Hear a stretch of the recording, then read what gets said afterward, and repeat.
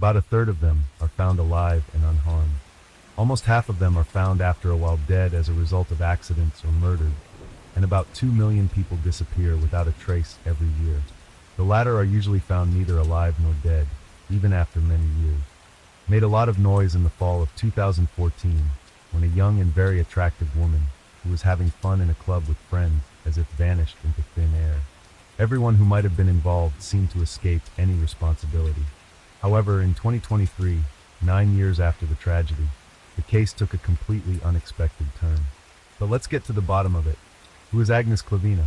Our today's heroine was born in 1984, July 8, in the capital of Latvia, the city of Riga.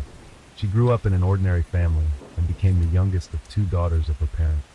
Agnes's own sister, Greta, was only a couple of years older than her, so the girls were always very friendly and almost inseparable.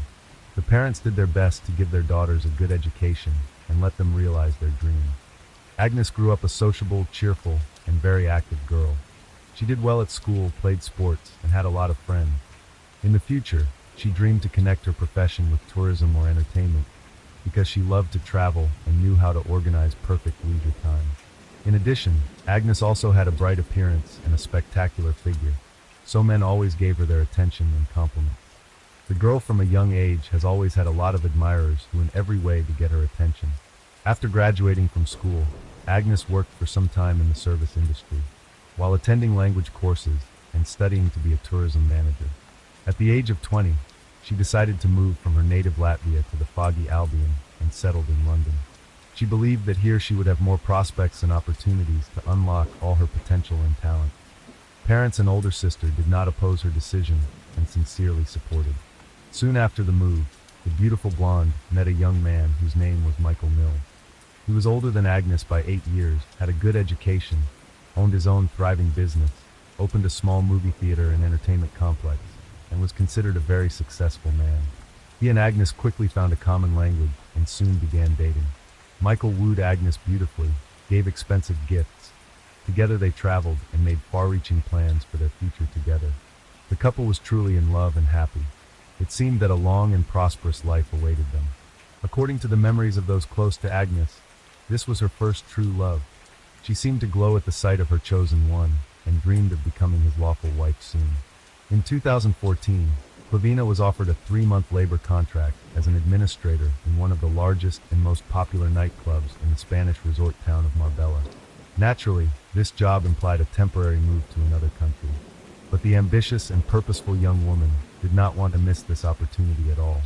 Michael could not give up everything and go to Spain with his beloved because of his job, but he was not against her signing the contract.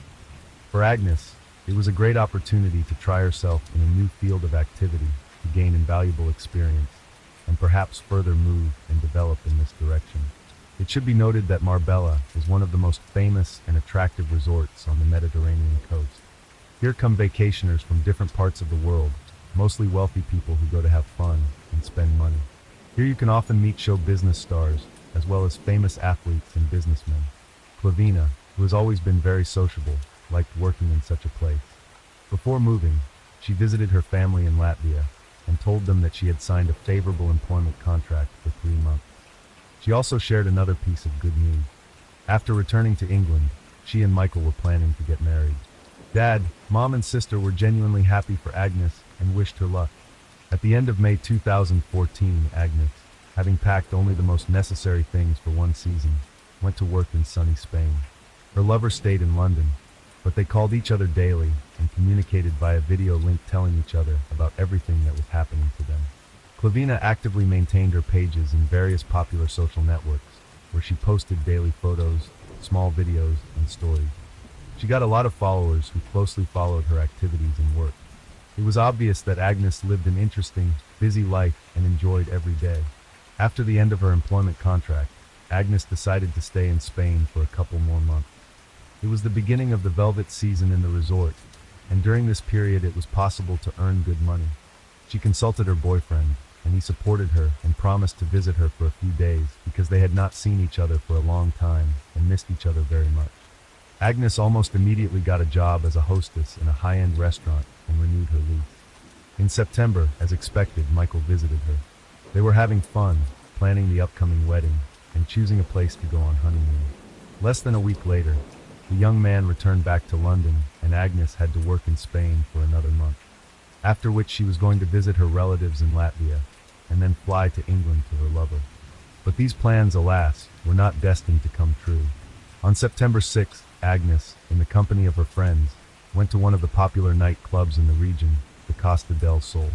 A few hours before, she had called her fiancé, who was aware of her plans and did not object to Agnes having fun with her friends. The young people enjoyed themselves and took pictures together, and Agnes posted several of them on her online profile that night. According to the memories of those who saw her that fatal night, the bright blonde was wearing a spectacular short dress and carrying a tiny white clutch handbag. Toward morning, when the friends were about to go home, Agnes said she planned to stay a little longer and then take a cab. She was always quite serious and responsible, and Agnes had not had much to drink, so her companions saw no reason to worry. At that moment, when the friends said goodbye and headed for the exit, Clavina was talking to a man who had bought her a cocktail and was clearly trying to win Agnes's favor. After that night, Clavina was never seen again, alive or dead. It seemed as if she had simply vanished into the crowded nightclub. No one could remember what time and with whom the blonde left the establishment or where she had gone afterwards. The next day, Agnes did not show up at work, and when trying to contact her, it turned out that her phone was switched off. Colleagues and friends were the first to raise the alarm, but the police were slow to respond to their missing persons report. Toward evening, a worried Michael called Agnes' mother and said that he had been unable to contact his fiancée all day, which had never happened before. The next day, Agnes was called to the hospital. Agnes' parents and fiancé jointly tried to contact the Spanish police to report the disappearance. However, they were told that the relatives had to file such a report in person, otherwise it would not be considered. After these words, Michael and Clavin's family took the next flight to Marbella. In the end, the missing persons report was filed by the family only 5 days after Agnes had disappeared without a trace. The first thing that was checked was the apartment Agnes had rented. It looked as if the owner had gone out for a while and would be back soon. Documents, money, and a few expensive pieces of jewelry were in their places. The refrigerator was stocked with prepared food, and on the bed were several outfits from which Agnes had chosen what to wear to the club on her last night. It was obvious that Clavina had not been in her apartment since the day she had gone out with her friends. Her phone had been turned off, she had left no more posts on social media, and she had not responded to any messages. It was only then that the police began investigating the disappearance, but precious time was irretrievably lost. Agnes's friends and family began to post flyers all over the city with her picture and requests for help in the search. The story was also picked up by the media, featured on television news programs, and Agnes's pictures were on the front pages of local newspapers. The first leads and clues emerged after the police studied the footage from the CCTV cameras located inside and outside the entertainment venue. However, there were also some problems with this because all the files had already been erased by that time, and the police had to ask for help from specialists in order to restore them. But the efforts were not in vain, and on one of the recordings, made by a camera located at the exit to the parking lot, it was seen how Agnes, around 6 o'clock in the morning, leaves the club with a man, and does it clearly not of her own free will. This last footage, which showed Clavina alive, was to be studied in detail, but the closer the experts looked at them, the more frightening they seemed. Agnes was being led by a man of large build, and it was obvious that she was walking with him under compulsion because he was holding her tightly by the waist. Agnes looked frightened, tried to break free several times, and said something emotionally, but her companion persistently led her to the parking lot, where he literally forced her into his Mercedes, a 63 with tinted windows. At the moment when the big man was pushing her into the cabin, it was visible that another man was already inside. While the first man was heading for the driver's seat, Agnes managed to open the car door, after which she tried to get out and escape. But at that moment, the doorman who was standing next to her came up, and the driver gestured and said something. The doorman pushed Agnes back into the car, after which the driver handed him something, apparently a cash reward for his help. About 6 minutes after Agnes was in the car, her phone was switched off and was never switched on again. It was also impossible to trace the further movement of the vehicle, because there were no CCTV cameras along the way. It became obvious that the men who were in the cabin were the last to contact the missing beauty. Surprisingly, The case was given a high level of secrecy from the start. Everyone involved in the investigation signed non-disclosure documents, and information was not only kept out of the press, but even Agnes's loved ones were hardly ever given any information. For the first few months, parents and fiancé were kept in the dark. They were only told that the investigation was underway and that it was too early to draw any conclusions. But judging by the fact that Agnes had not given any information about herself during this time, there was little hope that she was still alive. Michael periodically gave interviews in which he asked for help in finding his fiancée, but no one ever responded to his requests. Only 6 months later, the relatives were shown the very footage from the club cameras, as well as the names of all 3 men who had last contacted Agnes. The large man who had forcibly taken the young woman out of the club and pushed her into the car was identified as Wesley Capper, the son of a well-known British millionaire and a very powerful man. In the passenger compartment of the car sat his longtime buddy named Craig Porter, who had no particular occupation, was periodically on the police's radar. The third was a dark-skinned doorman whose name was Sion Usman.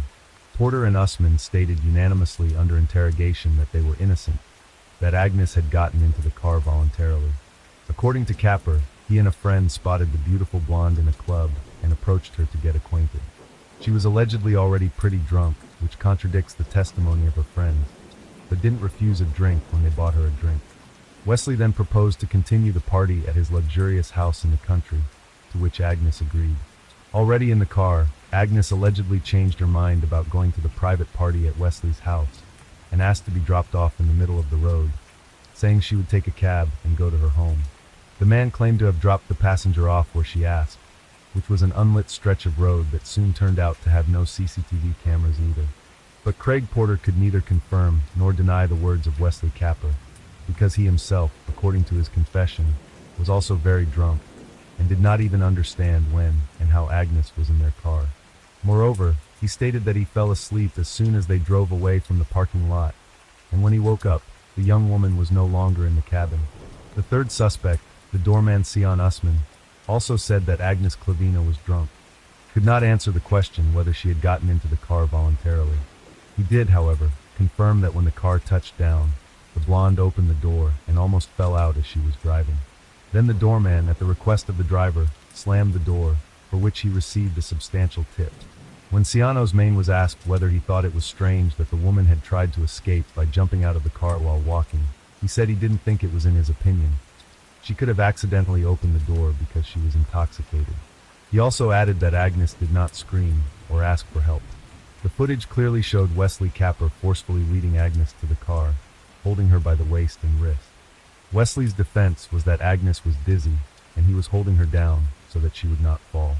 Sometime later, the investigation came across another curious but also strange and frightening video, which was made in Soto Grande in the south of Spain, in the port of Puerto de la Duquesa.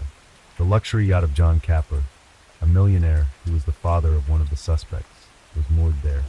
The footage, dated September 10th, for days after Agnes' disappearance, shows Wesley, Craig, and 2 other men boarding the yacht.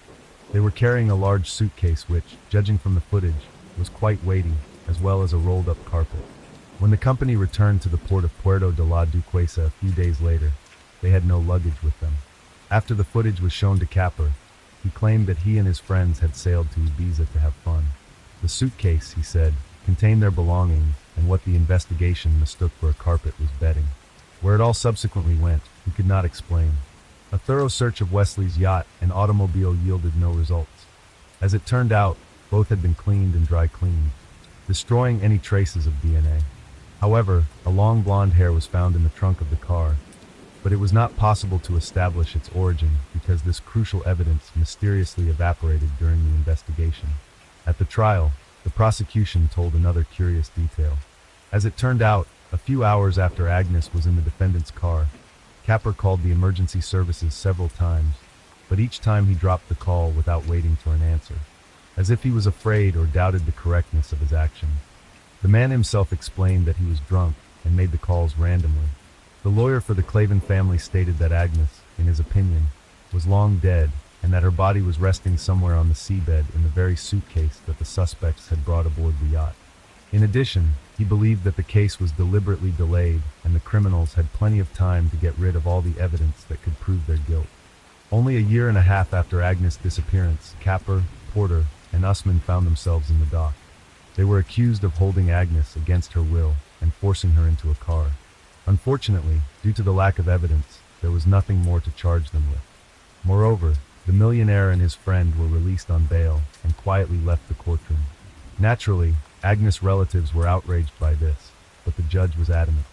All three men were only brought to trial again in 2019, almost 5 years after Agnes' disappearance. They still denied their guilt and insisted that Clavina had gotten into the car of her own free will. The prosecutor asked that the doorman be considered an accomplice to the crime because he helped the defendants drive the victim away. Usman could have received a sentence of 5 years in prison for his actions. In response, he made a fiery speech, in which he said that he was among the suspects because of the color of his skin, as well as the lack of opportunity to hire a good lawyer, because all the money he earns he sends to a starving family in Africa. Capper and Porter's lawyers insisted that their clients were guilty only of persuading Agnes to get into the car, but not of forcing her to do so. In their opinion, the young woman was dropped off on the road as she had requested, but while she was waiting for a cab to go home, Agnes was forced to leave the car. She could have been kidnapped and killed by third parties because Agnes was drunk and could not offer much resistance. The verdict of the judge surprised and angered the relatives of the missing young woman because none of the defendants, in fact, was not punished at all. Usman was cleared of all charges. Capper was sentenced to 2 years for taking advantage of Agnes' drunken state to persuade her to get into his car, and Porter received 6 months for complicity. The men received suspended sentences and did not spend a single day in prison, but paid Agnes's family the ridiculous sum of £10,000 sterling in compensation. Clavin's family were discouraged by the decision and appealed, and then it turned out that both defendants in the case, while waiting for the court's decision, managed to break the law once again, and fled the scene, and Porter and his friend, also drunk, stole a car, having previously beaten its owner to a pulp. But even for this serious crime, Capper was sentenced only to probation, thanks to the brilliantly built defense of his lawyers. He paid a large sum in compensation to the family of the woman killed under the wheels of his car, and he himself remained at large. Porter was less fortunate this time, and he still went to jail. But there is no information in public sources about the sentence he received. In 2021, almost 7 years after Agnes' disappearance, the main suspect in the case was punished. Wesley had been living an immoral lifestyle all this time, abusing alcohol and illicit substances, which had severely compromised his health. At the height of the COVID pandemic, he found himself in a hospital bed, and when he thought he had conquered the disease, he suddenly had a stroke. Capper died on July 26, 2021, in his 44th year of life. At that time, Agnes's parents filed another appeal with the court. But now the suspect can no longer be prosecuted because he is dead no matter what the Supreme Court decides in this difficult case. An unexpected twist 9 years later. Although Agnes Clavina was never found dead or alive, she was still presumed dead sometime later. Her parents, sister, and fiancé agreed with the lawyer's version that the criminals had placed Agnes' body in a suitcase, which was subsequently loaded onto a yacht and dumped somewhere on the high seas so that it could not be found. However, in the summer of 2023, 9 years after Agnes disappeared without a trace, the case took an unexpected turn. So in mid-June, a gardener of one of the elite golf clubs, La Quinta, located in the Costa del Sol region cleaning the area, found a strange object near the coast, which upon closer inspection turned out to be an old, badly damaged suitcase. The man did not dare to open it himself and called the police. Inside the suitcase, law enforcers found human remains. The examination showed that the bones found belonged to a young woman whose approximate age at the time of death was 35 years old. In addition, it was also found that the suitcase with the body inside had spent about 10 years in the water before it was brought to the shore. After comparing all the facts, the police hypothesized that the body found belonged to Agnes Clavina, who disappeared 9 years ago. In order to establish this unequivocally, a number of examinations are required to compare Agnes's DNA with the remains found. At the moment, experts are working closely on this issue, but the details of the investigation have not yet been made public. If the suspicions are confirmed, it will be a reason to reopen the case and bring the surviving suspects to trial. Story 2. From Love to Hate. On the night of December 1st, 2010, Staff Sergeant Nathan Payette was in a hurry. He was late for duty at Nellis Air Force Base in Nevada. By a strange coincidence, his alarm clock, which never failed to go off, did not ring today. Nathan woke up at 11 p.m. and woke up his wife, Michelle. He took a shower, said goodbye to his family. Then he went out to the garage. He was about to put on his uniform and start the car. Suddenly loud shots rang out from behind. Mr. Payette's children and wife came running to the noise. On the doorstep stood Nathan, bleeding and staggering from side to side. It was obvious that he was about to fall. Michelle was terrified and rushed towards her husband to pick him up, but not in time. The father of the family collapsed to the floor. 911 received a call. "My husband has been shot. He's bleeding. Help him." Mrs. Payette screamed into the phone. The dispatcher immediately explained to the woman how to administer first aid. Michelle tried to give artificial respiration to her spouse. However, it did not bring relief. After the arrival of rescuers, he was taken to the nearest hospital. Doctors did everything possible to save the patient. Despite this, it was not possible to bring the young man back to life. The neck wound became fatal for 28-year-old Nathan Payette.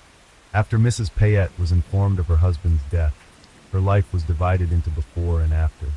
An exemplary family man, a valiant serviceman, was murdered on the doorstep of his own home in Las Vegas. His death caused a public outcry. Relatives, acquaintances, and just concerned citizens were waiting for explanations from the police. Who could decide to such lawlessness? What motives pursued the criminal and was subsequently brought to justice? These and other questions we will try to analyze together with you.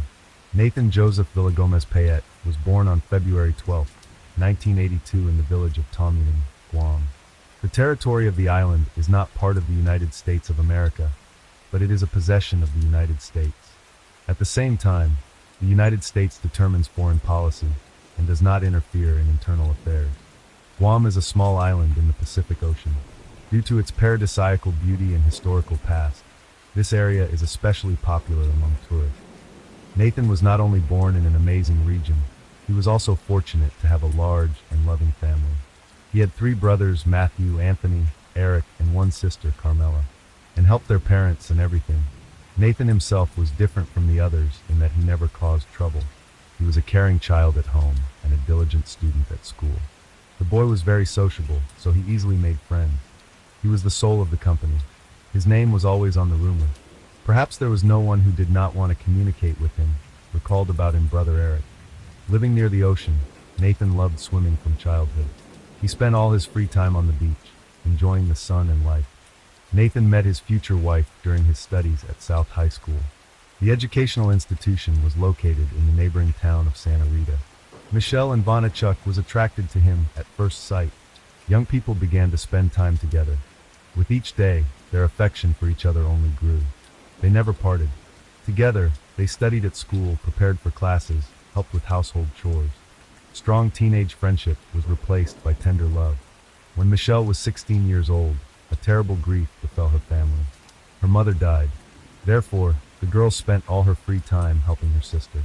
Melissa, the eldest of Chuck's family, took on the role of mother and mistress of the house. Nathan supported her in everything she did and helped to look after the younger children. In 2000, after graduation, Nathan decided to propose to Michelle. The girl happily accepted. Their families did not have the opportunity to have a wedding. Therefore, the couple, with the blessing of their parents, decided to move in together. To earn a living, the guy got a job as a receptionist in a local hotel. He earned not badly. There was enough money. However, like all young people, Nathan and Michelle were ambitious. They made plans for their own home and independence. Soon their son Dion was born in the Payette family. The income was no longer enough to cover the necessary expenses. Therefore, the guy thought about a job that could provide his family with a decent existence. This desire led Nathan to join the Air Force. After graduation, Nathan was assigned to the Elmendorf Air Base in Anchorage, Alaska. Michelle was left alone with the baby, but the family had money. In addition, after a while, the young people's dream came true. They built their own house. And it was born a second child, a daughter named Miara. The head of the family made success in the military field. This favored the desire to achieve everything that he and his wife had previously been deprived of. Finally, 6 years after their engagement, Michelle and Nathan had a big wedding. My mom was extremely proud that her youngest son was the first to go out and achieve something, Eric said. In 2006, Nathan was transferred to the Davis-Monthan military base in Arizona. He was promoted to the position of weapons loading team leader for the A-10 Thunderbolt attack aircraft of one of the Essex squadrons. There he also trained in logistics training and material management. Nathan definitely loved his job and did it with dedication. Most importantly, he did it with the best of intentions. He was a son of his country. One of his co-workers characterized him. In 2007, Nathan and his family moved to Nellis Air Base. The new job was located near Las Vegas, Nevada. There, the young man was assigned as an assistant junior officer in charge of the supply section for maintenance of combat aircraft. Along with professional growth, the family of the protagonist grew. Soon, the Payette couple had two more sons, Drassen and David. Michelle fell in love with Las Vegas. She thought it was the best place to live, so Nathan decided to make her happy. He chose the most suitable house for a large family, spacious and bright. In addition, the future family home was 30 to 40 minutes away from the military base. Nathan made the down payment with his savings. The only thing left to do was to divide the family's income and expenses wisely. Maybe he could save some money temporarily, at least until Mr. Payette's next prospect. At first, Michelle was delighted with her husband's surprise. She set about organizing the everyday life in the new house. However, over time, the demands of the couple began to grow. The family spent more than Nathan earned. The happiness of buying a new house began to fade. It is well known that financial difficulties have ruined the relationship of more than one couple. Nathan and Michelle were no exception to this axiom. The man realized that the deplorable situation had to be corrected. Therefore, in mid-2009, when the USA was at war with Iraq, Nathan enlisted as a volunteer. His departure took 6 months. During this time, the family's condition improved considerably, which Nathan could not help but enjoy. After a short rest at home, Sergeant Payette decided to return to Iraq. While Nathan was risking his life, Michelle was overcome by anxiety. She had intrusive thoughts. The prospect of being alone with 4 children frightened her. Accustomed to a certain standard of living, she found it hard to imagine otherwise. To take her mind off her worries, Mrs. Payette took a job. The firm that took the new hire was a corporate credit card telemarketing firm. Employment brought variety and new acquaintances to the woman's routine. In addition, Michelle wanted to have her own safety cushion. She did not rule out having her own business in the future, so she actively engaged in self-development. She began to attend the School of Aesthetics. Everything went on as usual while Nathan was at home. When he left, Michelle became bored. The birth of the children, the endless travels, and her husband's service cooled the relationship between the couple. Nathan was away for long periods of time, and Michelle wanted to be loved and desired. So she took a lover. It became her colleague, Michael Rudolph Rodriguez, 31-year-old handsome and a local womanizer. Plus the man was devious and dishonest. He spent 2007 in prison for forgery and attempted theft. Michelle couldn't resist Sweet Rudy. That's what they jokingly called Michael behind his back. By the end of 2009, Nathan returned home. It seemed that the distance and the ordeal went in favor of the family relationship. However, this was not the case. The wife was playing a double game. She did not want to lose her husband, having an infatuation on the side. Therefore, she tried to please him in every way. Nathan was fascinated by the changes that had taken place in her appearance and character. The children had been growing up without a father for a long time, which had a negative impact on their education.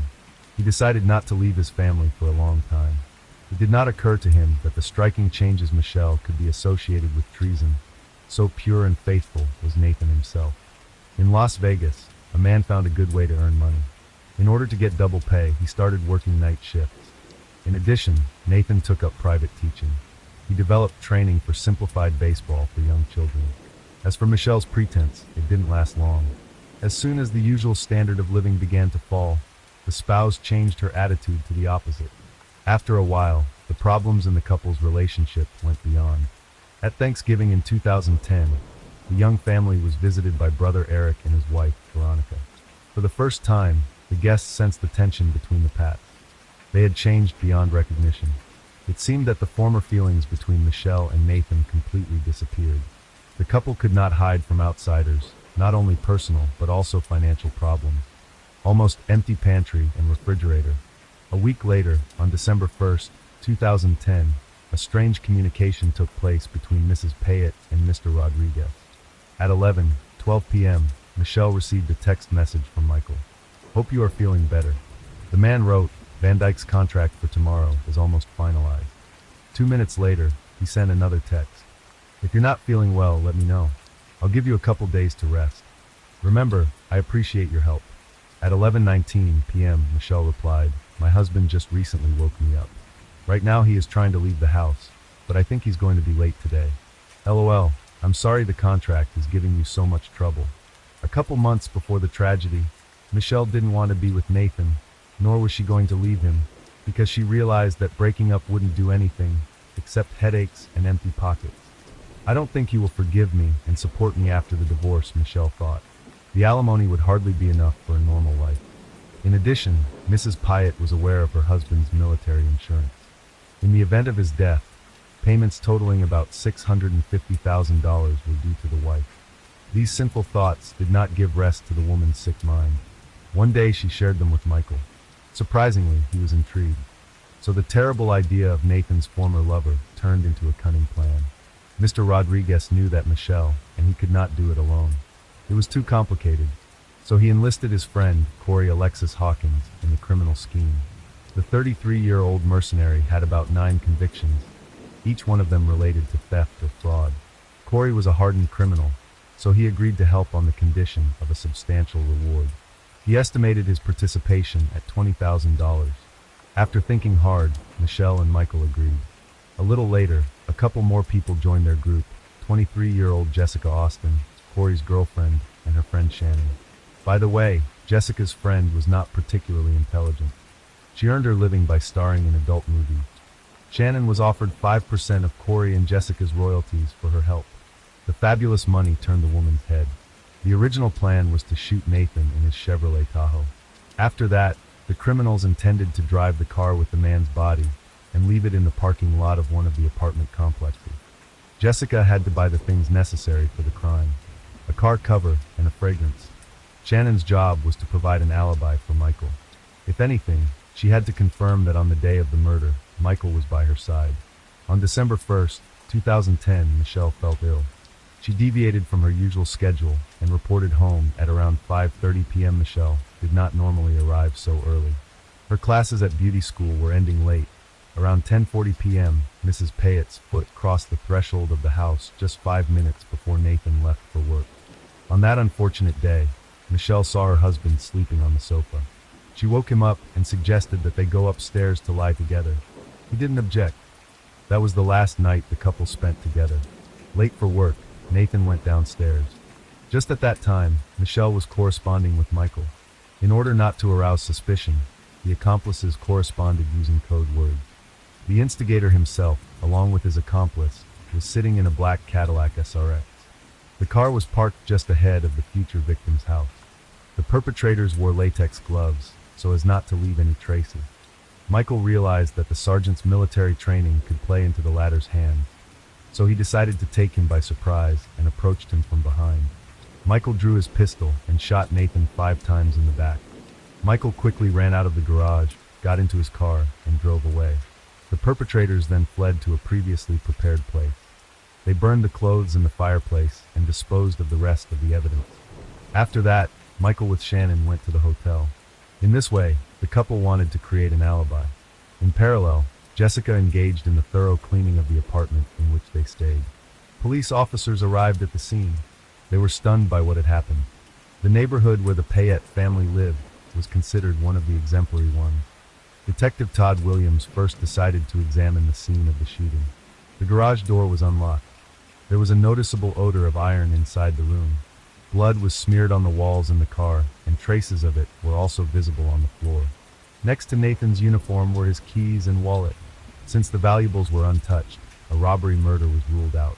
After examining the scene, Detective Lori Anderson decided to talk to the victim's wife. Michelle explained what had happened. For some reason, she added that the family was struggling financially. This gave the police some ideas. Maybe Nathan was hiding something from his wife. For example, a gambling addiction, debts, or an affair on the side. At least that would have cleared up the attack. Besides, all the evidence pointed to Nathan being deliberately set up. The police examined the victim's cell phone. It contained only pictures of his wife and children. This convinced the officers that Mr. Pyatt was a decent man. The investigation continued. The next step in the search for the perpetrator was to canvass the neighborhood. Statistically speaking, there's always someone who saw or heard something. This was the case with Nathan. Some neighbors reported that they had seen a car parked near the Pyatt house. The car was driven by a man wearing a brown sweatshirt. After shots were fired, the vehicle immediately drove away. Detectives finally had a lead. Nathan's family was shocked to learn what had happened. His family was on the first flight out of Guam. They were waiting for answers. His mother, Carmelita Pyatt, cried the whole way. The woman couldn't believe her son had died so early. The relatives finally reached the victim's home. Michelle threw herself into her mother-in-law's arms and then lost consciousness. Nathan's mother sensed something unnatural in her daughter-in-law's reaction. For some reason, the fainting seemed fake. The investigators decided to talk to Mrs. Pyatt again. They asked her about the car that the witnesses had seen. Unexpectedly, she said that her colleague, Michael Rodriguez, had a similar car. Why Michelle gave out this information remains unclear. However, thanks to her, the puzzle began to take shape. Police later determined that Michelle had simply blabbed the truth, or the plan the perpetrators were hatching was flawed. Detectives looked into Michael's identity. The man's criminal record heightened suspicion. He was brought in for questioning, to which he responded calmly. He went out shopping. In the supermarket, the man met an interesting girl named Shannon. From his words, they had a long conversation, after which they decided to continue their acquaintance in the hotel room. Michael explained that they arrived at the hotel around 11 p.m. To verify the man's words, the officers called Shannon. She did indeed confirm the romantic encounter. However, the detective sensed a catch. So the next step was to examine the information in Mrs. Pyatt's phone. Specialists managed to recover the correspondence Michelle had with Michael for a year. Their communication was interesting. On the day of Nathan's murder, the couple discussed a contract with a certain Van Dyke. The conversation was more like encryption than a business negotiation. It was probably how the two men planned the crime. Investigators were almost certain that both were involved, but sufficient evidence had not yet been obtained. So they decided to let Michael go until the circumstances of the case are clarified. After examining Michelle's cell phone, the detectives called her back in for questioning. She was visibly agitated and seemed to be hiding something. Michelle realized that the officers knew more than she wanted to know, so she told them about her affair with Michael. A little later, she confessed that a few months before her husband's death, she and her lover had decided to kill Nathan. The woman explained that the action was planned in order to obtain insurance payments. Mrs. Pyatt justified herself and assured that she had repented and changed her mind. It was as if she had changed her mind at one stage in the preparation of the crime. She felt sorry for her husband, and she even tried to interfere with the plan. So she turned off her husband's alarm clock. Michelle was counting on her accomplices not waiting for Nathan or missing him. But the investigators did not believe in the woman's remorse. Her correspondence eloquently testified otherwise. In addition, she sent Michael a cute smiley face right after she learned of her husband's death. After a while, Shannon came to the police station to confess. The woman must have realized her predicament. However, her involvement in the case was clearly embellished. She explained that Michael had forced her to provide an alibi. Jessica asked for my help. Her friends wanted to teach a big drug dealer a lesson. My job was only to cover up the involvement of one of the attackers. I thought it would be a way to get justice, she explained. She then added that on the night of the attack, Michael told the whole truth. Shannon assured police officers, as soon as I realized I was being used, I immediately went to the police. In addition, I feared for my life. There is no telling what they would have done to me. The woman's words were confirmed by the hotel's CCTV footage. It became clear that Michael and Shannon arrived at the hotel not at 11 p.m., as Michael himself said, but at 11:40 p.m. Her testimony led detectives to Corey and Jessica. Corey had long denied any involvement in the case. He knew what a guilty plea would do to a repeat offender. But Jessica did reveal her role in the sinister plan. To honor the young sergeant's memory, Nathan's family and friends gathered on December 7, 2010 in the chapel at the Nellis base. Michelle decided to skip the ceremony. She was clearly not in the mood for it. Many comrades remembered the man's stamina and military hardiness. The commander of the squadron told about the feats he had accomplished for his country and his family. Everyone characterized Nathan as a reliable comrade in arms. At the same time, they noted his modesty and decency. In his speech, Eric Pyatt recalled, "My brother has always been an example for me and the rest of my family. He truly loved life, was devoted to his wife and children. Everything Nathan ever did, he did in the name of his homeland, love, and friends." On December 9th, the remains of the slain man were transported to Guam. On December 15th, a requiem mass was held at St. Francis Church in Tamuning. Military honors were paid to the sergeant at the Piti City Cemetery on the island of Guam. His funeral was spectacular. The cortege consisted of 36 motorcycles. Upon arrival at the burial site, 6 officers carried out a casket covered with a U.S. flag. Afterward, 21 shots shook the sky. Nathan Pyatt was given a hero's farewell. Michael Rodriguez, Corey Hawkins, and Jessica Austin were arrested without bail on December 8, 2010. The next day, the same fate awaited Michelle Payette. The police feared for the mental state of the accused. She was placed under surveillance to prevent her from committing suicide. On January 4, 2011, in Clark County District Court, the 4 accomplices were read the charges. They were charged with conspiracy to commit murder and robbery with a firearm and murder with a firearm. Michael and Corey were additionally charged with possession of a firearm. The trials dragged on for 3 years. Some of the defendants denied involvement. Armed with a strong defense team, the defendants filed more than one motion. Their aim was to exclude certain evidence and proofs from the case. However, the court rejected all the applications. They only delayed the inevitable punishment by postponing the sessions from one date to another. On September 21, 2015, the trial for the murder of Nathan Payette did take place. Michael Rudolph Rodriguez was the first to stand trial. To avoid the death penalty, he pleaded guilty.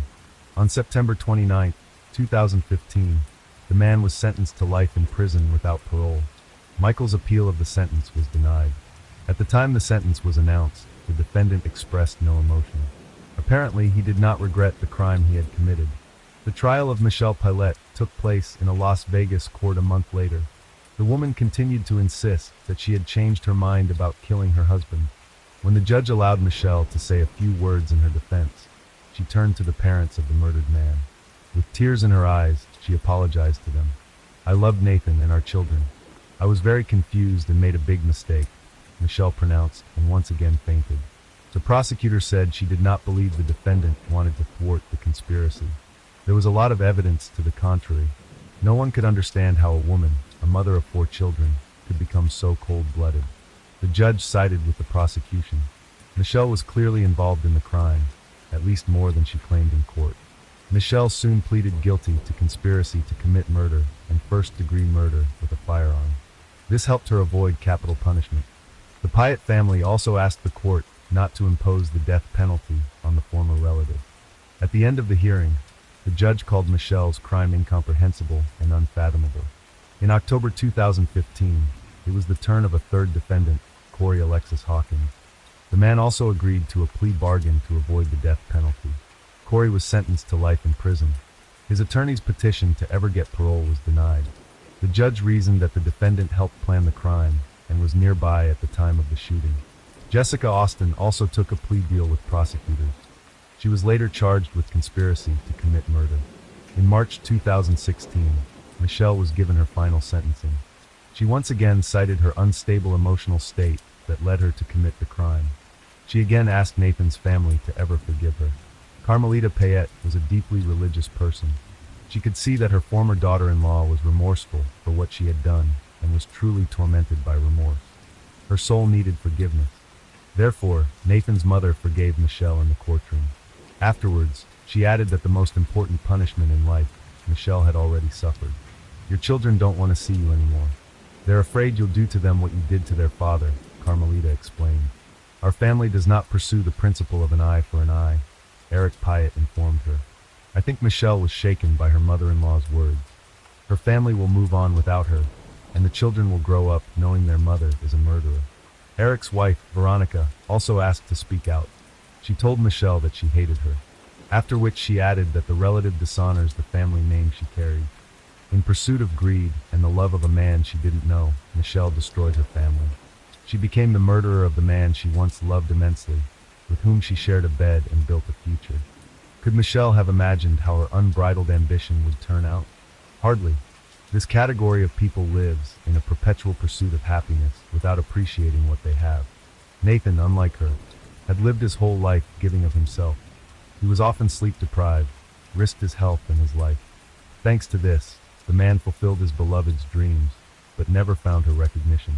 The children of the Payette family will remain traumatized for life. They will hardly be able to create strong families and socialize. The painful experience of their parents will remain in front of their eyes for the rest of their days. There is only one good thing about this story. The four criminals will stay where they belong. Story 3. It's pretty exciting to admit to your parents the decision to play your own wedding. Tina Thomas was a lot more nervous than her fiancé, Gabe Watson. Tina was 26 years old at the time, just like her future husband, and this was her third serious relationship and second attempt at a wedding. Her first attempt to build a family with boyfriend Scott McCulloch ended in failure. No, the relationship between young people were just fine, but only Tina's mother was against this wedding, and Scott himself she did not like. There were no specific claims, but like every mother, she wanted a better and happier life for her daughter and Tina herself. At that moment was still very young. For this reason, the couple soon parted. The mirage of a joint future melted away. The second attempt, with Stan Marks, also failed. Here Tina's parents did not play any role. The couple could not overcome the first 3-year crisis, and they parted by mutual consent. Finally, on Christmas Eve, at a party of friends, Tina meets Gabe Watson. We can't say it was love at first sight, on the contrary. The relationship was built more as mutual support for each other after a recent breakup. Yes, perhaps this is not the most joyful reason to start building a new relationship, but 2 years later Gabe proposed marriage to Tina.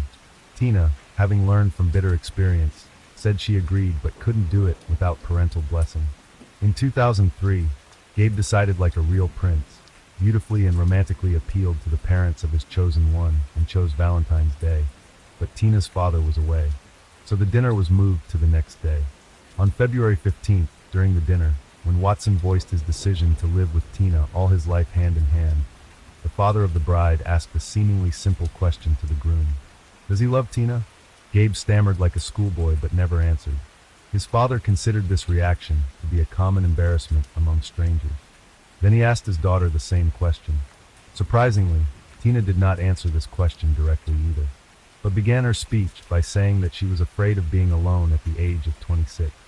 The father thought for a while and blessed the young one.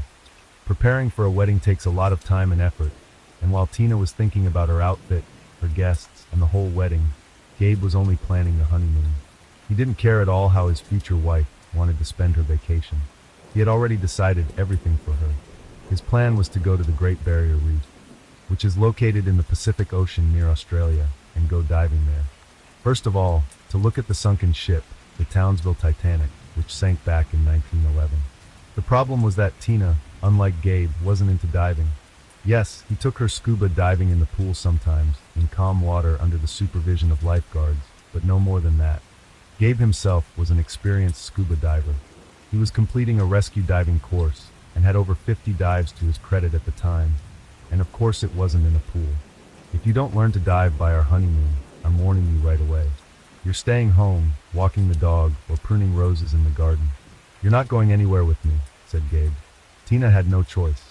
In fact, Gabe even took out a loan to buy her own equipment and pay for her fiancé's classes. The first instructor Tina had taken lessons with was disappointed in her skills, and even warned Gabe that his fiancée had absolutely no skills for open ocean swimming.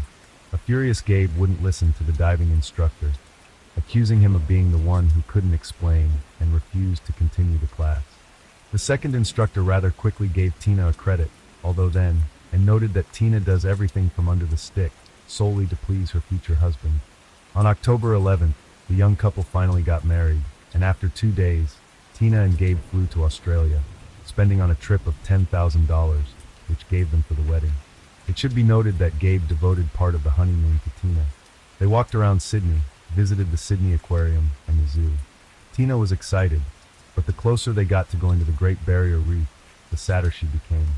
On the morning of October 21st, they flew to Townsville, and in the evening boarded a boat to one of the most beautiful places on Earth, and every diver's dream.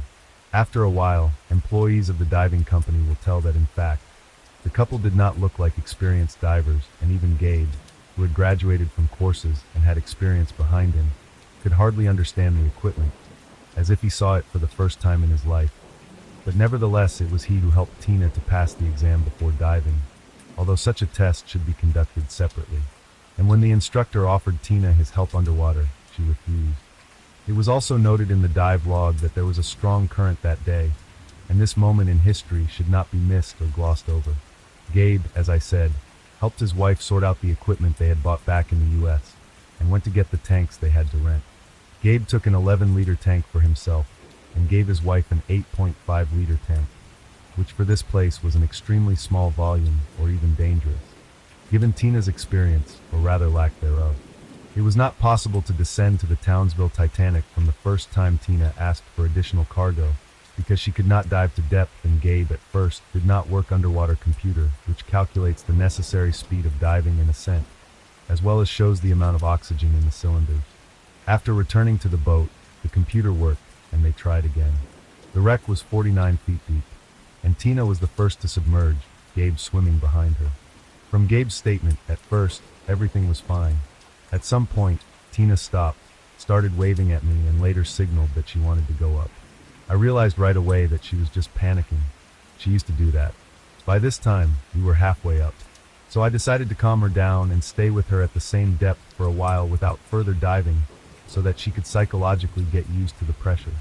She continued to breathe very deeply, which was unsafe, and that's when I noticed she was sinking. I tried to grab her belt to hold her down, but she swung her arms so hard that she knocked the mask off my face.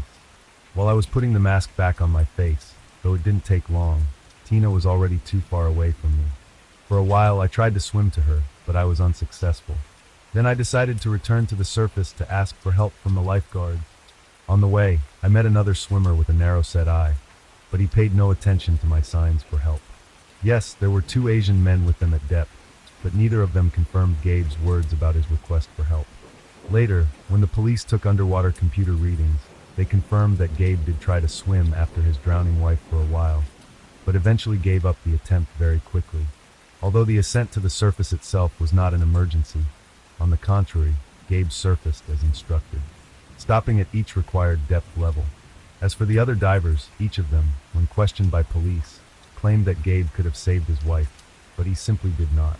In addition, this tragic incident occurred at the very beginning of their dive, and therefore Gabe had enough oxygen in his tanks to swim to the bottom and return back to the surface. The rescuers on duty on the ship, as soon as they realized what had happened, immediately went in search of Tina and found her very quickly. But unfortunately, it was too late. Tina was lying on her back with her eyes open under her mask at a depth of 82 feet.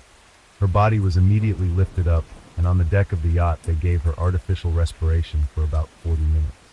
But to no avail, Tina died. Gabe all this time did not come close to his wife, but only stood somewhere aside and, according to witnesses, naively sniffed his nose. The same employees of the company said that the young man on the way to the shore and smiled, and even played cards with other passengers. Gabe denied this in court. The subsequent autopsy of Tina showed that not everything was so clear. Yes, there are no signs of obvious violent death, but there are bruises on the neck. There are traces of blood in the nostrils, which is also common at the 82-foot depth where Tina's body was found. There are no traces of alcohol in the blood, but there are high levels of drugs, such as ibuprofen and paracetamol, although these drugs are used in the treatment of seasickness. A small amount of fluid was seen in the lungs. The report stated that Tina died from drowning, but it is possible that she drowned while already deprived of oxygen. Tina's gear was checked by the Australian Water Police, but no malfunctions were noted. The police could have written it off as an accident. An inexperienced diver ignored safety rules and paid for it with his life. A very common case, unfortunately, but only there were suspicious moments in this story, such as rather ambiguous results of the autopsy. Also, according to the diving team, strange behavior of Watson, which does not fit into the conventional picture, where the husband grieves for his wife who just died. All these factors did not give so easily close the case, and that's why the investigation was taking quite a long time. In addition, Tina's parents did not want to accept what had happened as a tragic accident and wanted to see their son-in-law in the dock, if not as the murderer of their daughter, then at least as a man who had not helped her.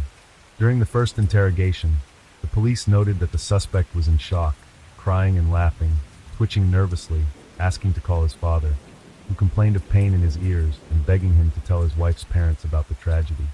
Late at night, Gabe was released. He went to the yacht that belonged to the company that sent them to the reef and asked them for a night's lodging, arguing that the trip was supposed to last 2 days.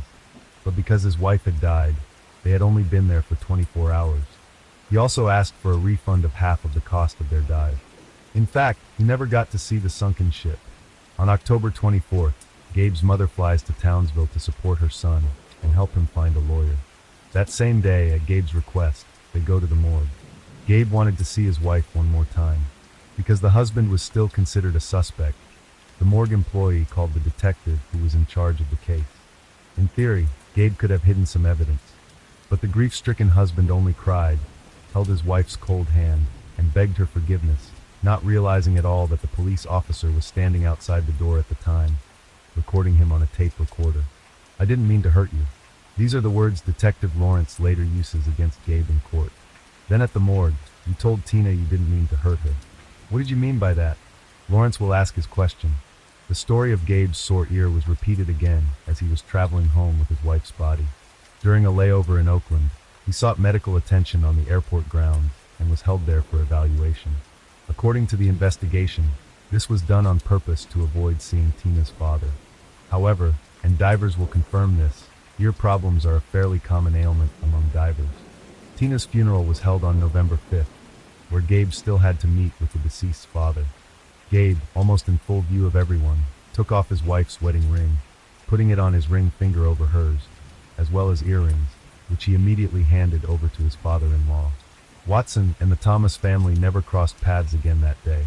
Later in the trial, Gabe would be asked the question, "Did you really take your wife's jewelry off during the funeral?"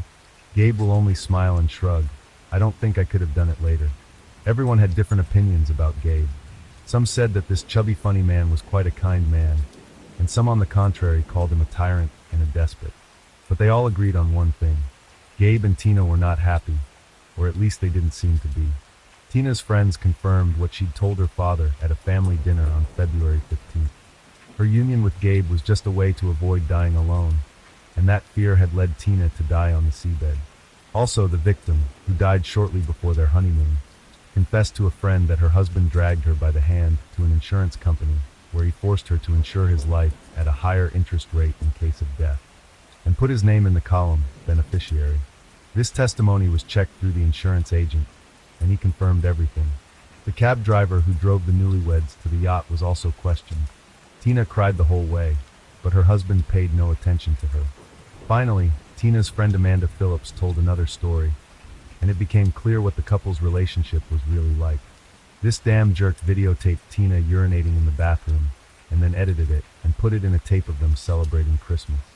That would have been okay, but he turned it on at a general viewing with a full house of guests. He laughed like a horse, while everyone twiddled their fingers around their temples and tried to explain to him that it was a very low act. I was clutching crosses on my fingers, so Tina wouldn't get the idea to marry him.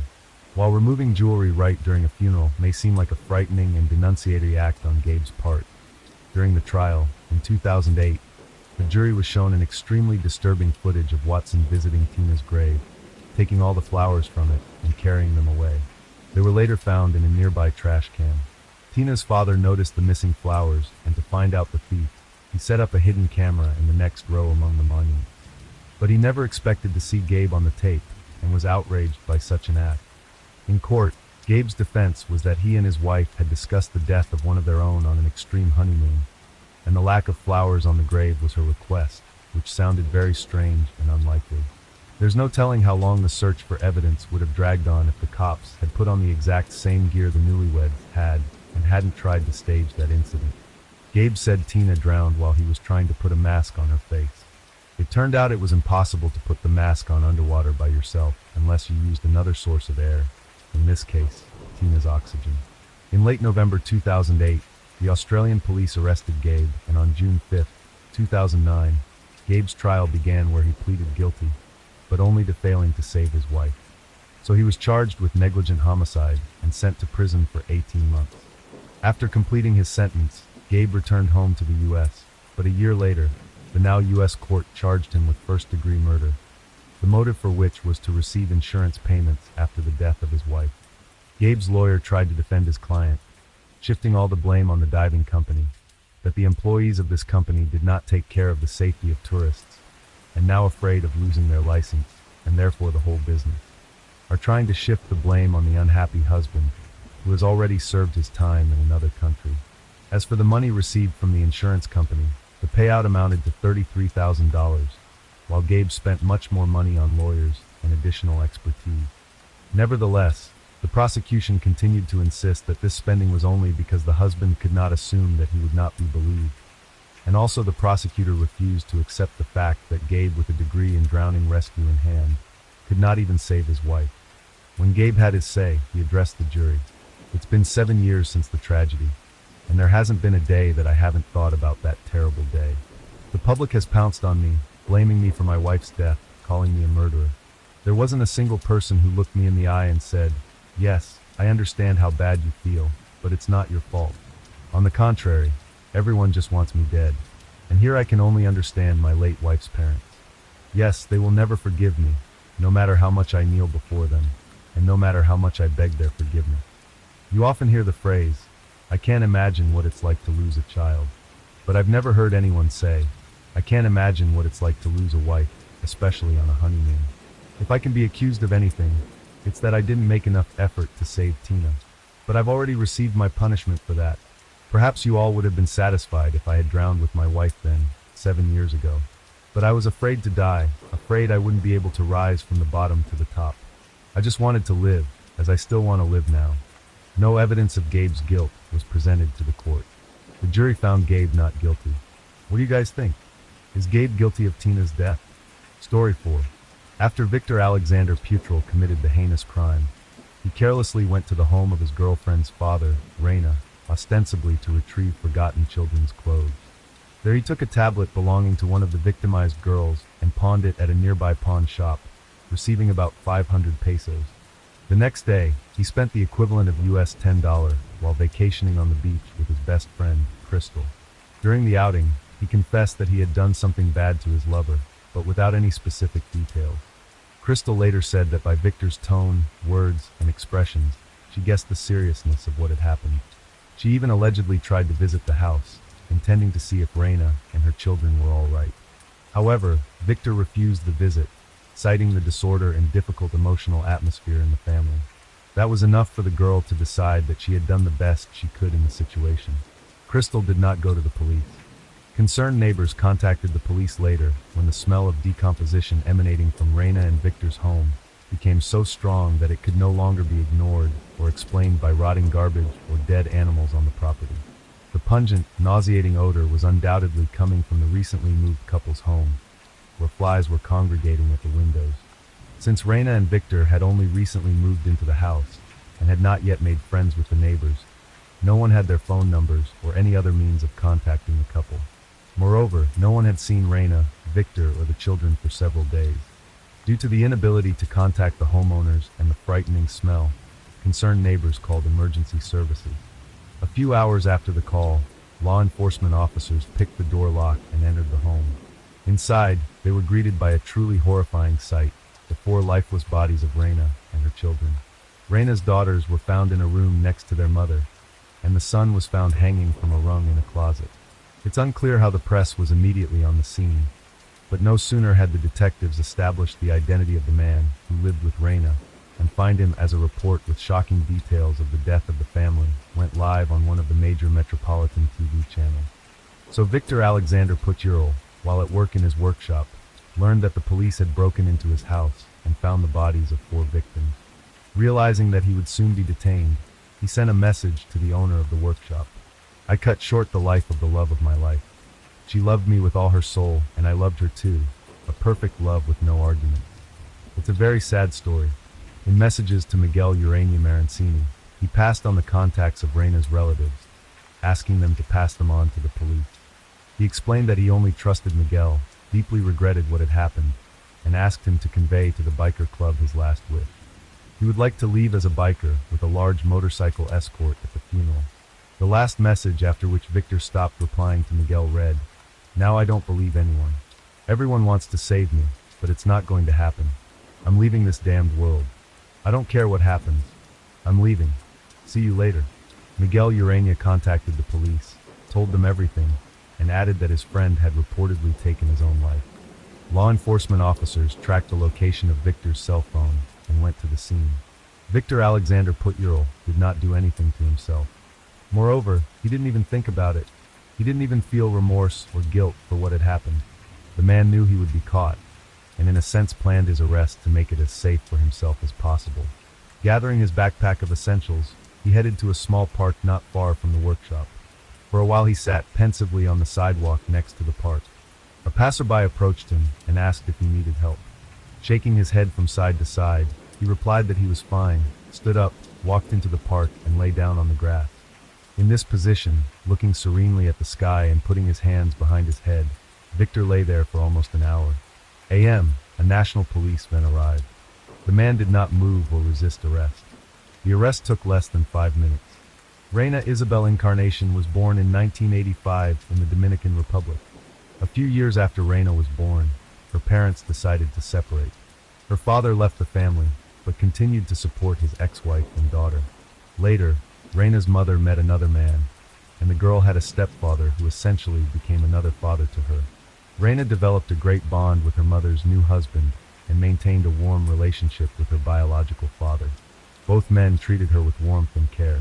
Reina grew up to be an inquisitive and active child. She loved learning and enjoyed going to school.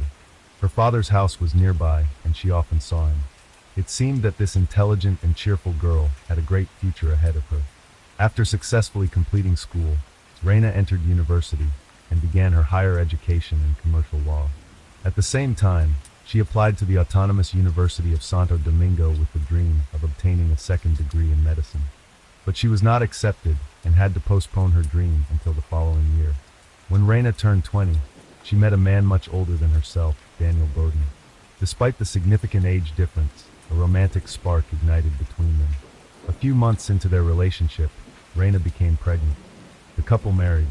As a result of this union, they had 3 children, Daniela, Arachmina, and Angela. Reina had to give up her dream of getting a second higher education. At first, Reina and Daniel's marriage seemed ideal, but over time, the age difference began to affect their relationship, leading to frequent quarrels. Daniel realized that the constant conflicts are harmful to their children, and after 8 years of life together, the couple decided to separate. A long legal battle ensued, primarily concerning child custody. Unable to reach an agreement on their own, family court specialists intervened. They decided to conduct a psychological evaluation to help the children formulate who they wanted to live with. The experts concluded that the father should be the guardian, taking into account his age, financial situation, and the opinion of the older children. However, the judge making the final decision ignored the experts' recommendations and awarded custody of the older children to Reina. The youngest daughter, Angela, was to be raised in the custody of one of Daniel's sisters. Tragically, this decision deprived the children of not only a future, but a life. The years that followed showed that the judge should have heeded the advice of experts. It turned out that Reina's struggle was more about alimony than the children. After gaining custody of the older children, she immediately handed them over to her mother.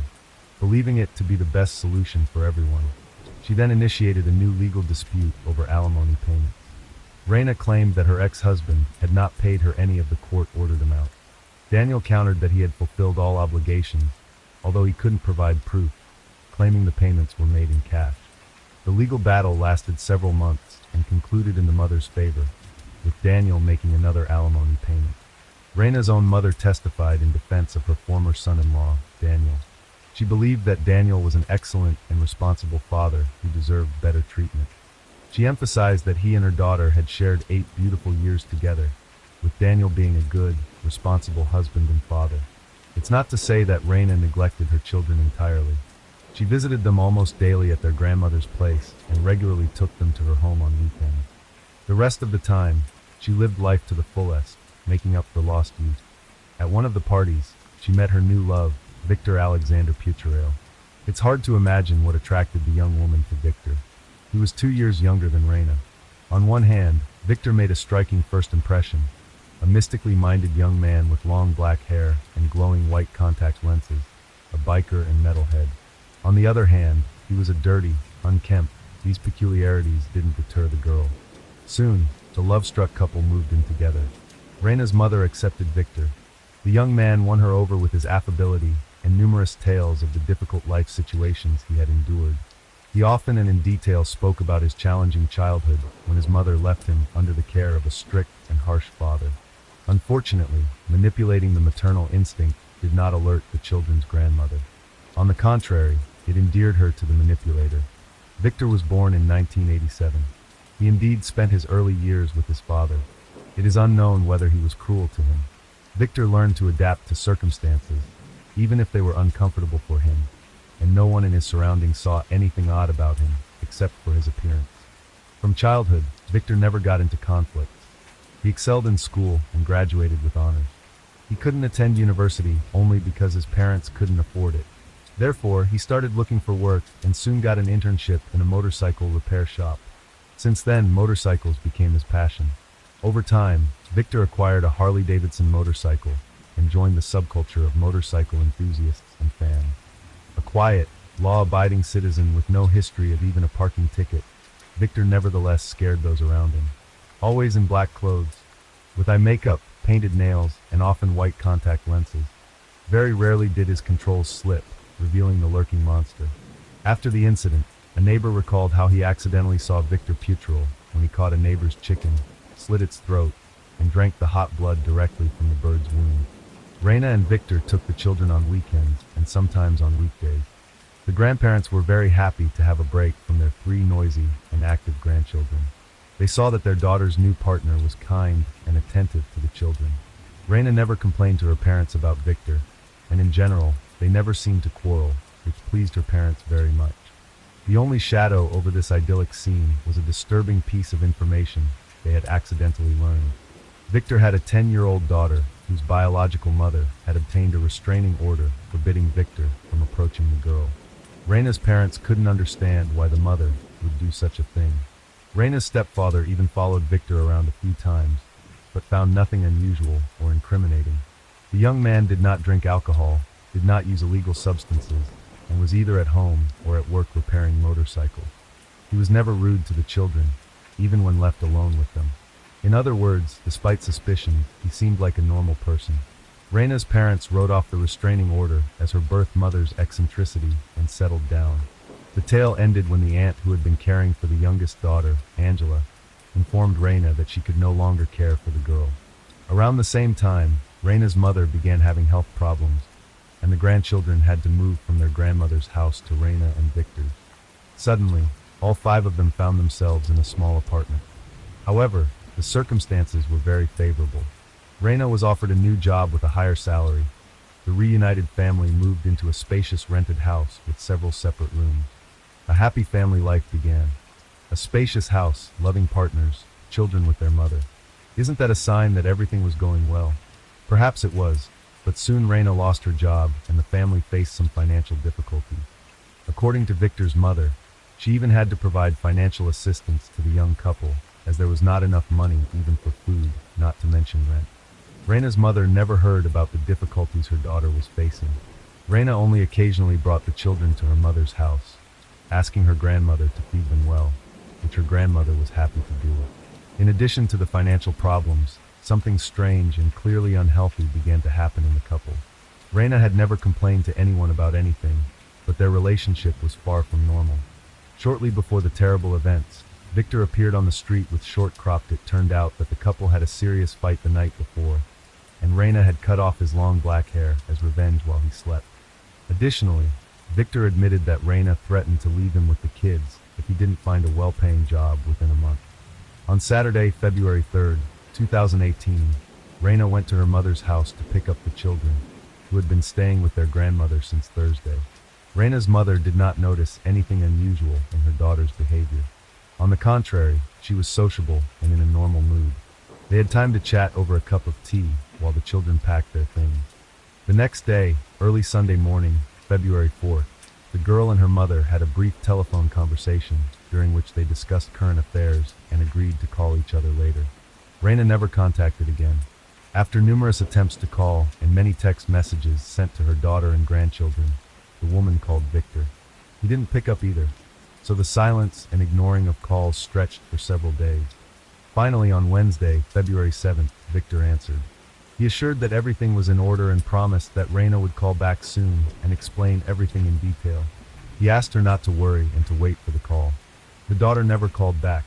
It became clear to the parents that something terrible had happened. A day later, they received a call from law enforcement officers, from whom Reina's parents learned the horrifying details of what had happened. After the arrest, Victor Alexander immediately began to testify. He did not hide anything and did not count on leniency. According to him, he really wanted to end his life, but then changed his mind, believing that he should pay for what he had done. Thanks to the detailed testimony, it was possible to almost completely restore the chronology of events. On the morning of Sunday, February 4th, the roommates had another big fight in their shared bedroom. Victor struck Reina several blows on her neck, chest, and stomach, as a result of which she died. He then left her body locked in the room and sent Daniela, Reina's oldest child, to the store, asking her to buy him a pack of cigarettes. While the girl was gone, Victor went to the children's room and strangled Reina's daughter with a necktie while she slept. When Daniela returned from the store, he did the same thing to her as he had done to her sister. He then moved the children's bodies to the bedroom he shared with Reina. At that time, young Aramin was playing quietly in the small courtyard behind the house. Victor approached the boy and explained that his older sister had gone to the store and was too late, so he would take him to his aunt's house and then go look for Daniela. Aramin obediently went with Victor to the house of his aunt, Johanna Mendoza Cuello. Leaving the boy behind, the man returned to the house, intending to hide the consequences of his action. It seems that it was only when he returned to the house that he realized that it was impossible to hide the truth, and it would inevitably be revealed. A few hours later, he returned for the boy and informed his aunt that Daniela had been found, and it was time to go home. At home, Victor ended Aramon's life by hanging him from a rung inside a closet. The man claimed that he committed this crime because of the difficult financial situation they were all in, which he was psychologically unable to cope with. Victor's acquaintances confirmed that he had recently complained about family disagreements over money. Victor's mother told investigators that it was financial difficulties that had driven her son to a state of despair and forced him to commit such a grave act. The couple was already in a critical state, and their situation was exacerbated over the weekend when they did not receive their expected paycheck. I believe that it was this situation of my son, who was still a young man, being demanded money from a woman and her children that pushed him to the edge, said Mrs. Joanna Mendoza, aunt of the accused. However, the extreme brutality of the crime was not consistent with a state of mental illness. The preliminary autopsy report clarified the situation, showing that all the female victims were not only deprived of their lives, but also abused.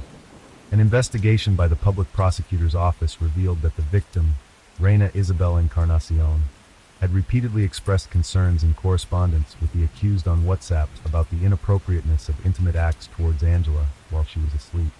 In one of the latest messages, the woman threatened her cohabitant that she would go to the police. Reina's mother told the police that the detained young man had always treated the three girls very well, but he had a special relationship with Angela.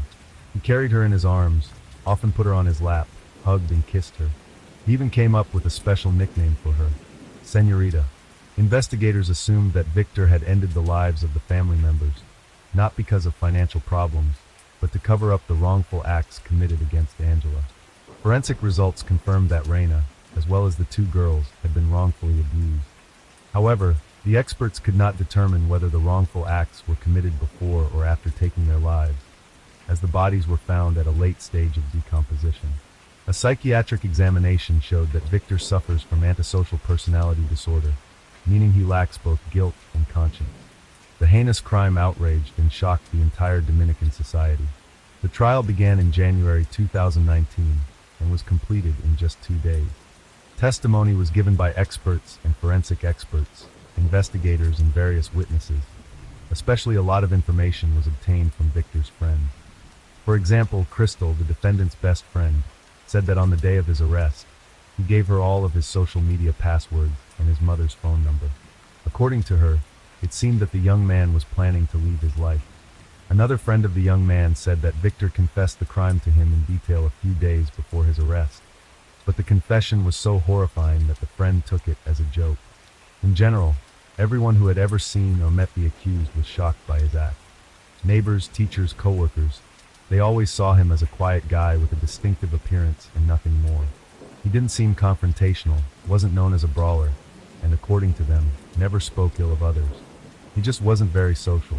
Victor's only diagnosis as a child was attention deficit disorder. But according to his mother, the condition didn't cause any problems for the family or himself. Some 18 witnesses, including 2 forensic experts, testified at the trial. The latter provided such shocking details that even Victor's mother asked for the full weight of the law to fall on her son. Justice must be served. He must pay for everything he has done, she said in court, and shared their grief. Victor Alexander Putral pleaded guilty in court to taking the lives of Reina Isabel Encarnacion and her 3 children. He also apologized to the victim's family and the public for the crime. I accept the facts, and not everything that was said happened exactly as described. I realize that I cannot turn back time and bring back the lives I took.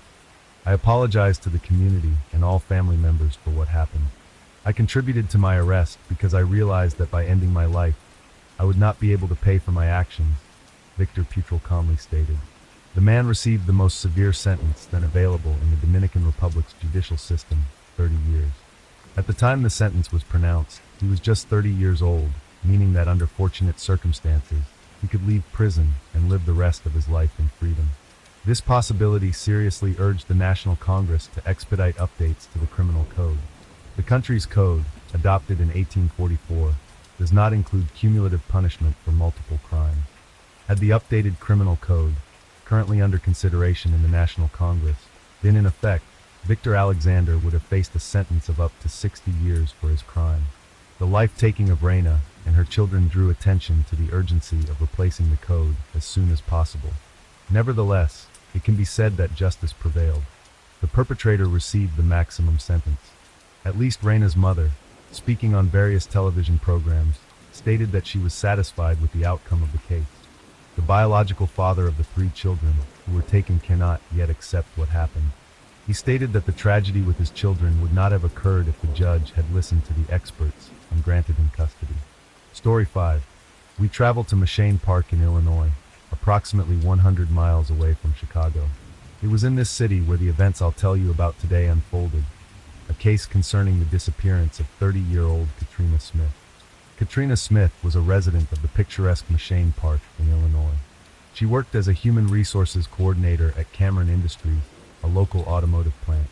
At the time, she had been married to 44-year-old Todd Smith for about 7 years. On October 23, 2012, Katrina's husband began to worry when her boss called him. The boss asked what had happened since Katrina hadn't shown up for work that day without notifying anyone, a behavior very unusual for her. She wasn't answering her phone either, which alarmed her coworkers, who feared something bad might have happened. Appeared just as surprised by this news as Katrina's colleagues.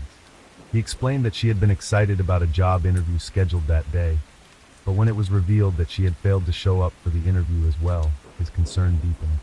Todd told authorities that he had last seen Katrina the previous evening when she left the house around 9 p.m. Unsure of what to do, Todd called Katrina's sister Miranda to share what had happened. He explained there was no contact with Katrina, and he feared she'd gone missing. Miranda immediately sensed something was wrong.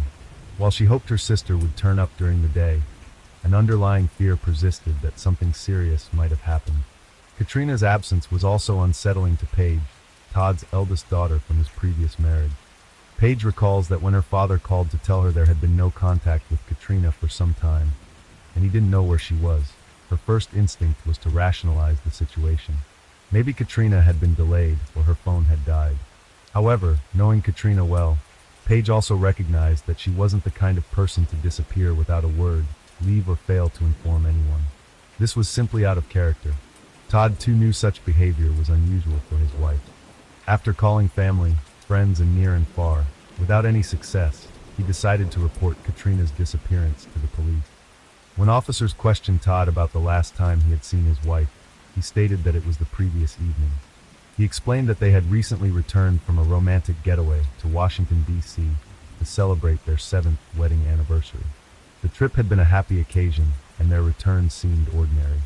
That evening, Katrina, and then used Todd's computer to finalize details for her job interview the next day.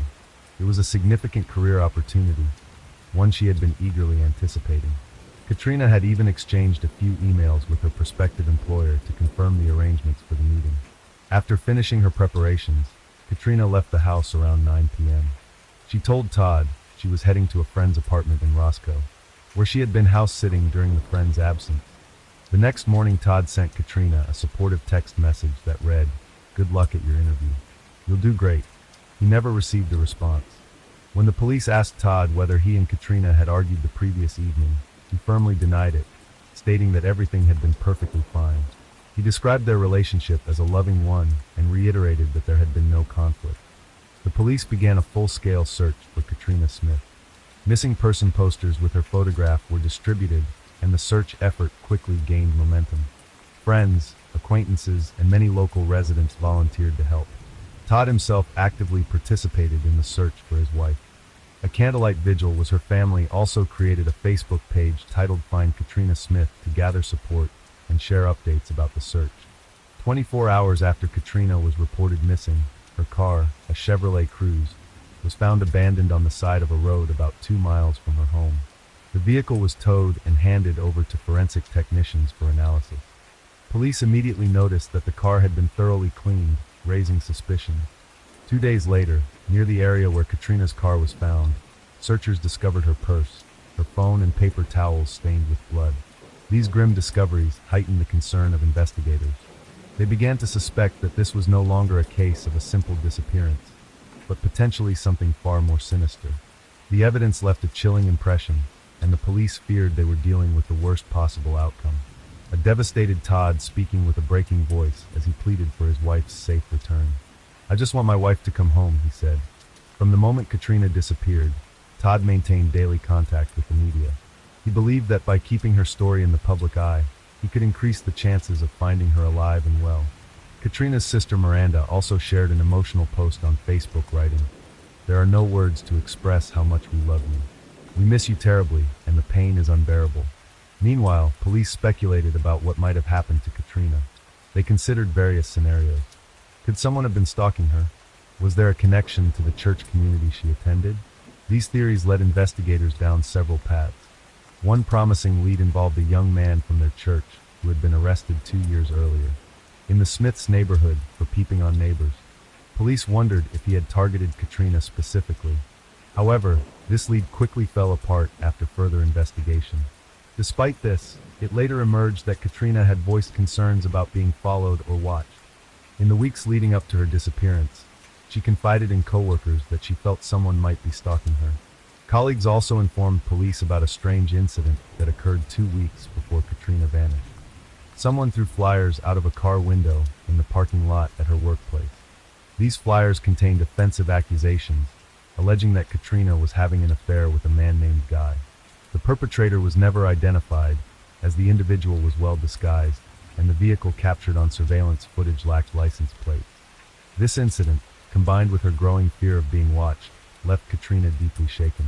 She became so distressed that she began contemplating acquiring a firearm for self-defense. Katrina even asked her stepfather, Bruce, about the process of obtaining a gun permit in Illinois, and whether she could practice shooting at a range without one. The fear Katrina experienced was unsettling, but it was only the beginning of a far darker story, as previously feared by the police. The most tragic scenario became a reality. On November 9, 2012, 17 days after Todd Smith reported his wife missing, Katrina's body was discovered in the Rock River. A firefighter who had gone fishing after work stumbled upon her remains. Her body was in an advanced state of decomposition, making visual identification impossible. Authorities relied on dental records to confirm her identity. An autopsy revealed that Katrina had died from blunt force trauma to the head, inflicted by a heavy object. Additionally, her body was covered in multiple bruises, indicating that she had been severely beaten before her death. The case of Katrina's disappearance officially turned into a homicide. The police's suspicion quickly centered on her husband. Todd Smith became their primary person of interest, prompting authorities to scrutinize his behavior more closely. At first glance, Todd appeared to be a grieving husband. From the day Katrina went missing, he made daily appearances in the media, crying, lamenting, and expressing hope that his beloved wife would return home. However, investigators noted inconsistencies in his emotional displays. Despite his apparent sobbing, he never shed actual tears, and his grief seemed rehearsed. While this wasn't immediately obvious, closer observation raised doubts among law enforcement. Additionally, while Todd joined search efforts for Katrina alongside friends and volunteers, his involvement appeared superficial. Observers felt he lacked genuine interest in the search, further fueling suspicion. As investigators dug deeper into Todd's background, they uncovered troubling details. At 44 years old, Todd was an insurance and investment broker who, at first glance, seemed financially successful. In truth, the reality was quite the opposite. Todd was embroiled in a legal battle over allegations of fraud. He and his business partner had been accused of defrauding clients of $983,000. This revelation shattered his image as a prosperous businessman and added another layer of suspicion. But that wasn't the end of the revelations about Todd Smith's past. His history turned out to be quite shocking, in the worst sense of the word. Investigators discovered that Todd Smith wasn't always Todd Smith. In the past, he went by the name Todd Raprager.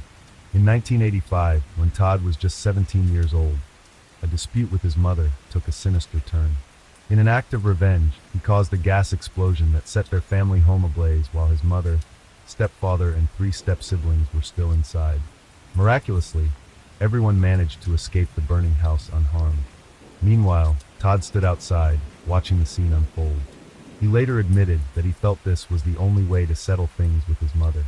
Todd was sentenced to 30 months of probation and required to complete 160 hours of community service. After this ordeal, he left home and never returned. 3 years later, he met a woman named Teresa, whom he married. The couple had 3 daughters, and initially their life seemed to be on the right track. Todd even changed his last name to Smith, symbolic gesture to leave his troubled past behind and start afresh. However, over time the marriage faced severe difficulties, particularly financial ones. Todd struggled to provide stability, leaving Teresa to carry the burden alone. She worked 2 jobs while also managing the household and caring for their children. The strain proved too much. The family eventually, that marked the breaking point for Teresa. Feeling abandoned and unsupported, she filed for divorce. Once the divorce was finalized and Teresa began hoping for a more stable life, tragedy struck again. She became the victim of an assault.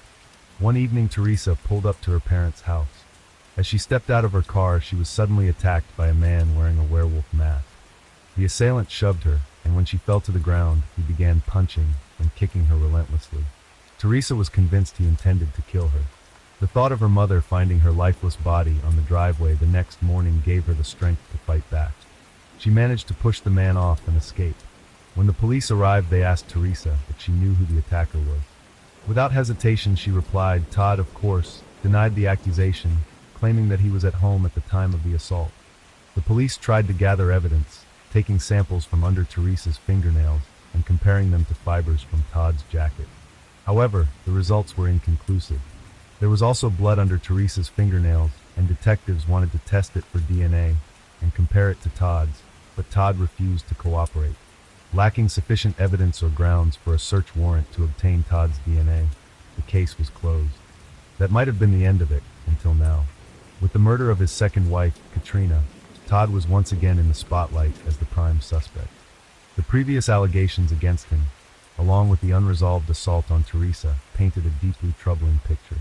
Detectives began to trust their instincts about Todd Smith even more, convinced there was much more beneath the surface. What's more, it turned out that Todd's marriage to Katrina was far from the idyllic picture he had tried to present. Behind the facade, the couple were struggling with significant problems so severe that Katrina had been considering ending the marriage. In the purse, found near Katrina's abandoned car, police discovered notes concerning a meeting with a divorce attorney. This strongly indicated that the couple's future was precarious. Todd failed to mention any of this to the police. He was well aware that things were not going well. Katrina was growing increasingly distant from him, and he suspected she was having an affair. Indeed, Katrina Smith had been involved with another man, Guy Gabriel, for some time. These flyers that had been scattered around the parking lot accused Katrina of having an affair with a man named Guy. It turned out that those accusations were true. Katrina and Guy had met at work, and their relationship started as an affair, but quickly grew more serious. Katrina saw a future with Guy and planned to leave Todd. She confided in her lover that she was unhappy in her marriage, just that she was frustrated that he was grasping his straws and trying to talk her into staying. Her apprehension to share, and the reason she wouldn't share is because she was afraid of his reaction. Horrible. I just wanted to come home. Initially, the police were also suspicious of Guy Gabriel, which was understandable given the circumstances. Their suspicions deepened when they examined Katrina's phone and found a significant number of messages from Guy sent on the night she disappeared. The tone of these messages raised some concerns for the investigators. They noted that Guy seemed frustrated and even slightly aggressive. He repeatedly asked whether Katrina had finally told Todd about the divorce and pressured her to come clean about their relationship and her desire to leave Todd for good. The nature of these messages, which pressured and coerced Katrina into taking specific actions, was a red flag for the police, prompting them to look more closely at Guy. It turned out that he was not a man with a spotless past. On the contrary, he had been accused of domestic violence and assaulting his wife.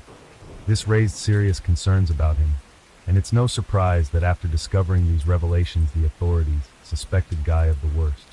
However, after a thorough investigation, it was confirmed that Guy Gabriel had an alibi. On the night Katrina went missing, he was at work, which was verified to be true. Moreover, he cooperated fully with the police. The list of suspects in Katrina Smith's murder was therefore narrowed down to one person, her husband. As I mentioned earlier, Todd knew about Katrina's affair with Guy and had concealed this fact from the police. In Katrina's car, a desperate letter was found, handwritten by Todd, in which he begged his wife not to leave him and assured her of his undying love. After the letter was analyzed by a specialist, it was determined that phrases like, "I'm terrified that you might leave me, and I'll do whatever it takes," pointed to a subtle, hidden threat. Additionally, it was revealed that Katrina hadn't been staying at home, not because she was house-sitting for a friend, but because she had already moved out of Todd's home 2.5 weeks before her death. On October 30th, 2012, police obtained a search warrant for Todd Smith's home, where they seized various items, including his laptop. In the garage, they discovered a baseball bat with dark red stains, which were confirmed through laboratory testing to be blood matching Katrina Smith's DNA. The investigation into Todd's computer uncovered 3 significant folders.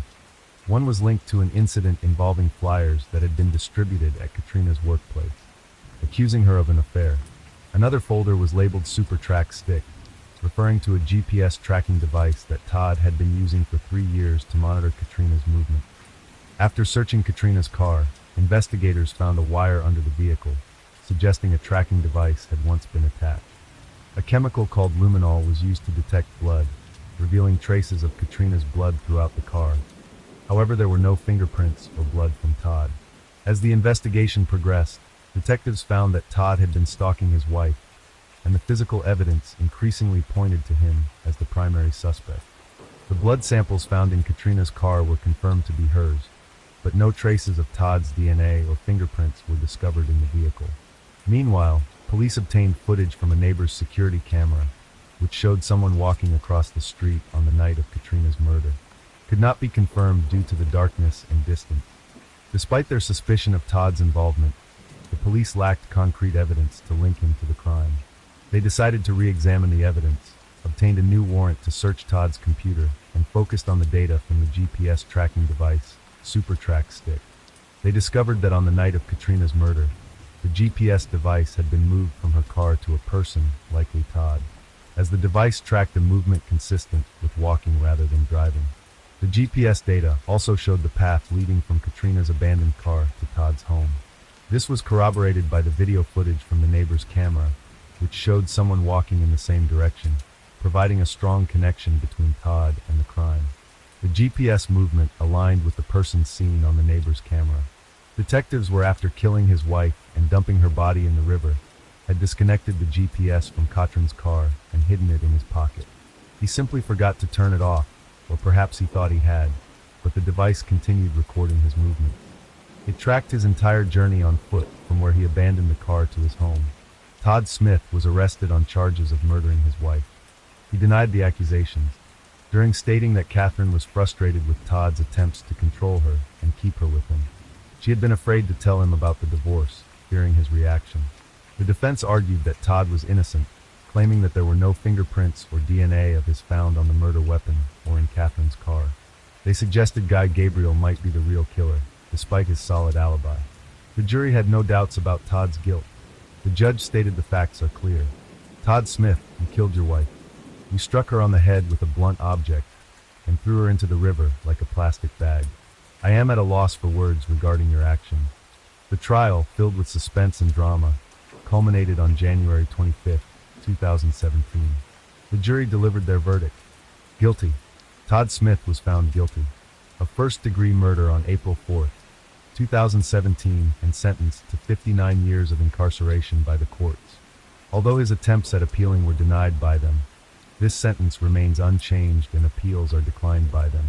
In memory of Katrina, her family founded the Sisyphus Footprints Foundation, which supports families after the loss of loved ones, especially those who die under tragic circumstances. Paige stated that after the verdict, she spoke to her father over the phone, asking him to tell her the truth about what happened. Todd refused, saying he planned to appeal. Frustrated, Paige told him she would stop communicating with him unless he was honest. Reportedly, that was the last conversation between Paige and her father. This tragic case serves as a sobering reminder of how control, manipulation, and unchecked anger can lead to devastating consequences. Despite his conviction and the strong evidence against him, Todd Smith has never confessed, leaving lingering questions for those closest to Katrina. They are so grateful to the verdict today. We finally have justice for my daughter Katrina. That's the end of this story. Story 6. I will tell you about the events that happened in April 2003 in France. Le Grand Bornand is a beautifully located village in the French Alps in the Upper Savoy department. The village is a ski resort that, due to its general tranquility and almost non-existent nightlife, is ideal for families with children and beginner skiers. On Saturday morning, April 12, 2003, 14-year-old Mario arrived at a large wooden house.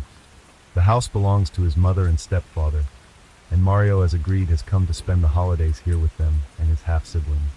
But the door of the house is locked, and there is apparently no one inside. Mario isn't too concerned because his mother, Graziella Ortolano, and stepfather, Xavier Flactif, are often away, while his half-sisters and brother Sarah, 11 years old, Letitia, 10, and Gregory, 7, usually practice skiing on weekends. Mario tried to call his mother on her cell phone, but to no avail. The boy waited outside the house for about 3 hours, and finally goes to his mother's friend Christine, who lives nearby. Mario left a note at the door telling Mom where he went, but his mother doesn't call back all day and leaves no message. The next morning the situation is unchanged, so Christine goes with the boy near his parents' house. The house appears empty, but this time it is possible to go inside, as one of the doors is open. Mario and Christine immediately notice that the house, at least at first glance, is in perfect order, which is actually very unusual for a family with several children. However, there is no one in the house. Nevertheless, 2 computers are turned on, which is also strange. But even stranger, according to Mario, is what he finds in the upstairs bedrooms. There are no sheets, pillows, or quilts in the beds. Mario goes to the police. He says he's disturbed by what he finds in the house. He also reports that his mother wouldn't have gone anywhere without informing him or having someone give him such a message. Police officers do not take this report lightly. Several of them go to the Flactif house, but find nothing more than what Mario himself noticed. The officers look for witnesses, asking everyone around if anyone saw anything. They also gather basic information about the Flactif family. They already know that 4 years ago Xavier and Graziella came here with their children from the north of France, and from the beginning they planned to settle here for a long time. Xavier is a construction entrepreneur and has had a lot of success, although they said in the industry he hasn't always played fair. Besides, as all his friends confirm, as a person Xavier is open, cheerful, and very sociable. Business is going very well for him here in Le Grand Bornand too, and his family can afford luxuries. There are 4 cars and several motorcycles in the garage, and their comfortably furnished house is 300 square meters in size. There are, by the way, several other houses in the neighborhood that also belong to Xavier, so one must certainly take into account the fact that there may be some jealous people. Even one of the neighbors says so on TV. The media is already all over Le Grand Bornand. as the case of the disappearance of the family of five is sensational and full of drama. Speculation is multiplying, and the investigators themselves are beginning to consider that the Flachter family was kidnapped due to some sort of business spat. Xavier has had quite a few such scuffles in the course of running his business. On April 17th, a few days after the family was reported missing, the prosecutor's office orders a search of the house. A full refrigerator and food practically ready to be reheated in a pot are facts that reinforce everyone's belief that the family was supposed to have spent the weekend here. Investigators are also struck by how meticulously clean the living room is, contrasted by the clutter and damage on the first floor, cut pieces of floor covering, ripped off sections of wallpaper. The team securing the traces begins to search each room literally centimeter by centimeter.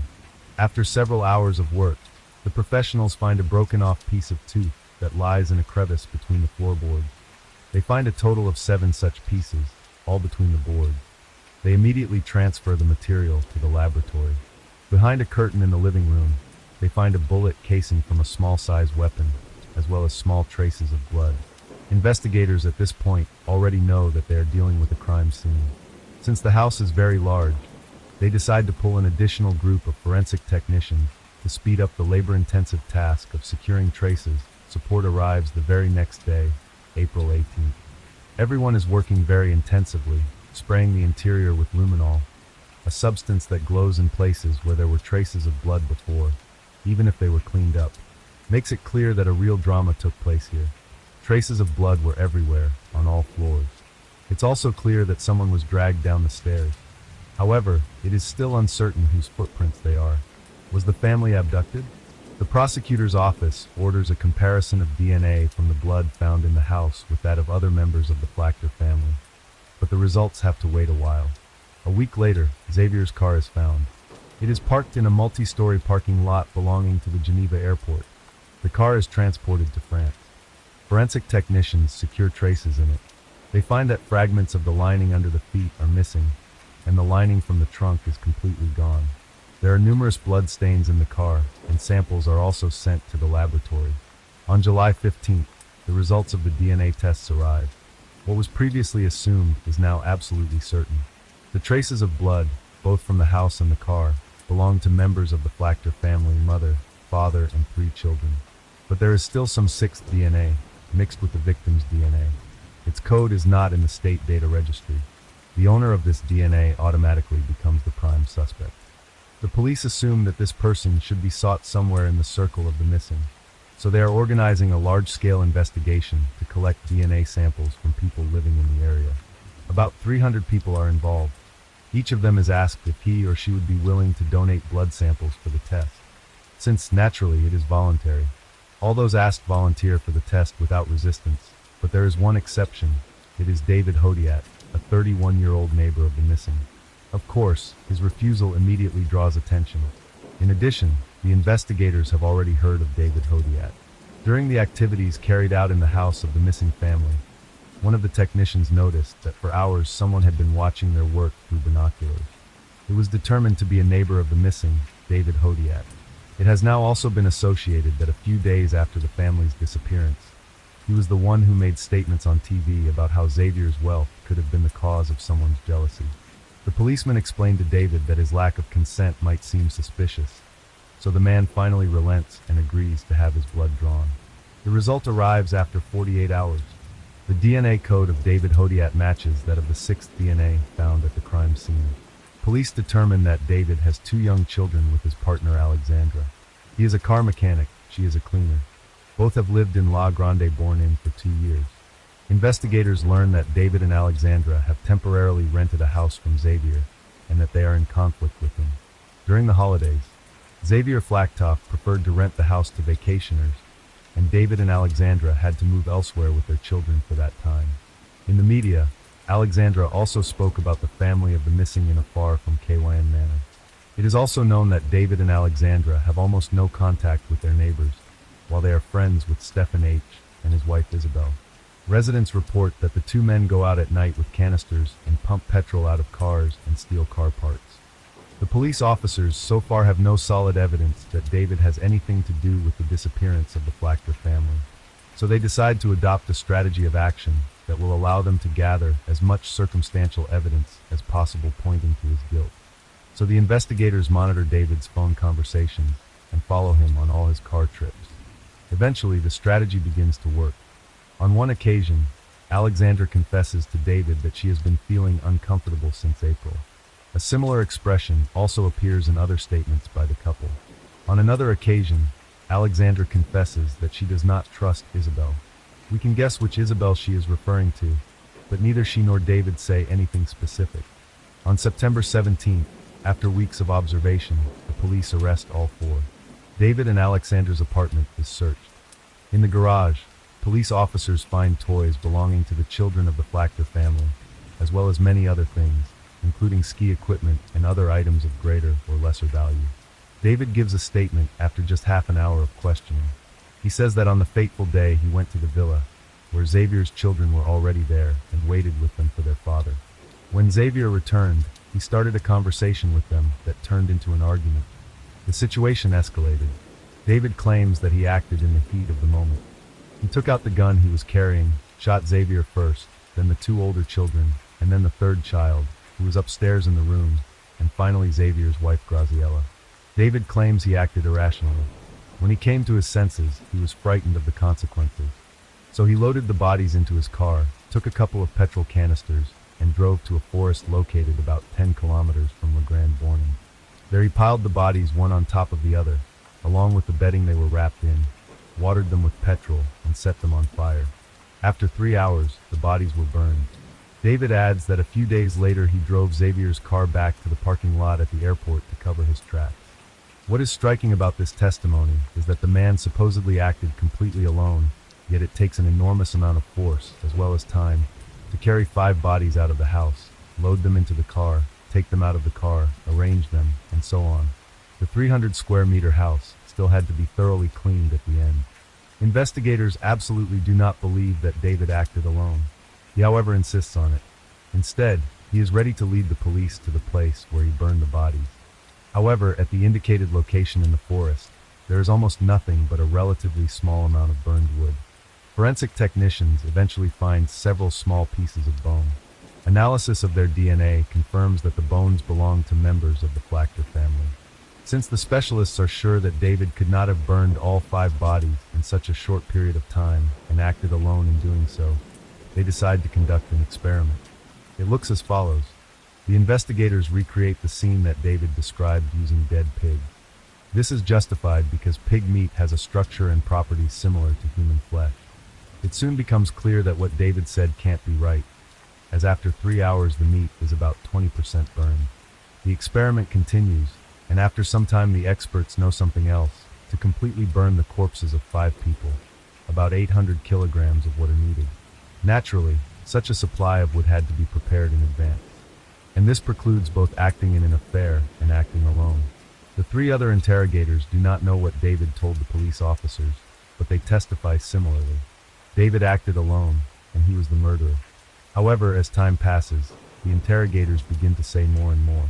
Stefan confesses that the murder was planned beforehand. 2 days before the crime, that is, on April 9th, he went together with David to Xavier's house. The plan was that Stefan would strangle the children with a string he took with him, and David would shoot their parents. But at the door, Stefan suddenly changed his mind and backed off. The men began to argue, and David accused Stefan of cowardice. Alexandra, on the other hand, testifies that David wanted his own house, but couldn't afford. The woman says that David once watched a program about a serial killer who called himself Alfredo Stranieri and murdered his victims in order to appropriate their property. Alexandra says that after watching that program, David said he wanted to act similarly, adding, "This idiot fell because he buried the bodies. At my place they won't find anything, because I'll burn them." According to Alexandra, since watching the Stranieri program, David has been obsessively thinking about murdering Xavier's family. Based on this testimony, David is charged with murder and taken into custody, while the other 3 are accused of covering up the crime and obstructing the investigation. Investigators want to reconstruct the exact course of events, so they are analyzing blood traces from the crime scene. The size, form, and distribution of such traces make it possible to infer how they were created, for example, whether as a result of blunt force blows or from gunfire. It is also possible to determine the position of the victim's body at the time the wounds were inflicted, as well as who sustained what wounds.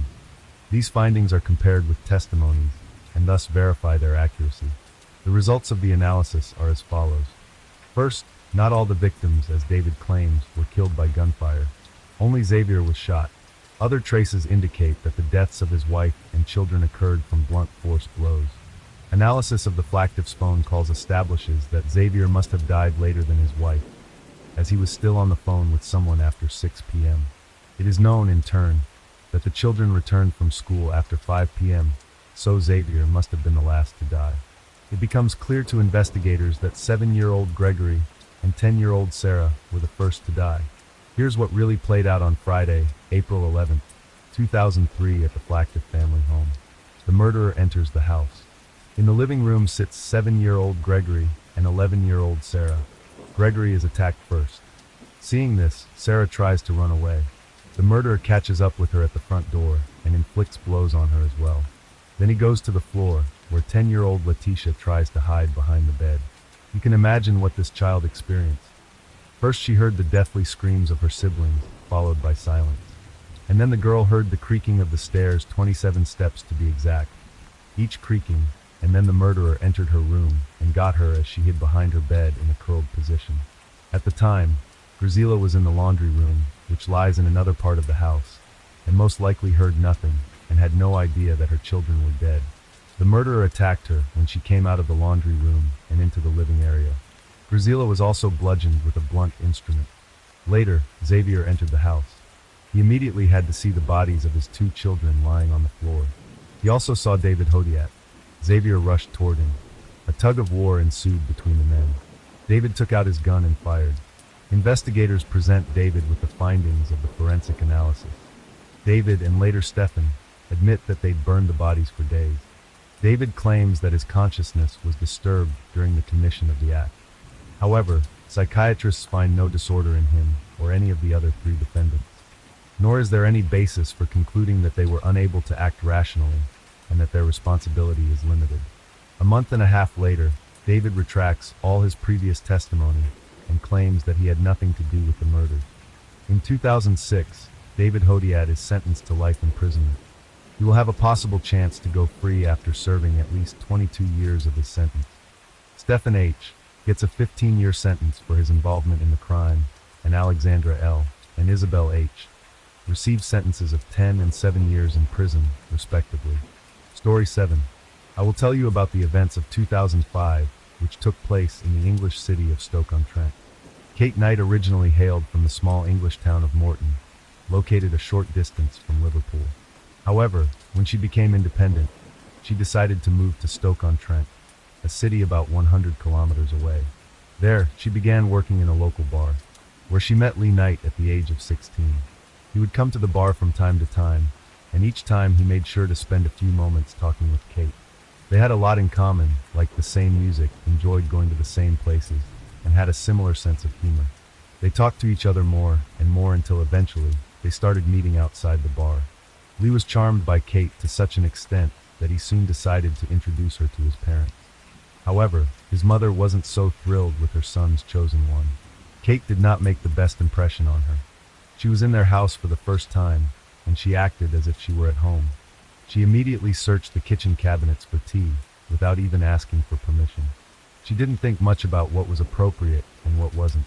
It was as if she wanted to show who was in charge, because it was immediately apparent that she liked to dominate.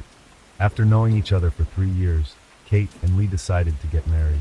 The decision was helped by fate because Kate was pregnant and they wanted the baby to be born once they were married. In 1998, their wedding took place, which was a huge event. After the wedding, the young couple moved into a typical English terraced house, but Kate was not thrilled with it. She had always aimed high and was not happy to live in a simple terraced house. Ever since she could remember, her dream was to live in a house in the countryside. Lee could see that his wife wasn't the happiest living there, and he did everything he could to change that. He worked as much as possible, took all the overtime he could get, and sometimes worked every day of the week. Lee worked in construction, and even without overtime, his earnings were quite good. With overtime, he could earn as much as £3,000 a month, which at the time was a very good income. He was very keen to ensure that his wife and newborn son did not lack anything. And Kate was very happy to use the money he brought home, replacing the furniture with new pieces, buying everything she wanted. Despite the fact that Lee earned a lot, they did not manage to save any money. When the couple's son was a little older, Kate decided to return to work.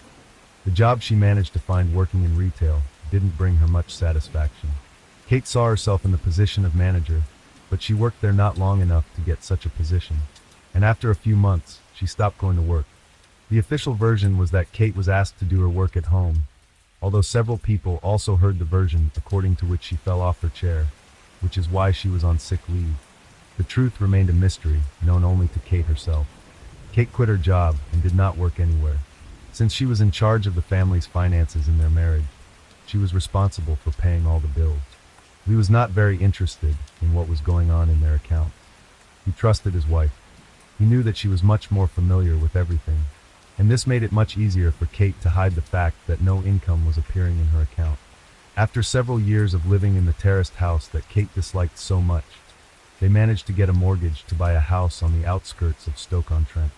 The house they bought was quite large with 3 bedrooms, and was definitely bigger than the one they had previously lived in. It was a new building only 3 years old, and was located in a peaceful neighborhood. Kate was immediately much happier, and right after the move, it turned out that Lee and Kate were expecting another child. Both of them were truly happy at the time, but their happiness didn't last long, as just a few weeks later, it turned out that Kate failed to carry the pregnancy to term. They lost their unborn child. It was a tragedy for them, but they didn't want it to have a negative impact on their future life. They already had one child, and they had to do everything to make sure it was happy. Lee was actually very content with his life. He had a loving family, lived in a cozy home, and had a well-paying job. What more could one want from life? However, his wife saw it completely differently. For her, there was never enough money. There was always not enough to satisfy her whims. And then she came up with the idea to take out a loan from the bank. There was only one problem. She herself didn't work, which meant there were no inflows into her account. No bank would grant her a loan. She had to arrange it so that her husband would apply for the loan, and she quickly learned to forge his signature. Then she submitted the documents to the bank, requesting the loan. And despite the fact that her husband never appeared at the bank's headquarters, such a loan was granted to him. First, Kate decided to increase the mortgage loan from £85,000 to £98,000. When the money from this loan was no longer enough for her, she took out 2 more loans, the first one for £10,000 and the second one for $7,000. She hid all the documents received from the bank from her husband. She did everything to keep Lee from finding out about it. Fearing that the bank might send some letters about the loans by mail, she had to solve this problem as well. Explaining that there were some problems with the letters, she started collecting them directly at the post office. And that's how Kate managed to hide from Lee the fact that they were accumulating more and more debts. And Kate, who continued to overspend, needed to find a solution to the problem.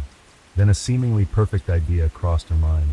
If she could execute it, all their financial problems would vanish. All she had to do was make her husband die. Kate knew he was insured for a sizable sum. She anticipated receiving £250,000 upon his death. She envisioned using the insurance money to pay off all their loans, including the mortgage on their house, and finally live a peaceful life with her son. But how could she make it happen? The first idea that came to her mind was to hire someone to do it for her. The problem was that Kate didn't know anyone capable of such a task. That's why she turned to her neighbor, who lived a few houses away, to ask if by chance she knew anyone who could help. Sarah, who had known Kate since they moved into their new house, was puzzled by the question. She was convinced it was either a joke or an attempt by Kate to draw attention to herself. She couldn't believe Kate was serious about finding someone to kill her husband. If Kate truly intended to do so, she would have kept it a secret from everyone. Later, Kate changed her story, claiming it wasn't her, but her friend who needed the killer. Despite offering a significant sum of £50,000 for a referral, Sarah refused to assist. And despite this seeming like the best solution, she had to abandon it. She immediately began looking for another option, and after a brief search on the internet, she found another method. She simply needed to give her husband more pills. She managed to obtain 10 hallucinogenic pills, which she planned to give to her husband along with various drinks. Lee felt terrible after consuming them, and even asked Kate if she had given him any medicine. However, she denied it, professing her love. Nevertheless, each subsequent drink was laced with a pill. Lee couldn't sleep, feeling extremely unwell. Kate had already given him all the pills she had, but he was still alive. However, this didn't deter her. She knew this method could work. She just needed to find a more effective remedy. And once again, the internet came to the rescue, where Kate learned about the potential dangers of consuming excessive iron tablets. Together with Sarah, to whom Kate confided all the details of her plan to harm her husband, they visited the pharmacy where Kate purchased a package of these pills, ostensibly for her grandmother. Sarah knew well that Kate's grandmother was no longer alive, so she questioned Kate about who would be taking the pills. Unfazed, Kate resumed discussing her intentions to eliminate Lee and how, after his demise, she would be able to settle all their debts. Despite Sarah's skepticism, Kate persisted in her plan. Sarah couldn't believe that Kate was serious about harming her husband and thought it was just a figment of her imagination. Kate ultimately decided against using the pills she acquired from the drugstore after learning that they could easily be detected in the body, fearing the consequences of being caught. However, she remained determined to carry out her plan and find an alternative method. Finally, she discovered a substance that could cause Lee's demise without being easily detectable in his system, antifreeze. She purchased a small bottle from a supermarket and planned to administer it to her husband gradually. According to information she found online, the substance could induce kidney failure and a heart attack. After just the first dose, Lee began to feel unwell, attributing his symptoms to a possible bout of the flu. Although he complained of a stomach ache, Lee was hesitant to seek medical attention. April 4th, 2005 was a special day for Lee and his wife as they celebrated their 7th wedding anniversary. Lee took some time off from work to spend the day with his wife. For the occasion, Kate prepared his favorite curry and bought red wine, which they both enjoyed. Little did Lee know that Kate had added an additional ingredient, antifreeze, to both the curry and the wine. While the antifreeze was subtly disguised in the curry due to the various spices, it went unnoticed in the wine. Kate had previously tested the wine on her neighbor, who found it to taste normal. The first 2 days after dinner, Lee felt unwell, but it wasn't debilitating enough for him to stay home. He continued working as usual, although the abdominal pain gradually worsened. By the 3rd day, the discomfort became unbearable, prompting Lee to visit his family doctor. The doctor advised him to stay hydrated, but Lee found it difficult to keep anything down, experiencing immediate nausea whenever he tried to eat or drink. As the abdominal pain intensified over the next few days, Lee's condition deteriorated rapidly. By the 5th day after dinner, the pain had become excruciating, leading them to call an ambulance. Lee was rushed to the hospital in critical condition, struggling to breathe. Doctors discovered that he had not urinated for several days, indicating kidney issues. Confirming kidney failure, they immediately initiated dialysis to stabilize him. Despite their efforts, doctors couldn't determine the cause of Lee's condition. Throughout his hospitalization, Kate remained faithfully by his side, caring for him as a devoted wife would. She ensured he stayed hydrated, following instructions from the nurses to administer fluids herself. It's possible she included doses of coolant in the water she gave him. As days passed, Lee's condition worsened. Partial paralysis affected his face, his hearing deteriorated, and he began losing his eyesight, a clear sign of brain damage. On the 4th day in the hospital, Lee suffered an internal hemorrhage, requiring emergency surgery to save his life. Although the operation was successful, Lee remained unconscious afterward, slipping into a coma. His prognosis was grim, and his family was called to the hospital to be by his side. However, Kate showed little interest in being there. Despite the odds, Lee's surgery was a success. However, he remained in a coma for the next 16 weeks. Doctors were endeavoring to determine the cause of his health problems, leading them to extract a section of his kidney for examination. Upon analysis, they discovered crystals that had formed in his kidneys, due to a reaction triggered by the ingestion of antifreeze. Antifreeze containing ethylene glycol initiates a reaction upon ingestion, producing acids, including oxalic acid. This acid precipitates into crystals, which accumulate in the kidneys and brain, causing damage. While the sample taken from Lee contained few crystals, his prior dialysis treatments had flushed them out. Nevertheless, doctors were confident that ethylene glycol poisoning was the root cause of his fatal condition and promptly informed the police. In parallel, the police received a tip from another source regarding the potential cause of Lee's dire condition. Kate's friend Sarah encountered Lee's cousin, who informed her of his hospitalization and critical condition. Sarah realized that Kate's earlier disclosures were not mere imagination or attempts to draw attention to herself. Rather, Kate had confided in her about her plans to harm her husband. Sarah disclosed this information to Lee's cousin, who then relayed it to his family. Upon learning that Kate intended to hire a paid assassin and administer hallucinogenic pills and antifreeze, the family reported this to the police. Subsequently, police officers went to Kate's home, where they arrested her.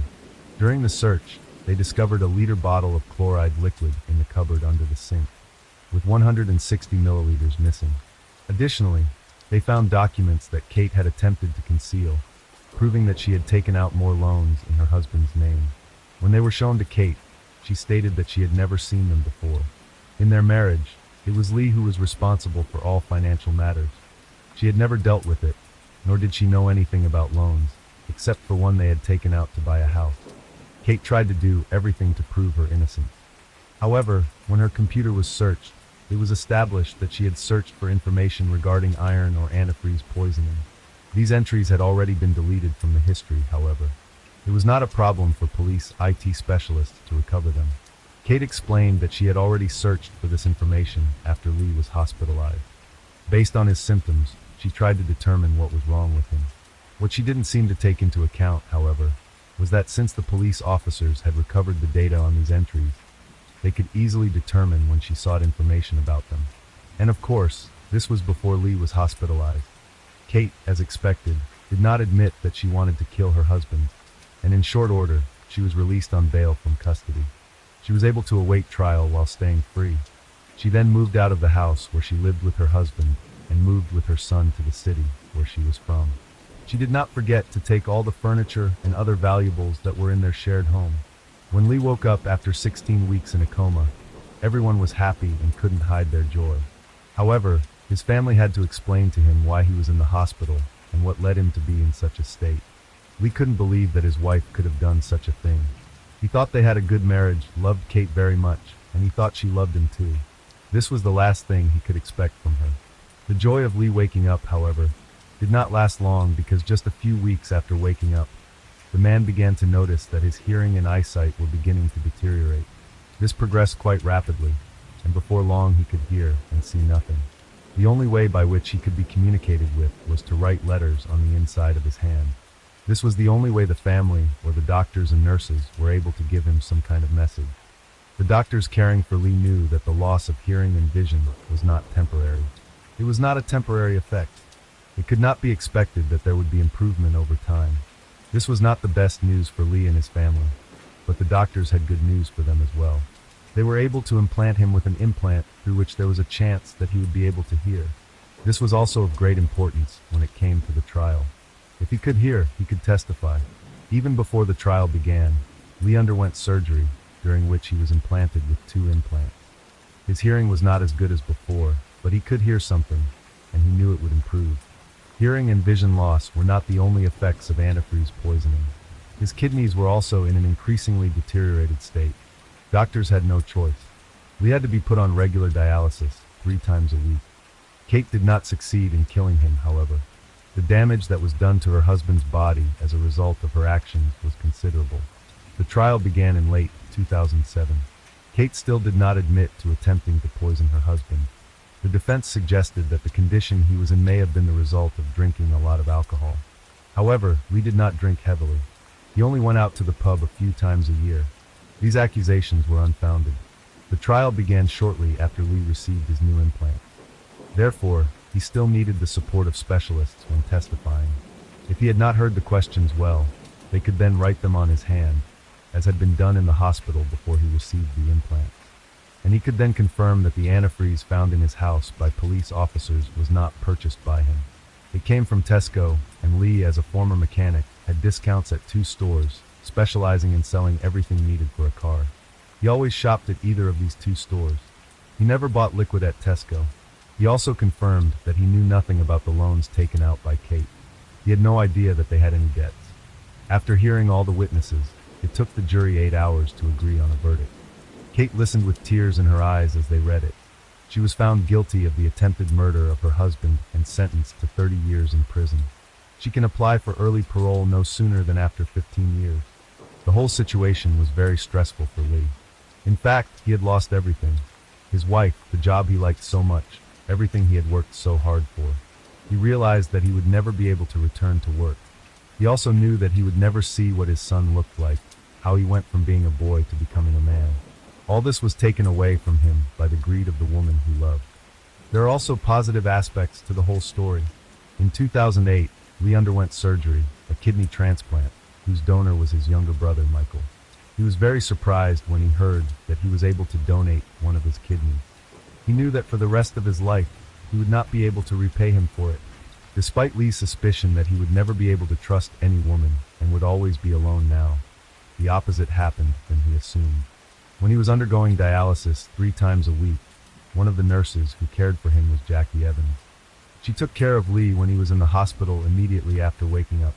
At the time, he was still unable to hear, and Jackie was responsible for communicating with him by writing letters on his hand. The man stayed in her ward 3 times a week for 4 hours, which made them spend a lot of time together. They became friends with each other, and when Lee left the hospital, he invited her to a restaurant to thank her for her care.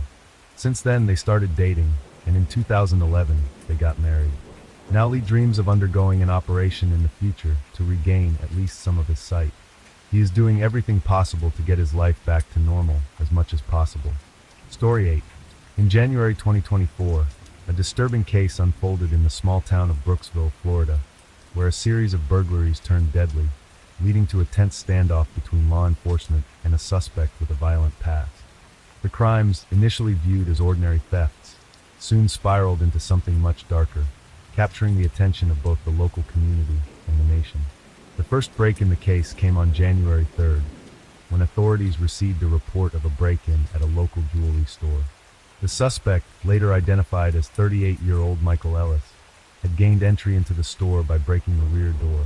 Surveillance footage from nearby businesses captured Ellis wearing a dark hoodie and mask, carrying a large duffel bag that he appeared to fill with expensive watches, necklaces, and rings. The scene was unsettling, but police initially treated it as a routine burglary. However, as the days passed, other similar break-ins were reported in and around Brooksville. Ellis, it seemed, was targeting high-end businesses, making off with thousands of dollars worth of valuable goods. The authorities soon realized they were dealing with an organized individual who knew how to bypass security systems. It became clear that these were not random burglaries, but rather a planned series of heists. By January 10th, investigators discovered that the break-ins were only part of Ellis's criminal activity. The suspect had been involved in several other offenses, including the illegal possession of firearms and drug trafficking. Local law enforcement had not been aware of his escalating criminal record, and the realization that the burglaries were linked to a more significant criminal enterprise heightened the urgency of the investigation. What made this case particularly chilling, however, was the discovery that Ellis had been keeping a detailed journal, outlining his plans for the robberies. Inside the journal were notes about potential targets, as well as descriptions of how he had evaded previous arrests. It became apparent that Ellis was not only a career criminal, but also an individual who had carefully orchestrated every move, which was alarming given the escalating nature of his crime. On January 15th, law enforcement got their first direct confrontation with Ellis. In a daring move, Ellis attempted a robbery at a local pawn shop. This time, however, he was not as careful as before. A customer inside the store, noticing the suspect acting suspiciously, immediately alerted the police. The moment law enforcement arrived, Ellis tried to flee the scene on foot, but a brief chase ensued through the busy streets of Brooksville. It ended in an alleyway where Ellis was cornered and arrested without further incident. During his arrest, Ellis was found in possession of multiple stolen items, including several watches and rare gemstones taken from the jewelry store. Police also discovered a stash of illegal drugs and 2 unregistered firearms in his vehicle. The items, coupled with the discovery of his journal, allowed law enforcement to connect him to several other crimes committed across the region, including drug trafficking and firearms offenses. Following the arrest of Michael Ellis on January 15, 2024, law enforcement began to unravel the full extent of his criminal network. What initially appeared to be a string of isolated burglaries quickly evolved into a complex and deeply troubling investigation involving illegal arms dealing, drug trafficking, and organized crime. The small town of Brooksville, which had been relatively calm for years, found itself at the center of an explosive case that would take months to fully investigate. As Ellis was booked into the Hernando County Jail, the police department began reviewing the evidence in greater detail. The stolen items found in his possession were not just high-value goods, but also rare artifacts that had been taken from several locations outside of Florida. The investigation revealed that Ellis had been traveling across state lines, robbing pawn shops and jewelry stores in neighboring states. His criminal enterprise was larger than initially anticipated, spanning several regions. Ellis's journal, found in the back seat of his car, proved to be the key to understanding his actions. The pages of the journal were filled with meticulous notes detailing his heists, including the locations, types of businesses, and specific times he planned to strike. Each entry revealed a disturbing level of premeditation, including the selection of victims based on their vulnerability, such as small business owners without advanced security measures. He had been casing these businesses for months, carefully studying their habits and weaknesses. On January 17th, a breakthrough came when investigators connected Ellis to a larger criminal syndicate. During interviews with law enforcement, Ellis disclosed that he was part of an underground network dealing in stolen goods, illegal firearms, and narcotics. The syndicate, according to Ellis, had ties to several gangs operating in the southeastern United States. They specialized in distributing drugs like methamphetamine and fentanyl, which they would transport across state lines using hidden compartments in trucks. Ellis had played a key role in obtaining firearms and supplying drugs to the organization, providing him with a significant level of protection and resources for his robbery. This revelation led to the involvement of federal agencies, including the Bureau of Alcohol, Tobacco, Firearms, and Explosives, ATF, and the Drug Enforcement Administration, DEA, who began to expand the scope of the investigation. As they delved deeper into the network, they learned that Ellis had been in contact with several high-profile criminals, some of whom were already on law enforcement's radar. Investigators found that the stolen merchandise was often transported to a storage facility in Atlanta, Georgia, where it would be sold through various illegal channels, including online auction sites and underground pawn operations. On January 20th, the investigation took a chilling turn when authorities discovered a series of encrypted communications between Ellis and a mysterious individual referred to only as the broker. Through further analysis, they learned that the broker was a notorious figure in the underground world of stolen goods and illicit weapons. It was clear that Ellis's criminal activities were not only motivated by financial gain, but also by his ties to a much more dangerous and well-connected group. As law enforcement prepared to launch a series of raids to dismantle the larger syndicate, they learned that Ellis had been operating in plain sight for years. His criminal activities, including the possession of firearms and drug distribution, had gone largely unnoticed due to his ability to blend into the community. He had maintained a low profile, using legitimate businesses as fronts for his illegal dealings. This made him especially difficult to apprehend until his string of burglaries in Brooksville led investigators directly to him. Ellis's personal history also played a significant role in understanding his behavior. Born in 1985, Ellis had a tumultuous upbringing, marked by poverty and family dysfunction. He had been arrested numerous times in the past, but each offense seemed to have been treated as a minor issue. His criminal record included charges of assault, theft, and drug possession, but he had never served significant time in prison. Instead, he had been given probation or brief stints in county jails, which allowed him to continue his downward spiral into more serious criminal activity. His recent involvement with illegal arms dealing and drug trafficking represented a major escalation from his earlier offenses. As the case unfolded, authorities began to piece together the full timeline of Ellis's life and crime. Interviews with former associates and informants revealed that Ellis had been heavily influenced by a mentor figure within the syndicate, a seasoned criminal who had introduced him to the world of firearms and large-scale drug distribution. This mentor had been an influential figure in Ellis's life, pushing him to move beyond petty theft and into more lucrative criminal enterprises. It was clear that Ellis had seen himself as a player in a larger, more dangerous game, one in which he believed he could not be caught.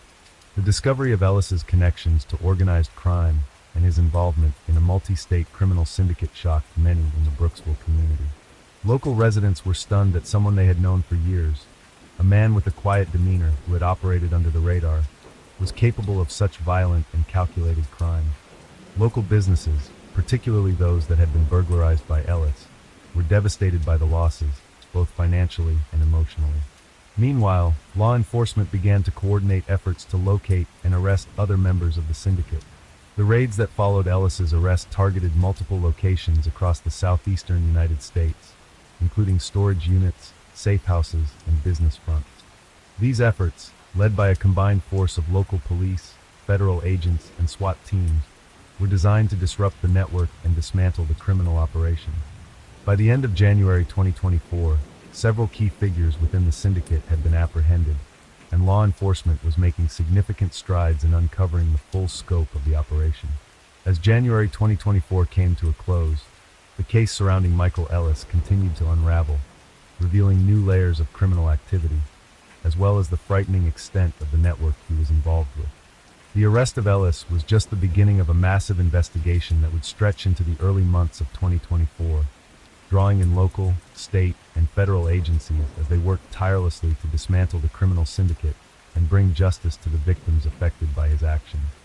Following the raids on January 22nd, law enforcement had successfully apprehended several additional members of Ellis's criminal network, including key figures linked to drug trafficking and the illegal firearms trade.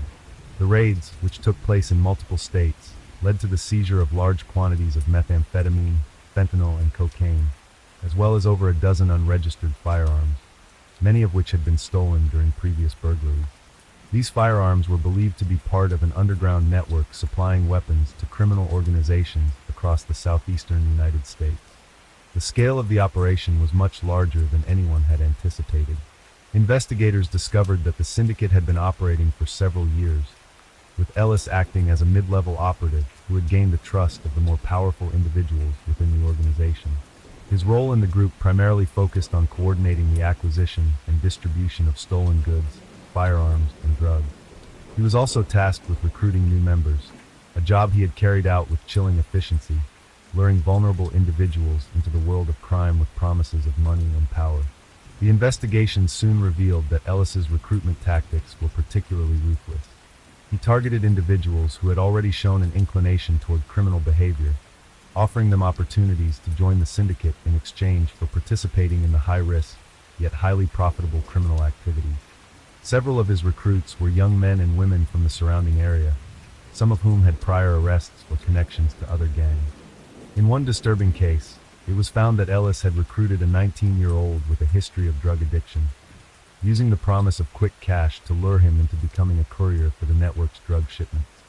As law enforcement continued to track down more members of the syndicate, they discovered that Ellis's connection to organized crime was far deeper than anyone had imagined. Investigators uncovered financial records that linked him to a number of illicit businesses, including pawn shops, car dealerships, and even a local construction company that had been serving as a front for money laundering activity. These businesses were used to funnel proceeds from illegal sales, drug deals, and stolen goods into legitimate channels, making it harder for authorities to trace the flow of money. The more investigators dug, the more they found that Ellis's role was critical to the functioning of the entire operation. On January 28, a breakthrough occurred when law enforcement arrested the broker, the mysterious figure who had been in contact with Ellis. The broker, later identified as 45-year-old Jeremy Collier, was a seasoned criminal mastermind with ties to several international crime syndicates. He was known for his ability to source and launder stolen goods, as well as his connections to underground arms dealers. Collier's arrest marked a pivotal moment in the investigation, as it allowed authorities to crack open the inner workings of the criminal network. Collier, once in custody, cooperated with law enforcement, providing key details about the syndicate's operations and the role of various players, including Ellis. His testimony would later serve as a crucial element in building the case against those still at large. As the investigation expanded, law enforcement officials began to uncover more about the deeper, more troubling aspects of the syndicate's activity. It became apparent that the group was involved not just in drug distribution and weapons trafficking, but also in human trafficking. Ellis's syndicate had used its network to exploit vulnerable individuals, including women and minors, coercing them into forced labor and sexual exploitation. The realization that human lives had been exploited by the very same people who had committed the robberies and other violent crimes left authorities shocked and appalled. The human trafficking element of the case became a focal point for investigators, and law enforcement agencies worked closely with NGOs and victim support organizations to identify and rescue individuals who had been trafficked by the syndicate. Some victims were found in the same areas where Ellis had carried out his robberies, while others were located in various safe houses across the southeastern United States. Many of the victims had been promised jobs or a better life, only to find themselves trapped in a brutal world of exploitation. In total, authorities rescued over 30 individuals who had been subjected to these horrors, many of whom had been living in fear for years. Meanwhile, the Brooksville community, where Ellis had lived for several years, was shaken by the news of his involvement in such heinous activity. Local business owners, some of whom had been victims of his burglaries, expressed disbelief that someone so familiar to them had been part of such a dangerous and far-reaching criminal syndicate. Community leaders held meetings to discuss how to prevent such crimes from happening in the future, with many advocating for stronger law enforcement presence and better resources for local businesses to prevent similar break-ins. In the aftermath of the investigation, multiple criminal charges were filed against Michael Ellis, including burglary, conspiracy, firearms trafficking, drug distribution, money laundering, and human trafficking. These charges were compounded by the newly discovered details of his involvement in a larger network of organized crime. Ellis faced life in prison without the possibility of parole, as well as the potential for federal charges related to his trafficking of firearms and narcotics across state lines. As the trial date approached in early 2025, law enforcement continued to track down the remaining members of the syndicate, some of whom had gone into hiding. A nationwide manhunt was underway for several key figures who had been involved in the network, and it was expected that more arrests would follow as investigators continued to uncover the full scope of the organization's activities. The case of Michael Ellis became a stark reminder of the ever-present threat of organized crime in the United States, particularly in smaller communities where criminals often operate in the shadows. It also highlighted the interconnected nature of modern criminal networks, which often span multiple states and involve a wide range of illegal activity. The Brooksville case served as a turning point for law enforcement, prompting renewed efforts to combat organized crime at both the local and federal levels, and providing an important opportunity for communities across the nation to come together in the fight against crime. Story 9. In September 2024, a high-profile case of cybercrime and corporate espionage shook the technology industry, capturing widespread attention from law enforcement and the media. The case centered around a sophisticated hacking operation that targeted multiple multinational corporations, leading to the theft of sensitive intellectual property, personal data of millions of customers, and the disruption of critical infrastructure. The hacker group, which had operated under the alias Black Cipher, had been under investigation for months, but their audacious attack on a leading tech firm on September 5th became the tipping point, exposing their entire network and drawing the attention of federal agencies. The initial breach occurred at Titan Tech, a global leader in software development based in San Francisco. On September 5th, Titan Tech's security team detected unusual activity within their internal network. At first, it appeared to be a minor anomaly, but as the day progressed, it became clear that the situation was much more severe. Hackers had gained access to Titan Tech's most valuable assets: proprietary algorithms for artificial intelligence, breakthrough software development plans, and, most critically, sensitive client data. The attack lasted for several hours, but the hackers had covered their tracks well, leaving no immediate trace of their presence in the system. By the morning of September 6th, Titan Tech's CEO, Laura Mitchell, had been informed of the breach. The company's security team, led by Chief Information Security Officer, CISO, Michael Reyes, immediately initiated an internal investigation, suspecting that a cybercriminal group might be responsible. As the attack was unfolding, Titan Tech's internal systems were completely shut down, paralyzing operations across their global offices. Sensitive financial records, intellectual property, and customer data were stolen or encrypted, leaving the company vulnerable to potential extortion. Law enforcement was quickly notified, and the FBI Cyber Division took control of the investigation, launching a nationwide probe. The FBI immediately reached out to other tech companies that might have been targeted by the same group, especially after Titan Tech reported that similar patterns had emerged in recent weeks. Preliminary intelligence pointed to the existence of a highly organized cybercrime syndicate, which had been carrying out multiple attacks on corporate giants, stealing millions of dollars worth of intellectual property and selling it to the highest bidder. On September 7th, Titan Tech received a chilling message from the hackers, a blackmail note demanding a significant sum of money in cryptocurrency in exchange for the decryption keys to their stolen data. The message was signed Black Cipher. It became immediately clear that Titan Tech was not the only company affected. Subsequent investigations revealed that several other tech firms and financial institutions had been targeted in the past months by the same group. Each victim experienced similar breaches: unauthorized access to confidential systems, theft of customer data, and damage to critical infrastructure.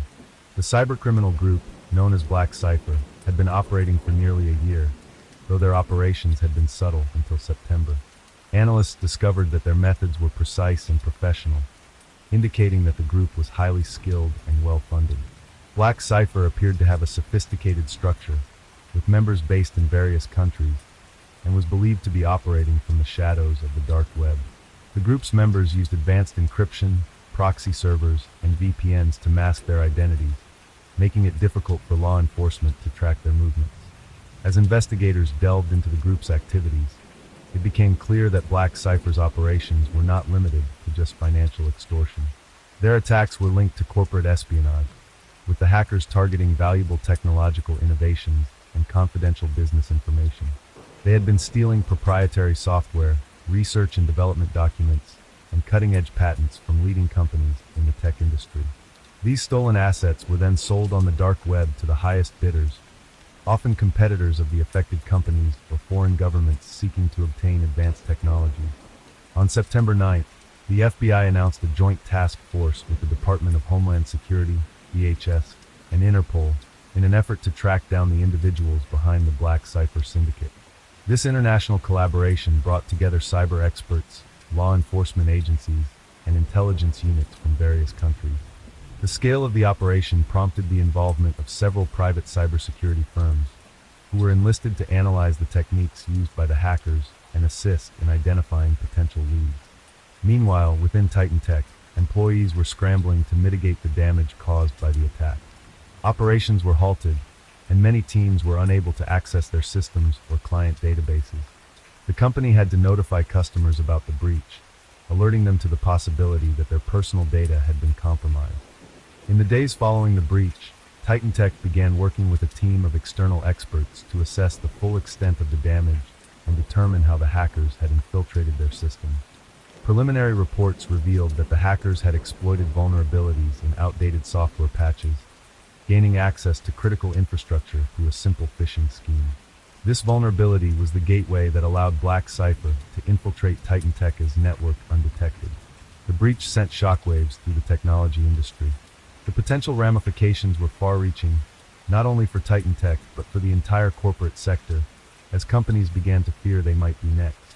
In the weeks following the breach, several other companies reported unusual activity on their networks, including a large financial institution in New York, which was later confirmed to be another victim of Black Cipher's operation.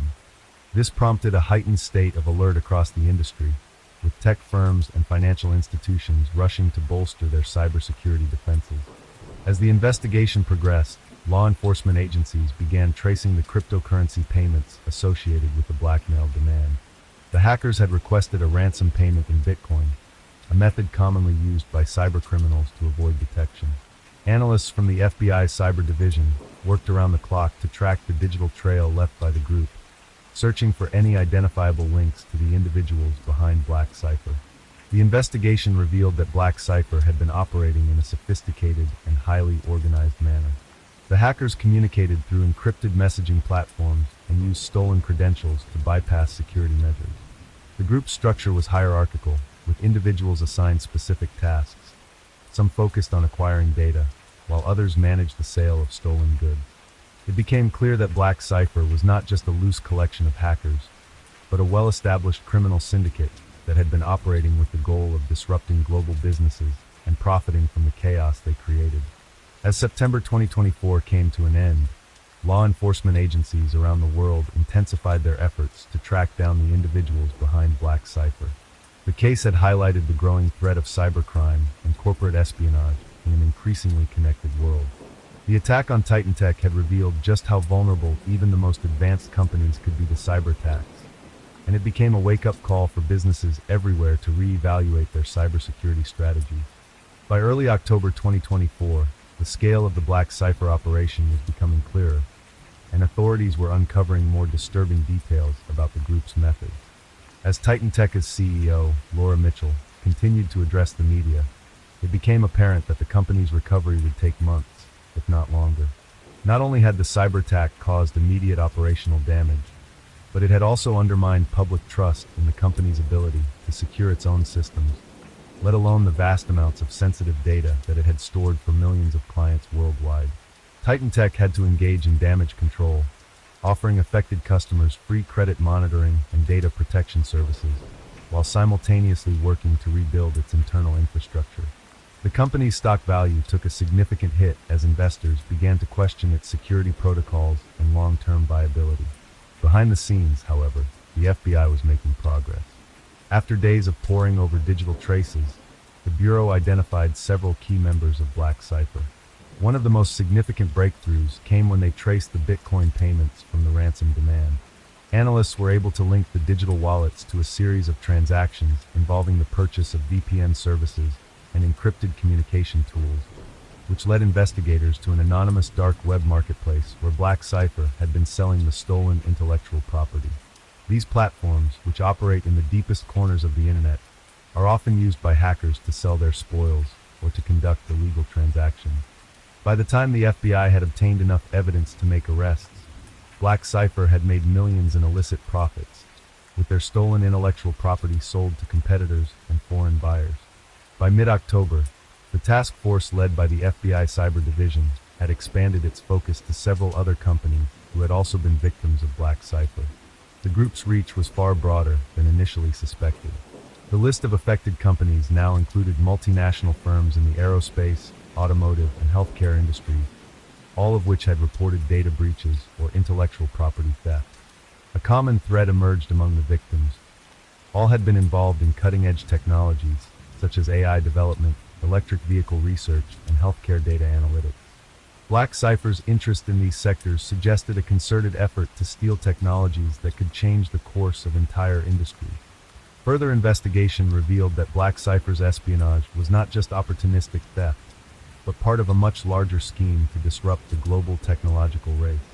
With global competition in artificial intelligence and biotechnology growing more intense, Black Cipher was believed to be working with state-sponsored actors or foreign governments eager to gain an edge in these rapidly evolving fields.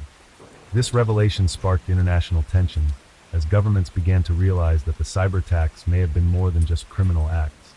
They could have geopolitical ramifications. Cybersecurity experts suggested that Black Cipher's activities could destabilize entire industries and economies, particularly in the United States, where the tech sector is a driving force behind national GDP. In early November 2024, the investigation revealed an even more alarming discovery. Black Cipher had been operating as part of a global criminal syndicate that specialized in cyber warfare. Law enforcement began to unravel the complex web of actors behind the group, discovering that several of its members had been involved in prior high-profile cyber attacks, including the 2021 attack on the Colonial Pipeline, which caused massive fuel shortages on the east coast of the United States.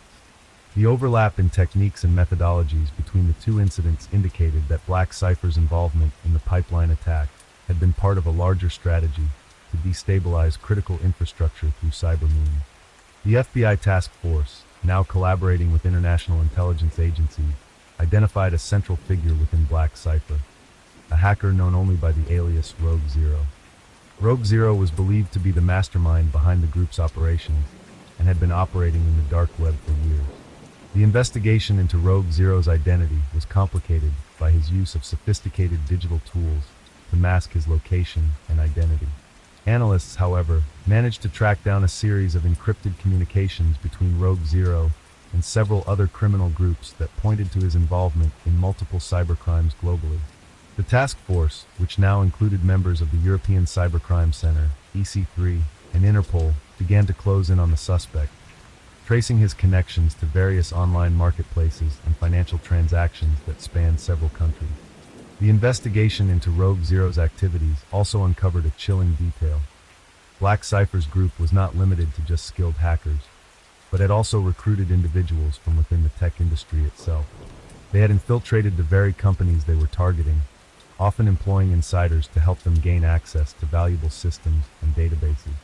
These insiders were often low-level employees, such as IT specialists, network administrators, or security consultants, individuals who had the technical knowledge to bypass corporate security measures without raising suspicion. In exchange for their assistance, the insiders were promised large sums of money or valuable stolen intellectual property. Some were even blackmailed into cooperating, as Black Cypher had gathered compromising personal information on them, which they threatened to release unless the insiders helped facilitate the breaches. The FBI's investigation into these corporate insiders was challenging. Many of these individuals had been well compensated for their roles in the attacks and had no prior criminal record, making it difficult to identify them through traditional law enforcement methods. The task force began to conduct in-depth interviews with employees at the affected companies, focusing on identifying any unusual activities or suspicious behavior in the months leading up to the breaches. Through this process, a handful of potential suspects emerged, and a more targeted approach was taken. Meanwhile, the U.S. government's National Security Agency, NSA, began to track down the foreign connections that Black Cypher had with state-sponsored actors. Evidence began to emerge that linked the hacker group to Chinese and Russian cybercrime syndicates that had been known to conduct corporate espionage on behalf of their respective governments. These nations had long been suspected of using cyber attacks to gain economic and strategic advantages. Black Cypher's activities, which had been designed to steal intellectual property and sensitive data, were now seen in the broader context of international cyber warfare. The geopolitical implications of the attack were enormous, as it threatened not only the stability of the global tech market, but also the integrity of international trade and diplomacy. As November came to a close, the pressure on the task force intensified. The FBI had successfully traced several of Black Cypher's members to safe houses in various countries, including a high-tech facility in the Netherlands where they believed Rogue Zero was operating from. Surveillance teams were put in place, and warrants for the arrest of key figures in the organization were prepared. The investigation had now reached its critical juncture. The hunt for Rogue Zero was on, and the law enforcement agencies from around the world were closing in. As December 2024 approached, the investigation into Black Cypher had reached a crucial phase. Rogue Zero, the enigmatic leader of the group, remained elusive, and law enforcement agencies worldwide were now focused on his capture. The task force, which had grown to include cyber experts, intelligence operatives, and elite law enforcement teams from various nations, was closing in on Black Cypher's operation. The breakthrough came in early December when investigators intercepted a communication from Rogue Zero to an unknown buyer on the dark web. The message, encrypted with the group's signature code, revealed plans for the next phase of their operation, a coordinated cyber attack targeting the U.S. military's communication infrastructure. This revelation sent shockwaves through the task force.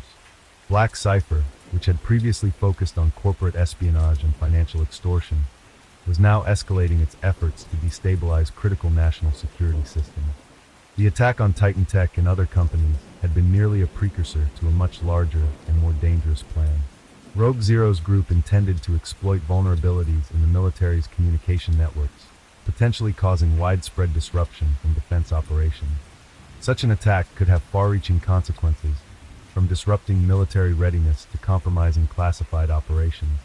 The NSA immediately began working with the U.S. Cyber Command to assess the extent of the threat and bolster the security of military networks. At the same time, the FBI worked tirelessly to trace the communications origins and pinpoint Rogue Zero's location. Using the latest techniques in digital forensics, investigators discovered that Rogue Zero had been operating from a remote location in the Netherlands, working out of a fortified compound located just outside Amsterdam. This information, coupled with their knowledge of his criminal activities, enabled the task force to prepare for a coordinated international operation to apprehend him. On December 12, 2024, the U.S. and Dutch authorities, in partnership with Europol, launched a daring raid on Rogue Zero's hideout. The compound, hidden in a dense forest area, was heavily guarded by armed members of Black Cipher, who had been operating as a small private army for the hacker group. Intelligence suggested that Rogue Zero had been running the group's operations from this location for months, using the remote setting to avoid detection while coordinating the cyber attacks. As the authorities closed in on the compound, an intense firefight broke out between law enforcement and Black Cipher's security team. Despite fierce resistance, the authorities managed to breach the compound and arrest several individuals involved in the operation. Rogue Zero, however, was not among those arrested. It was clear that he had fled the scene just hours before the raid. The task force was now dealing with a sense of urgency. Despite the setback, the operation in the Netherlands yielded critical evidence. Authorities found a trove of documents, encrypted drives, and devices that provided valuable insight into Black Cipher's network. Among the seized items were communications between Rogue Zero and several other high-profile cybercriminals and intelligence operatives from foreign governments. The items were also linked to advanced hacking tools and malware programs that were used in the cyber attacks on Titan Tech and other companies. Rogue Zero's disappearance marked the beginning of an intense manhunt across Europe and beyond. Authorities believed that he had likely fled to another country, using a network of safe houses to avoid capture.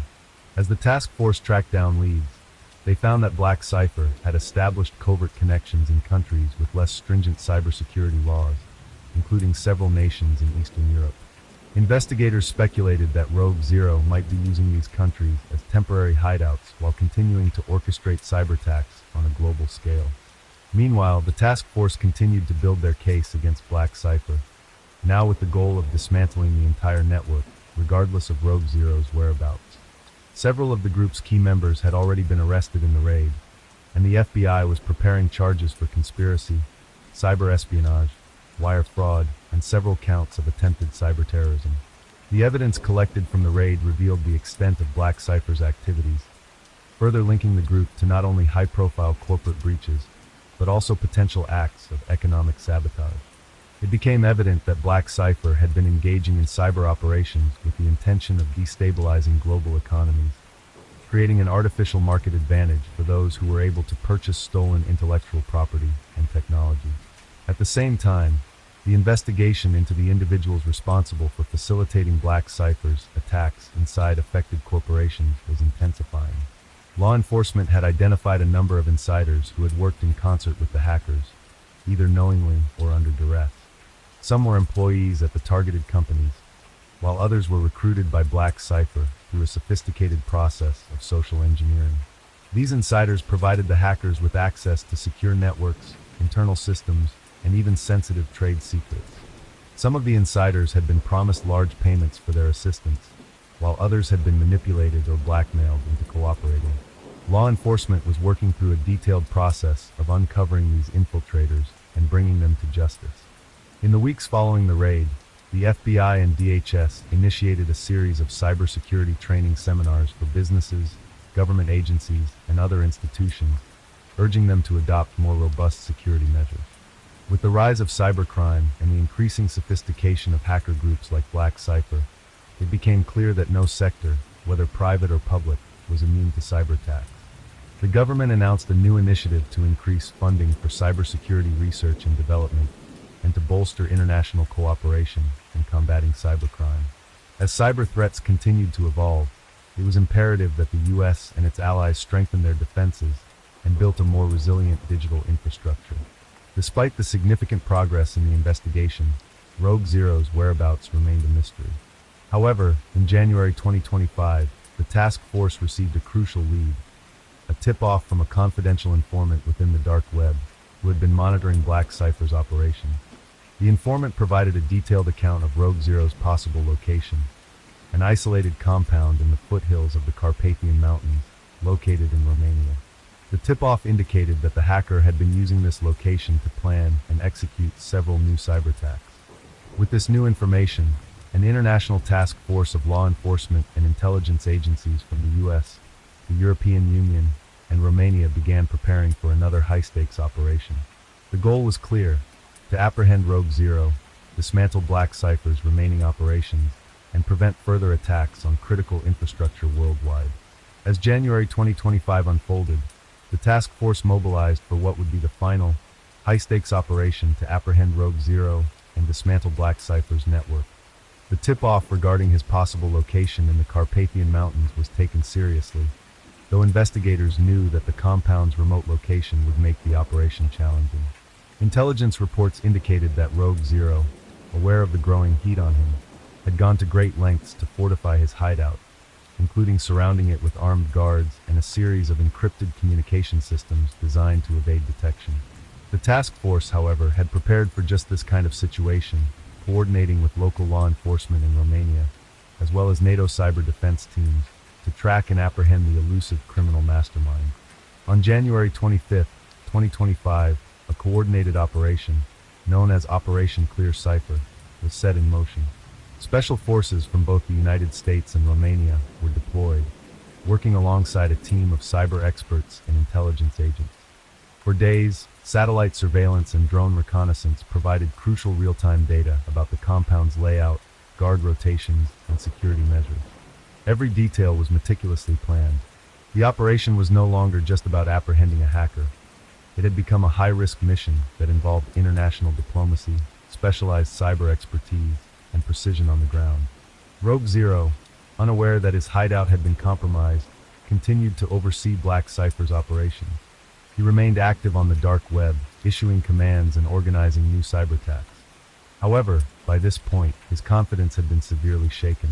The pressure from law enforcement and intelligence agencies was mounting, and the group's global network was crumbling. Several of Black Cypher's operatives had already been arrested, including key players who had provided critical information to law enforcement. The walls were closing in on Rogue Zero, but he continued to stay one step ahead, until the moment the task force finally launched the assault. At 4 a.m. on January 27, 2025, Romanian special forces stormed the compound in a carefully orchestrated raid. The operation was executed with surgical precision. With backup from cyber experts, they neutralized the compound's communication systems to prevent any warnings from being sent out. The armed guards, who had been monitoring the perimeter, were quickly subdued. Inside, the operation encountered strong resistance, with several of Black Cypher's members engaging in gunfire with the approaching officers. However, law enforcement was prepared, and no casualties were sustained on their side. The room-to-room search inside the compound proved to be a race against time, with investigators moving fast to secure the premises. The task force discovered a hidden underground facility beneath the compound, which had been used by Rogue Zero and his associates as both a command center and storage for stolen assets. Inside the underground facility, they uncovered an extensive archive of digital files, including encrypted records of previous cyber attacks, payment logs from ransomware demands, and communications that linked Black Cypher to several state-sponsored actors across Russia, China, and other nations. These materials would become vital evidence in the ongoing investigation. After hours of intense searching, a breakthrough came when agents discovered a hidden panic room deep inside the compound. Rogue Zero was found inside, attempting to erase his digital footprint and disconnect from the network. But it was too late. Romanian authorities arrested him without incident, and he was taken into custody by U.S. agents, who had arrived to transport him back to the United States for trial. With his capture, the mysterious figure who had masterminded one of the most far-reaching cyber-criminal operations in history was finally in the hands of law enforcement. The news of Rogue Zero's arrest reverberated across the world. The operation had not only struck a major blow against Black Cypher, but it also sent a clear message to cybercriminals everywhere. The global cooperation between law enforcement agencies, intelligence services, and private cybersecurity firms had proven to be a formidable force against cybercrime. However, while Rogue Zero's capture was a significant achievement, the investigation was far from over. The task force continued to sift through the enormous volume of evidence recovered from the compound. This included detailed logs of Black Cypher's operations, connections to other international criminal groups, and documentation that revealed the group's intentions to launch even more devastating cyber attacks on key infrastructure across Europe and the United States. By early February 2025, federal prosecutors in the U.S. filed multiple charges against Rogue Zero, including conspiracy, cyber espionage, wire fraud, money laundering, and cyber terrorism. The U.S. government was also considering charges related to his involvement with foreign entities suspected of using Black Cipher's stolen technologies for espionage. Prosecutors argued that Rogue Zero's actions had caused substantial damage to the global economy, undermining entire industries, compromising sensitive data, and putting national security at risk. Rogue Zero's trial, set to begin in late 2025, was expected to be one of the most high-profile legal proceedings involving cybercrime in modern history. Legal experts and cyber experts alike speculated that the trial could set important precedents for how the law treats cybercrime, especially given the increasingly blurred lines between criminal acts, corporate espionage, and state-sponsored cyberattacks. In the months following Rogue Zero's capture, law enforcement agencies worked to dismantle the remaining members of Black Cipher. Some operatives had fled to various countries, including Eastern European states and even parts of South America, but many were already in custody. International police operations, supported by cybersecurity firms, tracked down and arrested several high-ranking members of the group, with many providing further details about Black Cipher's internal operations and the tools they had used to carry out their attacks. The aftermath of the case sent shockwaves through the global tech industry. Cybersecurity became a major topic of discussion as organizations around the world realized the scale and sophistication of cyber threats. Titan Tech, while recovering from the damage done during the attack, began implementing a multi-billion-dollar overhaul of its security systems. They also worked closely with government agencies to provide assistance in the investigation, helping other companies bolster their defenses against future threats. In addition, governments worldwide introduced new regulations and frameworks aimed at protecting critical infrastructure from cyber attacks. The United States, the European Union, and other countries passed stronger cybersecurity legislation, mandating stricter guidelines for private companies, especially in the tech sector. A coalition of international cybersecurity experts also began working on the development of AI-powered defenses to predict and thwart future cybercrimes before they occurred. While the world had witnessed the downfall of Black Cipher, the case served as a stark reminder that the fight against cybercrime was far from over. It revealed the alarming vulnerability of digital infrastructure and the potential for hackers to exploit it for personal gain, economic sabotage, or even geopolitical leverage. The legacy of the Black Cipher case would forever shape the future of cybersecurity, prompting continued collaboration among law enforcement agencies, businesses, and governments to protect the digital world from increasingly sophisticated threats. Interested in more real-life murder mysteries? Be sure to like and subscribe to our channel. Leave me a comment and I'll read you. Enjoy life because there is only one life.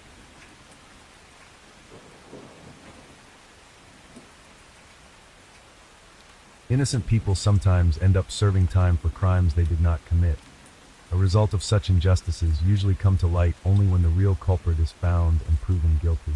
But what happens when someone convicted of murder is exonerated years later, while the real perpetrator remains unpunished because crucial evidence was lost by the police at the time? The case of young American Michelle O'Keefe, killed under mysterious circumstances in the early 2000s, shook the nation.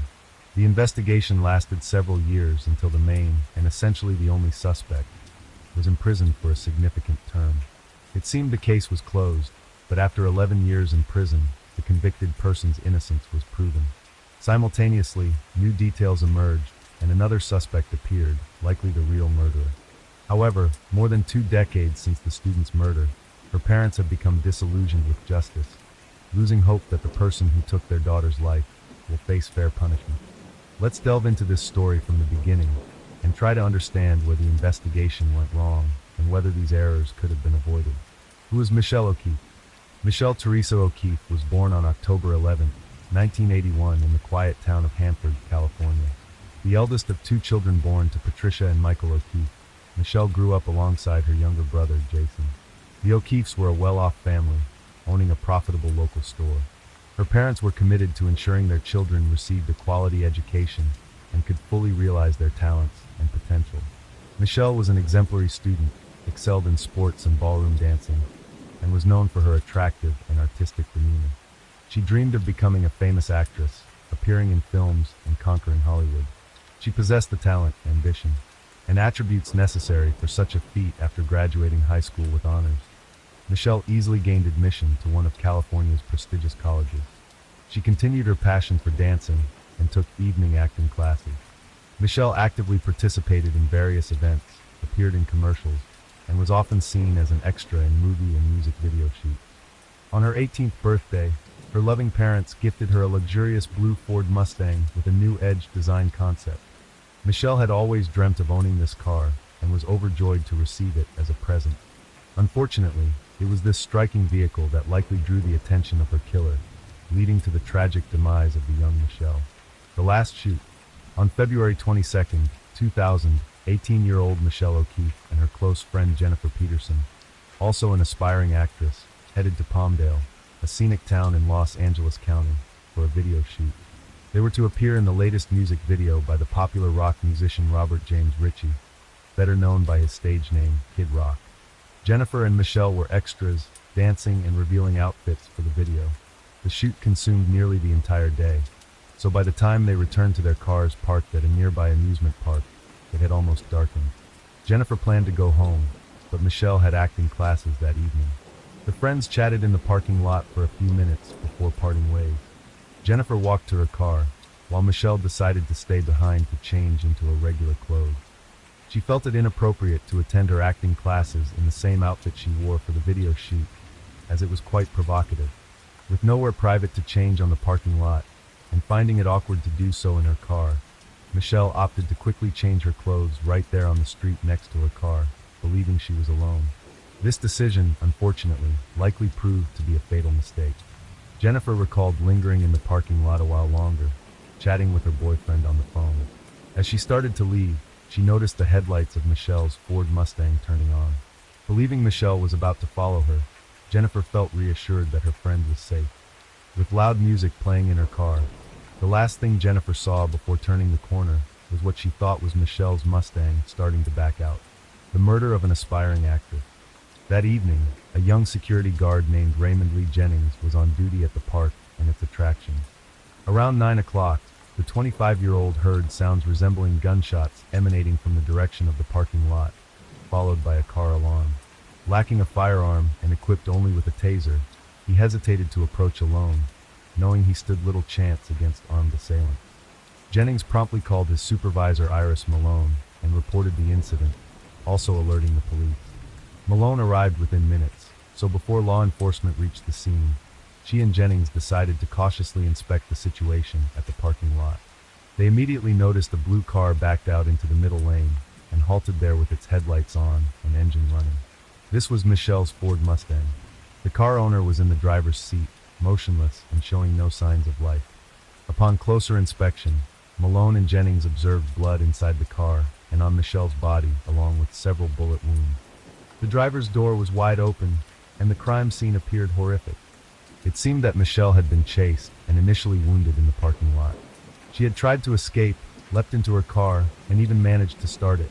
But the assailant caught up to her and fired several more shots, depriving the student of any chance of survival.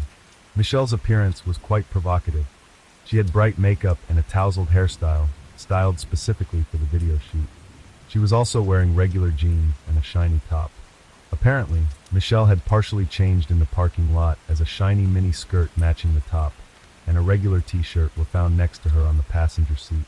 One of her shoes was on her foot, while the other lay away on the parking lot, presumably dropped as she dashed to her car. Crime scene investigation. Following the security guard and his supervisor, the first to arrive at the crime scene was the local sheriff's deputy. He noted that the young woman showed no signs of life, but he informed emergency services in case he was mistaken and she still had a chance of being saved. He also recorded the statements of Jennings and Malone. The arriving police officers began a thorough examination of the crime scene, gathering all possible evidence. They found several shell casings on the parking lot and noticed a bullet mark on the asphalt, slightly away from the car.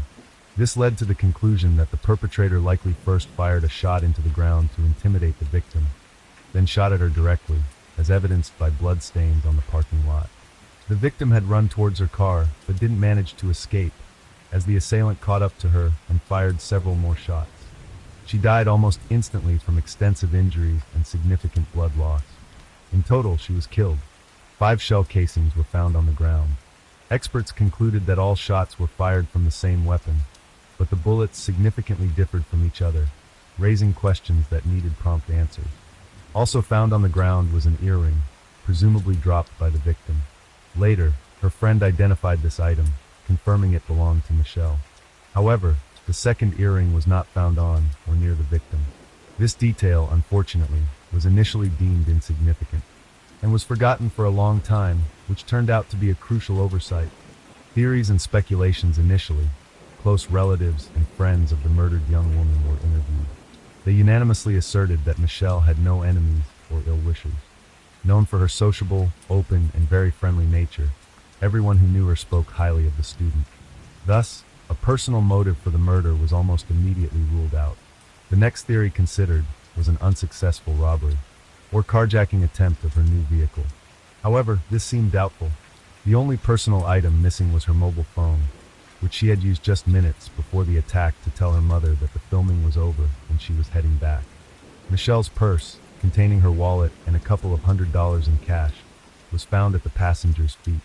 Police speculated that in the confusion and darkness, the assailant might have failed to notice the purse, and fearing the gunshot sounds had attracted security, didn't search the car. This could also explain why the carjacking attempt was aborted. It seemed the attacker initially did not intend to shoot, but only to threaten her with the weapon, but something went wrong. Another theory proposed that Michelle might have been mistaken for a lady of the night due to her appearance. She was dressed provocatively with heavy makeup and high heels. It was possible the criminal noticed her on her way to the parking lot and followed her.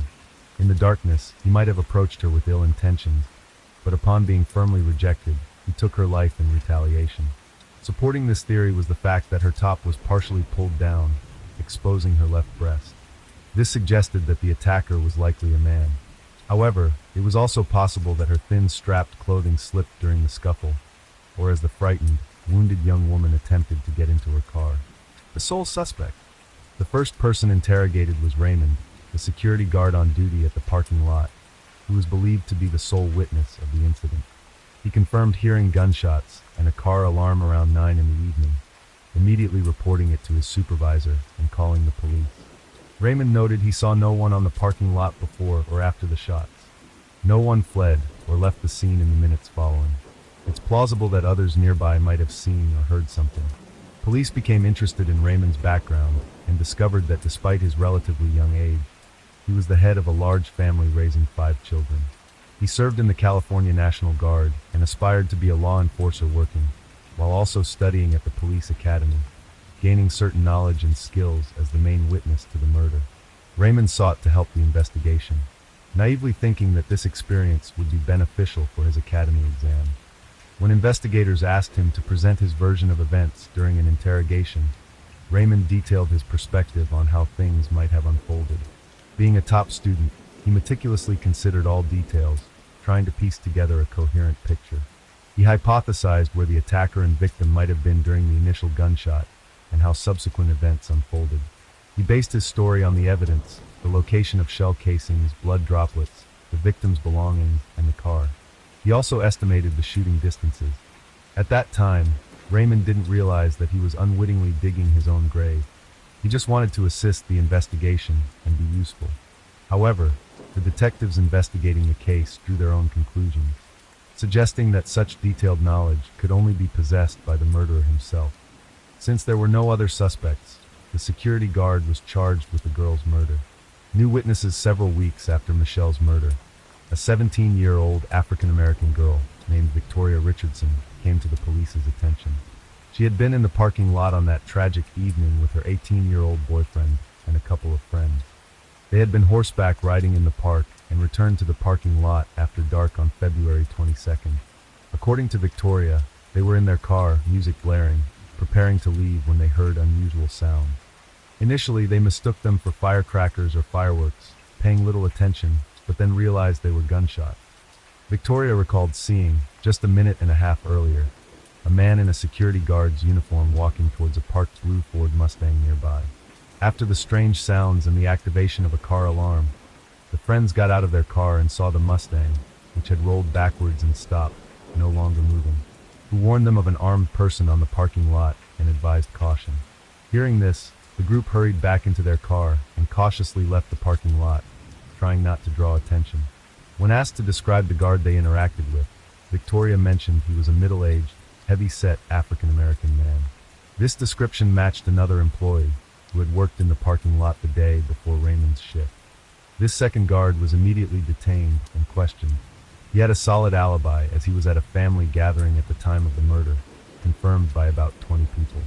Therefore, despite inconsistencies in the witnesses' accounts, Jennings remained the sole suspect. Prolonged investigation and arrest. After 5 years, the investigation insisted that Raymond was the killer, partly because his knowledge and skills in forensics could convincingly deflect suspicion away from himself. However, evidence and witness testimonies didn't align coherently. The crime itself appeared irrational and odd, with no apparent motive for the suspect. Raymond had his own legally acquired pistol, which wasn't with him on the night of the murder. He presented this weapon to the police, and forensic analysis confirmed that the bullets weren't fired from it. Investigators speculated that he might have hidden unregistered firearms, but this theory was unsubstantiated. Meanwhile, the murdered girl's parents conducted their own investigation, hiring private detectives. Patricia and Michael felt the law enforcement was inadequately handling the case, or simply inactive. They actively engaged in interviews and TV appearances, sharing their story to pressure the authorities. They were convinced that Raymond was responsible for Michelle's death and should be punished. Although there were no strong reasons to detain him initially, Raymond went to Iraq for military service where he stayed for almost 5 years. Upon returning to the United States, he was immediately arrested and jailed. Raymond consented to a polygraph test but failed, which worked against him. Unable to post the $1 million bail set, he had to remain in custody for about a year, while investigators and his defense prepared for trial. Trial and verdict. According to the prosecution, the security guard Raymond mistook Michelle in her revealing outfit for a sex worker and followed her to her car. After she rebuffed his advances, a scorned Raymond opened fire and then radioed his boss about the incident, stating he wouldn't approach the crime scene. The defense highlighted that the murder weapon was never found, either on the day or later. There were no DNA traces, fingerprints, or any signs of Raymond's presence at the crime scene. Interestingly, epithelial particles under the victim's nails did not match Raymond's DNA. Instead of probing whose DNA it was, the investigators convinced the court it was incidental contamination unrelated to the case. Raymond's personal belongings, car, locker, and home were thoroughly searched for the murder weapon, but a gunpowder residue test on his clothing was strangely not conducted at the time. Notably, Raymond resigned a few days after the incident due to threats from unknown individuals and returned his work uniform, which police received only a week later. It was claimed that he had thoroughly washed the uniform before returning it, thus erasing any gunpowder traces. However, traces of sweat and dust on the uniform indicated it hadn't been washed. Victoria Richardson, the aforementioned witness, testified in court, stating she saw a guard at the parking lot during the shooting, but she didn't specify who she saw, citing darkness and possible confusion. The prosecution seized upon her testimony as evidence of Raymond's guilt. The jury deliberated for a week, but couldn't reach a unanimous decision. As a result, a new trial was scheduled to give both sides time to prepare. In February 2009, 11 out of 12 jurors found Raymond guilty of murder. In December 2009, the Supreme Court convicted under aggravating circumstances, sentencing him to life imprisonment with the possibility of parole after 40 years. Raymond maintained his innocence, asserting in his final statement that he had no remorse since he didn't commit the crime. However, Michelle's parents and brother were convinced of his guilt and satisfied with the verdict. New trial and acquittal. Raymond Jennings spent nearly 11 years incarcerated, losing hope in justice as his appeals were repeatedly denied. However, in late 2015, renowned attorney Jeffrey Ehrlich and his son, Clinton, a law student at the time, took interest in his case. They revisited the case files and found numerous errors, inconsistencies, and blatant violations in the evidence and trial proceedings. The Ehrlichs believed Raymond was wrongfully convicted and set out to prove his innocence. They compiled all evidence and appealed to the department responsible for reviewing convictions. Specifically, they pointed out that Raymond's uniform showed no gunpowder residue or blood splatter, only sweat and dust, indicating it wasn't washed. Additionally, they noted that Raymond was unarmed and detectives failed to consider other individuals present at the park that evening. New reports suggested the murder was a spontaneous act, likely a botched robbery attempt. Victoria Richardson, the main witness, and her boyfriend, both with a criminal history, were serving time for armed robbery at the time of the final trial, but were never considered suspects. The mix of different cartridges fired from the same gun, unusual for someone with military training, hinted at a street gang style. Richardson and her boyfriend were part of such a gang, but since they weren't initially, many leads were irretrievably lost. Notably, the boyfriend wore an earring resembling the one found at the crime scene on the night of the murder. Despite failing to prove the criminal couple's involvement in the aspiring actress's murder, the Ulicks successfully established Jennings' innocence. Consequently, the former guard was factually acquitted, a significant distinction from legal or presumptive innocence. Sergeant Raymond Jennings was released from prison after nearly 11 years for a crime he didn't commit. The judge noted that jurors weren't informed about the presence of gang members at the crime scene that evening. In March 2017, Jennings received a $500,000 compensation for the wrongful conviction. A devout man, he later stated that God had heard his prayers and justice had prevailed. Only Michelle O'Keefe's parents remained deeply upset, believing the man they thought killed their daughter was wrongly freed. Having also lost their son in a car accident, the O'Keefes divorced, clinging to the belief that their daughter's supposed killer had been punished. Despite the case remaining unsolved, the likelihood of anyone being held accountable for Michelle's murder is now extremely low. Story 2. We will find ourselves in the state that occupies almost 3/4 of the island of Haiti. This amazing country attracts tourists from all over the world with the opportunity to relax on snow-white beaches, as if descended from advertising brochures, to touch almost untouched by man exotic nature, to taste the unique local cuisine, and of course it is Dominican Republic. Our story begins on the Azure Coast, one of the most popular beaches of the Dominican Republic. A black Honda Accord stopped in a parking lot by the beach. Music was playing softly in the car. 2 men and 3 girls were talking passionately about general topics. They looked like longtime friends who had met for a fun outing. All the passengers got out of the car and walked leisurely towards the sea. A grown man called out to one of the girls and took her hand. He whispered something in her ear, and she shouted to her friends that she would come back later. The beach was practically deserted in the evening, making it a place of rendezvous and solitude. They hurriedly got into the car and talked for a long time. The man stroked her long hair, touched her plump lips, which like a powerful magnet attracted his kisses. A few hours after the walk, the girl returned home and went to bed. The next morning her mother noticed that her daughter had not come to breakfast. She went to her daughter's room and knocked on the door, hoping that the knock would wake her up, but she was met with silence. The woman entered the room and screamed. At the scream, the girl's father came running in. A terrible picture appeared before the parents. The whole bed was flooded with blood, and in the bathroom on the floor in a pool of blood lay their daughter. She was dead. From what they saw, the couple's legs gave out. But the father found the strength to call the police. Around 8 a.m. police arrived at the scene, examined the girl's room, interviewed the parents. The body was taken to the National Institute of Forensic Medical Examination to establish the cause of death. The parents cried and wondered what could have happened to their daughter at home at night. But unfortunately, the events preceding this tragedy began to develop much earlier and escaped the parents' eyes. Today before us will be a modern story of impossible love between a grown man and a young girl. She will be 16-year-old Esmeralda Riches. Esmeralda Riches Martinez was born August 23, 2006, in the province of La Altagracia in the family of restaurant owners Eligio Riscosti and Isabel Martinez Riches. She grew up in a complete happy family, had an older sister with whom she was very friendly. Esmeralda grew up to be a very pretty and bright girl. She loved to sing, dance, and displayed her special artistry, which she was proud to show in videos for social media.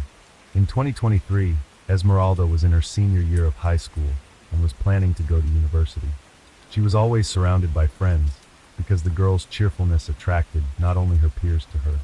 John Kelly entered the public education system after passing a competitive teacher's exam and was undergoing induction for new teachers and was still on probation, which lasted for 1 year. The pupils took a great liking to the new teacher, as he treated them like friends and had regular outings outside of school.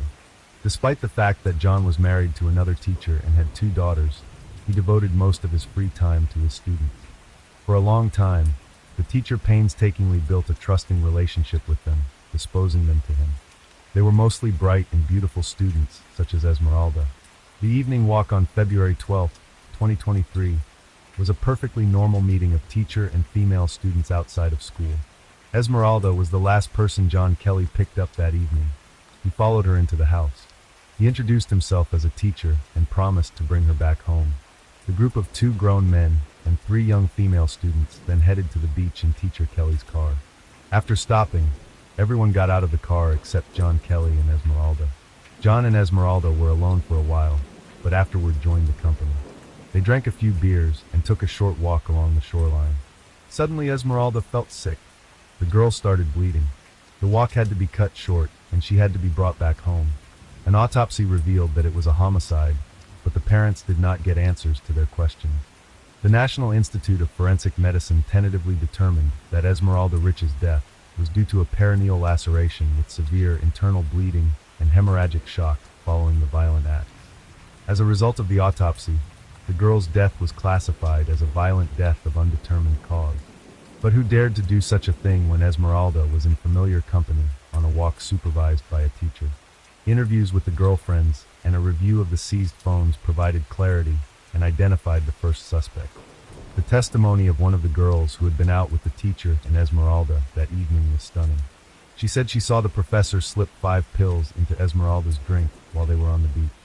Also sparked a lot of talk in the Dominican Republic, where abortion is banned. There was a lot of speculation in the community about the cause of Esmeralda's death. Some said she died of a heart attack, and some were sure she died from blood loss caused by the abortion pills John Kelly had given her. Everyone hoped that the medical examiner's report would put an end to the rumors and speculation. All the speculation dissipated when the results of the forensic examination were ready. Upon learning the results of the forensic examination, which ruled out the possibility of pregnancy, Esmeralda's relatives were clearly puzzled and very skeptical. The victim's relatives stated that the family was unhappy that the report ruled out Esmeralda's pregnancy because this theory best matched what investigators had found out. Based on the forensic examiner's tests and findings, as well as the evidence collected during the investigation. After all, a review of the phones of Esmeralda's friends revealed many text messages that, although indirectly, but indicated the teacher's long-term interest in the student. After the unsuccessful version of pregnancy, the investigation concluded that John Kelly drugged the girl without her consent and roughly abused her on the beach, which led to profuse blood loss and a few hours later to the death of Esmeralda. The results of repeated toxicology tests were pending. Given the progress of the investigation, the prosecutor's office requested a coercive measure against John Kelly Martinez and his alleged accomplice, Ruben Murillo Martinez, as they are the main suspects in the young woman's death. John Kelly Martinez was suspended as a teacher for 90 days without pay. Because of the evidence collected against him, the prosecutor's office requested a year of preventive detention against John Kelly as the prime suspect in Esmeralda's death. Let me remind you that preventive detention is the imprisonment of a person, not as a punishment for a crime he or she has committed, but as a means of preventing the possible commission of criminal acts by that person for a period of time. New episodes and interviews with witnesses about the student's death, however, have created even more intrigue surrounding this horrific tragedy. After several interrogations, authorities learned that due to severe bleeding, the entire company had to stop several times along the way to help her, but no one took the bleeding Esmeralda to the hospital or called emergency services. Some of these stops were captured by surveillance cameras where, according to witnesses, the defendants bought alcoholic beverages and Esmeralda and John went into the restroom later. They also went into the pharmacy to buy medicine, water, and feminine hygiene pads. It was later established that Esmeralda had to completely change her clothes at one of the stops because her own were completely soaked in blood. After Esmeralda was taken home, her parents also noticed that she was bleeding heavily and thinking it was a woman's cycle. The mother simply gave her daughter a painkiller to make her fall asleep. It was learned from one of the girl's cell phones that Esmeralda had sent her an audio message in the early morning hours asking for help and saying, "Please help me. I'm bleeding." But unfortunately, the friend listened to the help recording too late. The next day, Esmeralda was found breathless on the floor of her bathroom, completely bloodied. On February 14th, John Kelly Martinez was arrested by police, and his home was searched a day later, during which the clothes he was wearing that night while out with his female students were seized. His cousin, who was the second man that night, Ruben Murillo, was also accused of trying to hide John's bloody pants. There are many ambiguities in the investigation into the event. The prosecutor's office should have clarified the situation rather than making new speculations about an event that alarmed the public. The public demanded a quality investigation to find out the real cause of the young girl's death. Many felt that the obvious facts that were on the surface had not been taken into account by the investigation. This involved not only a search of the house where the teacher and his family lived, but also the very car in which the crime against Esmeralda may have taken place, which triggered the bleeding. The car was urgently requested by the authorities, but as it turned out, it was sold in a hurry by John Kelly's wife. The investigation believed that such a hasty sale of the car was a fact of hiding evidence that could prove violent acts. The purchaser of the automobile was Paniagua Pillar. After it was learned that a coercive measure would be sought for alleged complicity in the case against J.C. Espinal Rijo, John Kelly's wife, and Frank Paniagua, who was the new owner of the car was finally inspected, but other than traces of blood that belonged to Esmeralda in the car, no other evidence was found. The court ruling determined that there was not enough evidence to keep J.C. Espinal Rijo in jail, and she was released. The investigation continued for several months. The prosecutor launched his own investigation and re-interviewed the 3 girls who accompanied Esmeralda. Testimony that helped investigators reconstruct the events of that night minute by minute. At 7:30 p.m., John Kelly Martinez, 35, and his cousin Ruben Murillo Martinez went to the home of Esmeralda Riches in La Otra Banda, Higüey, with 3 other girls in the passenger compartment of the car. John excused Esmeralda from her mother, introducing himself as her teacher, and telling her of the exciting evening that awaited her daughter and the other students. Esmeralda went along with him. It turned out that originally the whole company was going to go to the fair with amusement rides, but on the way John changed his mind and changed the destination. Most likely John Kelly did not intend to go to the fair, but preferred a quiet Macau beach. And returning to the car, he asked his brother to sit in the back seat while Esmeralda sat in the front. The man had a thermos with him into which he poured the beer and added 5 unknown pills to the drink. He offered it to Esmeralda without informing her of the contents of the thermos, but it was noticed by one of the girlfriends. Arriving at the beach, the 3 girls got out of the car, leaving Esmeralda and John Kelly alone. They were alone in the car for about 30 minutes, and of course their prolonged absence was noticed by Esmeralda's friends as well. After a moment without explanation, John appeared and told everyone to get in the car as they were leaving urgently. They had to make several stops along the way because Esmeralda started bleeding heavily. One of the stops was at 945 when they stopped at a gas station parking lot where, according to eyewitnesses and CCTV footage, Esmeralda used the cafeteria restroom. Esmeralda's classmates said she asked to stop at the gas station because she needed to visit the lady's room, and when she went in there with her friends, they noticed her clothes were soaked with blood. There was a lot of blood in the restroom, so much so that the girls had to mop the floor. The girlfriends tried to help Esmeralda. They were very frightened and asked the woman working at the gas station if it was normal, and she said it was not normal and advised them to see a doctor immediately. The girls told John Kelly about it, but the man refused to go to the hospital, saying that if he did, he would go to jail. According to the inspection document, traces of Esmeralda Rich's blood were found both in the parking lot and in the service restroom at the gas station. They also stopped at a pharmacy at 10:21 p.m., where they bought some medication, water, and sanitary pads. Authorities obtained surveillance footage and a receipt for the purchase to verify the facts. At 11 p.m., John Kelly returned Esmeralda to her home. She arrived with heavy bleeding that began minutes after she was left alone in the car with her teacher. On February 16th, an official report came back stating that the girl had been very severely and brutally abused, resulting in severe blood loss and hypovolemic shock. This condition could have been stabilized and medics know how to effectively help a person, but unfortunately, Esmeralda never made it into the life-saving hands of doctors that night. Toxicology testing confirmed the presence in Esmeralda's body of the active ingredient in the pills used to terminate a pregnancy, but it was previously confirmed that Esmeralda was never pregnant. This component is a synthetic gestogen with contraceptive effects. When taken orally in the recommended dosing regimen, this component suppresses ovulation and fertilization, which most likely indicates that the teacher John Kelly was preparing for intimacy with the student he liked. After repeated medical examinations, Esmeralda's body was finally allowed to be buried. The young girl was buried in the El Baneo public cemetery. Esmeralda's family and friends said goodbye to her. They described her as a kind and cheerful girl.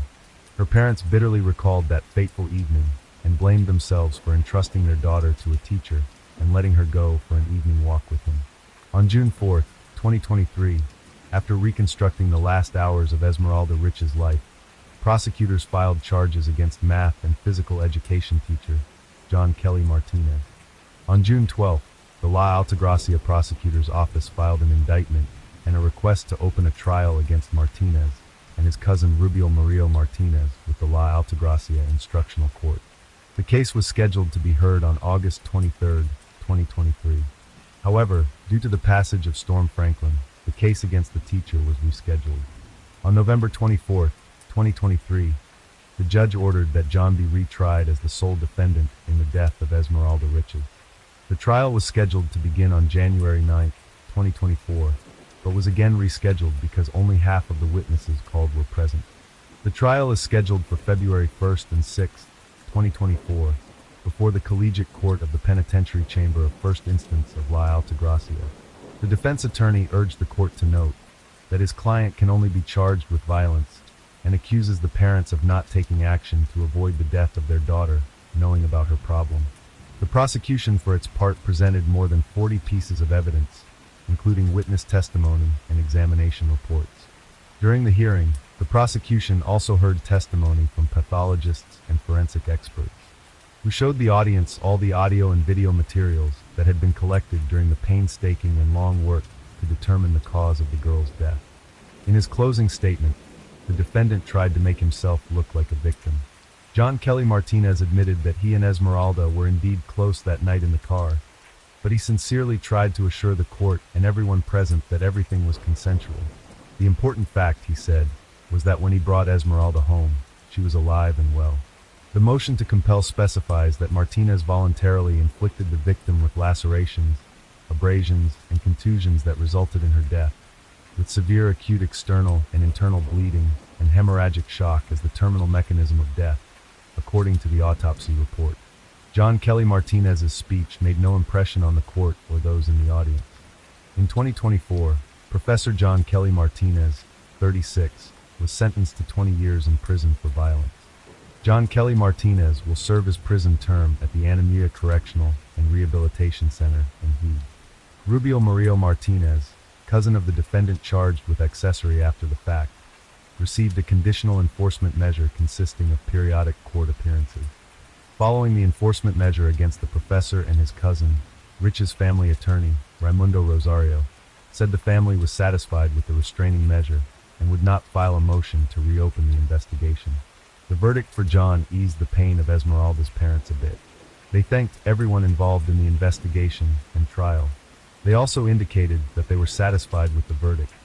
Esmeralda's family did not experience the joy of the teacher's verdict because the acute was forever lodged in their souls.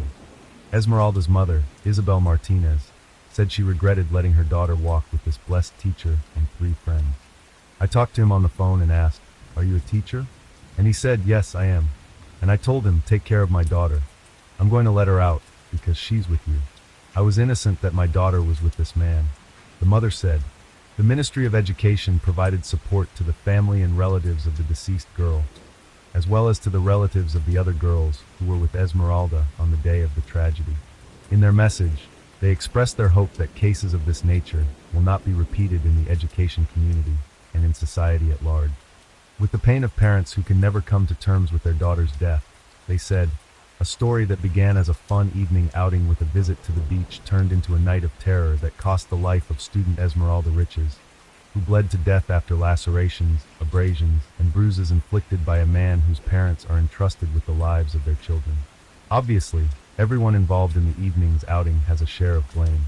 Unfortunately, because of her parents' excessive strictness, Esmeralda was afraid to ask them for help and tell them what had happened. Agree, sometimes we think that it is easier to conceal for fear of punishment or just to remain misunderstood. But what a pity that in this battle fear wins, taking precious life. Story 3. Envy and insatiable greed, potent and dark emotions often lead individuals down the path of crime. When mixed with unbridled lust and an obsessive need to control others, these feelings can shape a horrifying lethal intent. It's a chilling concept, and it becomes even more sinister when these emotions fester secretly within a family unit. Revolving around the Lin family, a seemingly harmonious and large household, their story escalated into one of the most infamous and bloody crimes in Australian history. The complexity and duration of the investigation are noteworthy as the perpetrator grew confident in escaping justice. His meticulously crafted and brutally executed plan was nearly flawless. However, a minor overlooked detail eventually led the police to the breakthrough they needed. Let's delve into the beginning of this saga, exploring how a cocktail of greed, envy for others' success, and corrupt passion can drive someone to madness, transforming them into a monstrous figure who didn't even spare children in their rampage. The Lin family story, a portrait of love, ambition, and tragic end, Min Lin and Yun Lily. Lin's love story began in the late 1980s during their college years at an Australian university. Both natives of China, they had separately emigrated to pursue higher education. Lily through an exchange program, and Min, who was 2 years her senior, remained in the country for a professional internship after completing his bachelor's degree. Their paths crossed in a university corridor, leading to what they later recalled as love at first sight. Sharing common roots and dreams, both felt like outsiders in a foreign land, but were united by their aspirations to start a new life in Australia. After graduation, the couple married and settled in the picturesque and tranquil suburb of North Epping in Sydney. Their love blossomed into a large, tight-knit family, deeply connected and committed to each other. In August 1994, they welcomed their first child, a daughter named June Brenda Lin, who mostly went by her middle name Brenda. Was born in 1997, followed by the youngest, Terry, in 2000. Entering the 2000s, Min and Yun decided to embark on a business venture, opening a small newsstand. Their dedication transformed this modest start into a thriving news agency with its publishing arm on Rose Street. The Lin family's business flourished, enabling them to enjoy a comfortable lifestyle with a spacious home, a luxury car, and prestigious private schooling for their children. Min focused on business affairs while Yun dedicated herself to homemaking and nurturing their children. In their community, the Lins were well regarded for their hard work, kindness, and philanthropy. They were known as exemplary, caring parents, and never engaged in conflicts. Brenda, their eldest, was a standout beauty and an excellent student with a compassionate heart for animals. The boys, Henry and Terry, were energetic and sports-loving, sharing a passion for soccer. The siblings shared a close bond, almost inseparable from each other, relocating relatives from China to Australia. As the Lin family settled in Australia and their financial prosperity grew, they began inviting relatives from China to visit, live, or even stay permanently. In the early 2000s, Min's parents were the first to move to North Epping, living nearby and helping with the children. Min's father also worked in their newsstand on weekends. A few years later, Yun's parents also moved to Sydney's suburb, with Min and Yun buying them a small house. Yun's sister, Irene, came to live with the Lins, assisting with household chores and the children. By this time, the Lin family business was generating substantial income, reportedly nearing $1 million annually. Their venture wasn't just a shop or publishing house. It had become a local hub where people gathered to read and discuss news over coffee. Towards the end of 2007, Min Lin's younger sister, Kathy Lin, née Sher, and her husband also moved to Australia, seeking better opportunities in the bustling city of Sydney. They had visited relatives in Australia before and briefly lived in Melbourne, but returned to China. This time, they were determined to settle in Australia permanently. Robert, a former successful Yenti doctor in China, decided to switch careers and try entrepreneurship.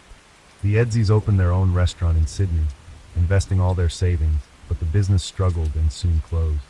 Subsequent attempts to open a cafe or snack bar also failed. Robert, lacking business acumen and financial management skills, struggled in his new ventures. Eventually, Robert and Kathy moved to North Epping, closer to family. Kathy found work, but Robert remained in a phase of self-discovery, unsure of his future path. The Lin and Z families were bound not only by kinship, but also by strong friendship. They saw each other almost daily, stayed in constant touch, and often gathered for family meals. Their last such gathering was on the evening of Friday, July 17, 2009, at the home of Kathy and Min's parents. Unbeknownst to them, this would be their final reunion. The Lynn family home, a scene of a gruesome massacre. On the morning of July 18th, the Lynn family's shop remained unexpectedly closed, surprising their regular customers, which had operated 7 days a week for years, showed no signs of opening, with no notice or warning on the doors. This unusual occurrence raised concerns among the customers and neighboring shop owners. One of them, after several unsuccessful attempts to reach Min, called his sister Kathy to inquire about the situation. Kathy was both surprised and alarmed, knowing her brother had never closed the shop for a day without prior arrangements, often having their father or father-in-law cover for him. She tried calling Min and then his wife, Yoon, but to no avail. Her calls to their home phone also went unanswered. Worried, Kathy and her husband Robert decided to visit Min's house to ensure everything was all right. Arriving around 9 a.m., they noticed the family car in the driveway and found the front door unlocked, but no sign of the homeowners. Inside the house was eerily quiet, and calls for the family members went unanswered. The house appeared undisturbed with no signs of forced entry. Kathy, calling out for her brother again, ascended to the second floor. Upon opening the bedroom door of Min and Yun Lin, she screamed in shock and horror, staggering back at the gruesome scene before her. The room was drenched in blood, covering the floor, walls, ceiling, furniture, and curtains. The lifeless body of 43-year-old Yun Lin lay near the bed, mutilated beyond immediate recognition. In the adjacent room where 39-year-old Irene, Yun's sister, slept, the scene was equally ghastly. Irene lay dead in her bed, her face a bloody pulp. In the children's bedrooms, 12-year-old Henry and 9-year-old Terry had also been brutally beaten to death, their bodies lying in different corners of the room. Brenda, the 15-year-old daughter, had fortunately been away on a school trip the previous day and was not at home during the tragic night. The body of the household's head, Min Lin, was nowhere to be found, leading to a faint hope that he might be alive, possibly injured, taken hostage, or escaped. Kathy immediately called emergency services, but was so hysterical from the shock that she struggled to convey what had happened. She screamed and cried into the phone, begging for medics to arrive quickly and try to save anyone they could. However, the first responders could only confirm the deaths of all the victims at the scene of the massacre. The morning after, a chilling discovery.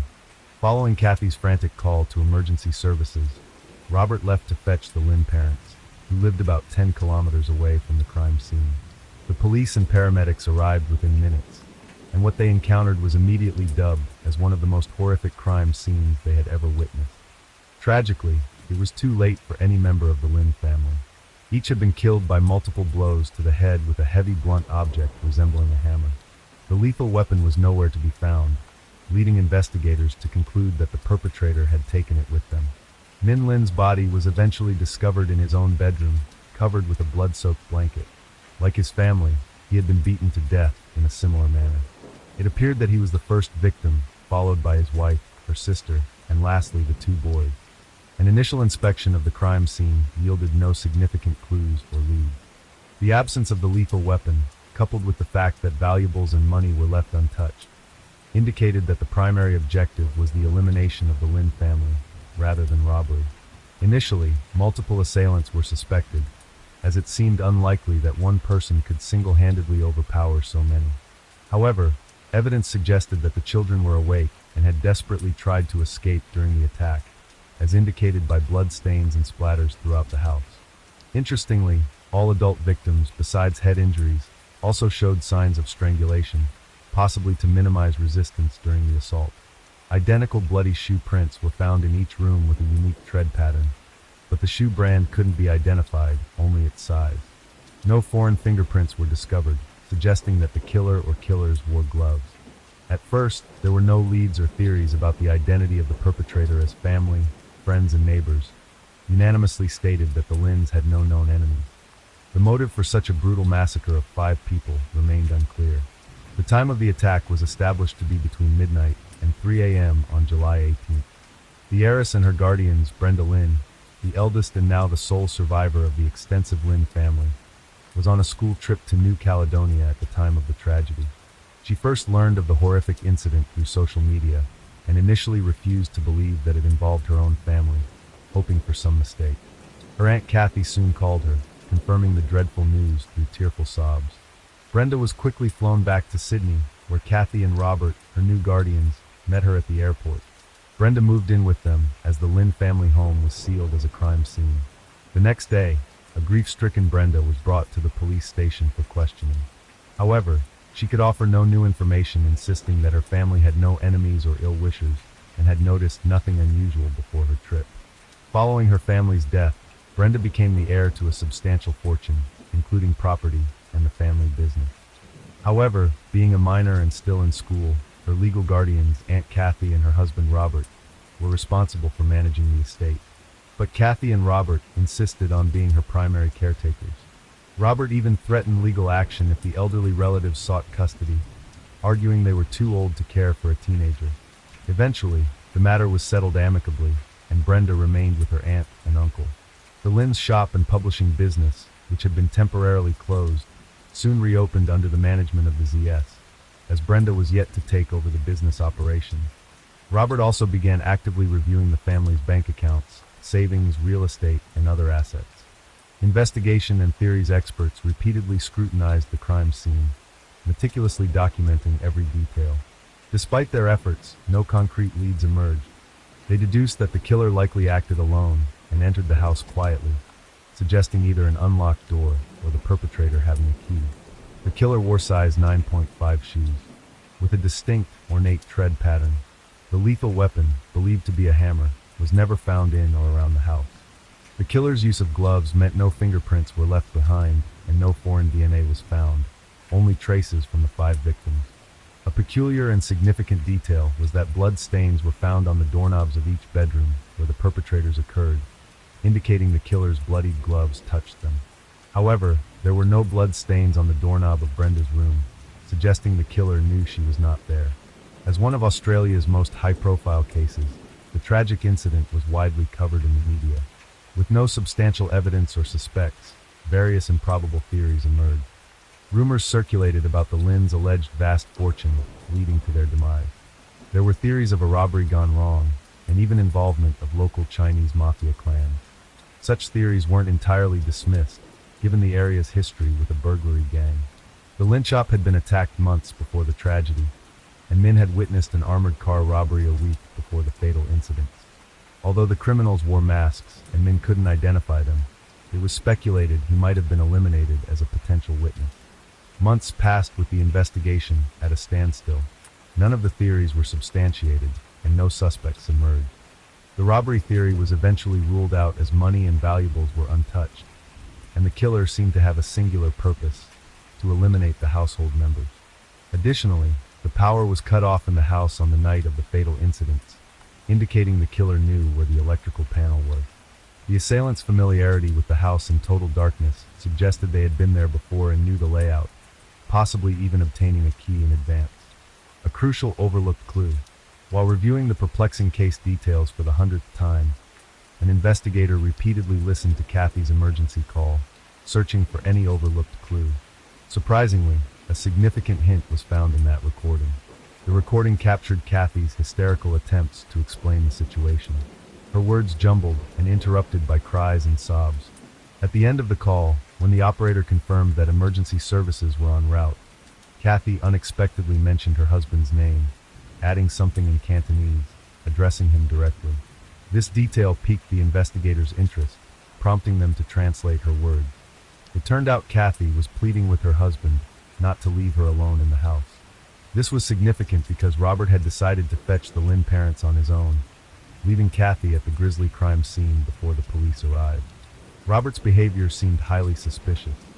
5 people had just been brutally taken away in the house, and the killer could still have been hiding inside, making Kathy a potential target.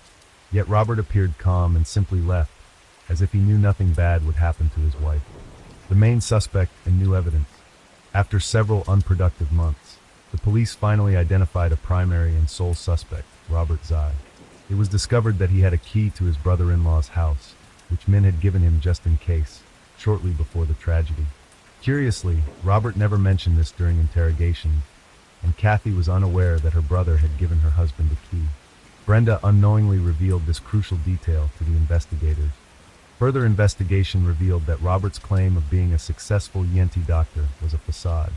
While he did possess a medical degree, he never held a stable job in the field. Rumors suggested he fled to Australia to avoid punishment for alleged bribery charges in China. In Australia, Robert failed to establish himself professionally, squandering the last of his savings on unsuccessful business ventures. After moving to North Epping, he became essentially idle, relying on his wife's income and occasional financial assistance from Kathy's relatives. Once the guardianship papers for Brenda were finalized, Robert acted as if he had inherited the Lynn family's estate. His first move was to force Yoon's parents out of the house that Min had bought for them, though it was legally under the deceased's name. Min and Kathy's parents remained in the house bought for them. Investigators theorized that Robert was driven by intense envy of his wife's more successful and wealthy relatives, harboring a long-standing plan to seize their property, money, and lucrative business. Despite living under the same roof as the perpetrator of the crime against her family, Brenda and Kathy weren't considered in immediate danger. Brenda was oblivious to the true nature of her cohabitant, while Kathy was needed by Robert to maintain control over the family's assets. However, the police couldn't arrest Robert, yet due to lack of concrete evidence against him. Interrogation, surveillance, and arrest. The investigation team obtained permission to install several hidden cameras in the Z household, hoping to gather the evidence needed to prove Robert's guilt. The breakthrough came sooner than expected, starting with an unsuspecting revelation by Kathy during an interrogation. Kathy mentioned her husband's preference for a particular brand of shoes. A few years back, Robert had purchased 2 pairs of sneakers from a limited edition series that he particularly liked. He had worn out and discarded one pair, but the other was still carefully stored in its box at their home. Notably, Robert wore size 9.5 shoes, the same size as the killer's. The key evidence came when Robert was captured on one of the hidden cameras, meticulously destroying the box of the aforementioned shoes. This footage led to a warrant to search the suspect's home, where a new pair of size 9.5 sneakers was found. The tread pattern on these shoes matched the prints found at the crime scene. Additionally, a small smeared trace resembling blood was discovered in his garage. Forensic analysis confirmed that it was indeed a blood stain containing the DNA of all 5 Lynn family victims, literally linking it to the crime scene. This evidence led to Robert's arrest, finally providing the concrete proof the police needed to take action. Arrest, trial, and shocking revelations. 2 years after the tragic incidents, evidence led to Robert Z's arrest.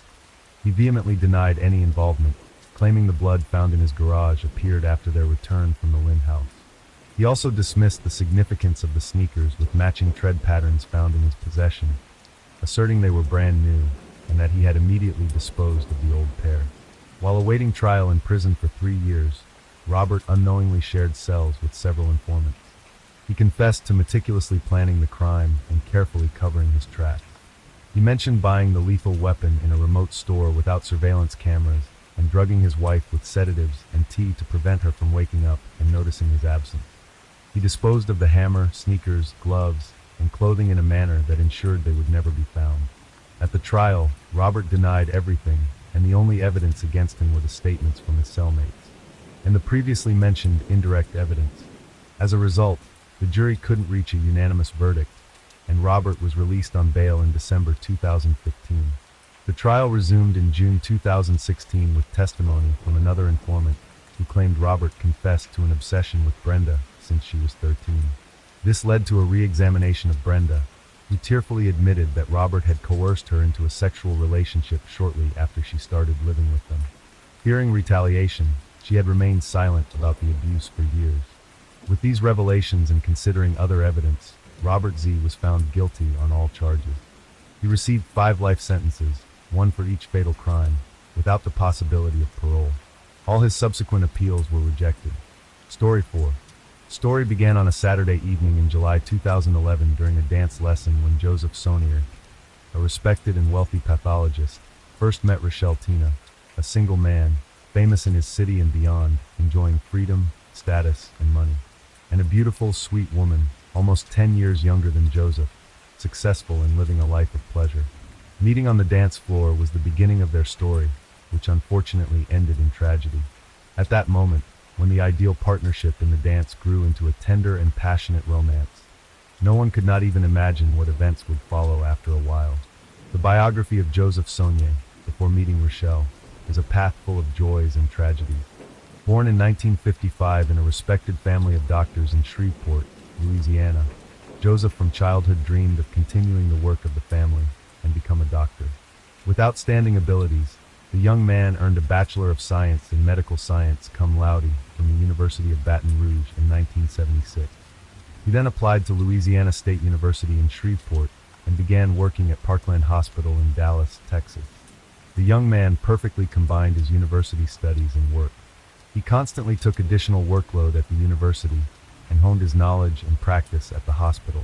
The management noticed the success and zeal of the young employee, and in the last year of training, he received the position of chief resident. Upon completion of his studies, Joseph chose the field of pathologic anatomy, later becoming a respected pathologist and laboratory director in Lubbock, Texas.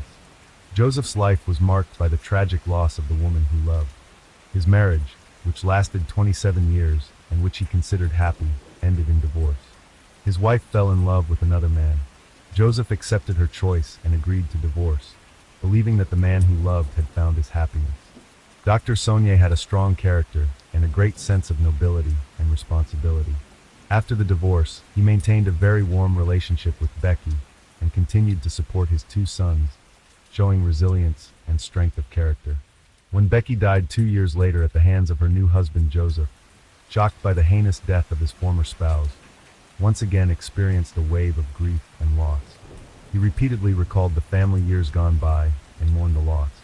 However, the doctor remained a pillar for the family. He immediately took over all the organizational issues and funeral expenses and helped his sons to survive the trauma. The children later admitted that it was his support that helped each of them overcome the pain. The tragedy left a deep mark on Joseph's heart. For a while, he fully devoted himself to work and the upbringing of two sons. Later, the grief he experienced led to a reassessment of life. The man decided to start a new personal chapter in a new city and with a new woman. In 2007, Dr. Saunier moved with his sons from Dallas to Lubbock, Texas, where he accepted a position as chief pathologist at Covenant Health System. Feeling the need for something new to refresh him and fill the void inside, Joseph enrolled in a local dance studio. He enjoyed the classes, also because it was a place where he met different women. A couple of times he even tried unsuccessfully to build relationships with his dance partners. And then one warm summer evening, Rochelle Tina appeared at the dance class. Elegant, graceful, refined woman with a sense of humor and lively eyes attracted Dr. Saunier's attention at first sight. Her smile lit up the room, and Joseph realized she was exactly who he was looking for. Rochelle, for her part, also noticed the confident and respectful man moving deftly on the dance floor. Rochelle, 47, and Joseph, 57, paired up, complementing each other perfectly in the dance. With each new session, they realized they were growing closer. Dr. Saunier suggested dating, and Rochelle agreed. Thus began a new, as it seemed at the time, happy chapter in the lives of both of them. Rochelle had an attractive and innate charm that had such a strong influence on men that they were willing to change their lives, destroy marriages, and commit criminal acts for her. Rochelle was one of those women who have a unique magnetism, attract attention, and cause passion. Such are called fatal women. Joseph and Rochelle's paths would not cross until a July evening, because she had previously lived in Amarillo, a couple hours by car from Lubbock. In fact, they were both starting a new life with a clean slate after personal love drama. Leaving Amarillo, Dr. Saint's new lover was running away from the fear and anxiety associated with Mike Dixon, owner of a private clinic in plastic surgery and cosmetology. The woman met Mike in 2008 when she came in for Botox injection.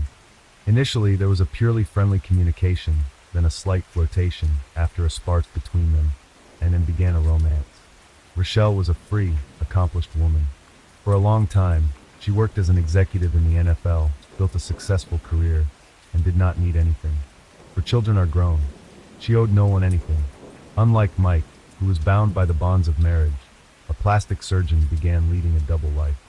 A few months later, his wife found out about the affair and filed for divorce after 20 years of marriage. Mike was so infatuated with Rochelle that he almost did not notice how a huge stage of his life ended. He decisively separated from his wife. For Rochelle, who had never claimed to be married to Mike, an exciting affair from which she wanted only joy and ease turned into a union that required her to be just as maniacally obsessed with her partner.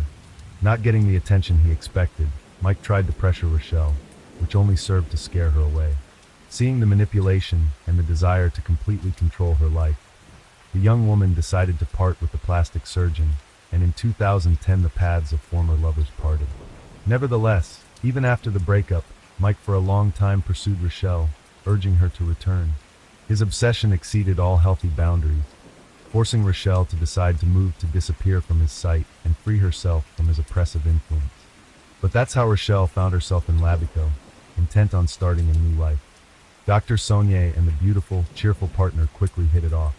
Gradually their relationship grew into true love. Sons and relatives willingly accepted the new lover and were happy for Joseph.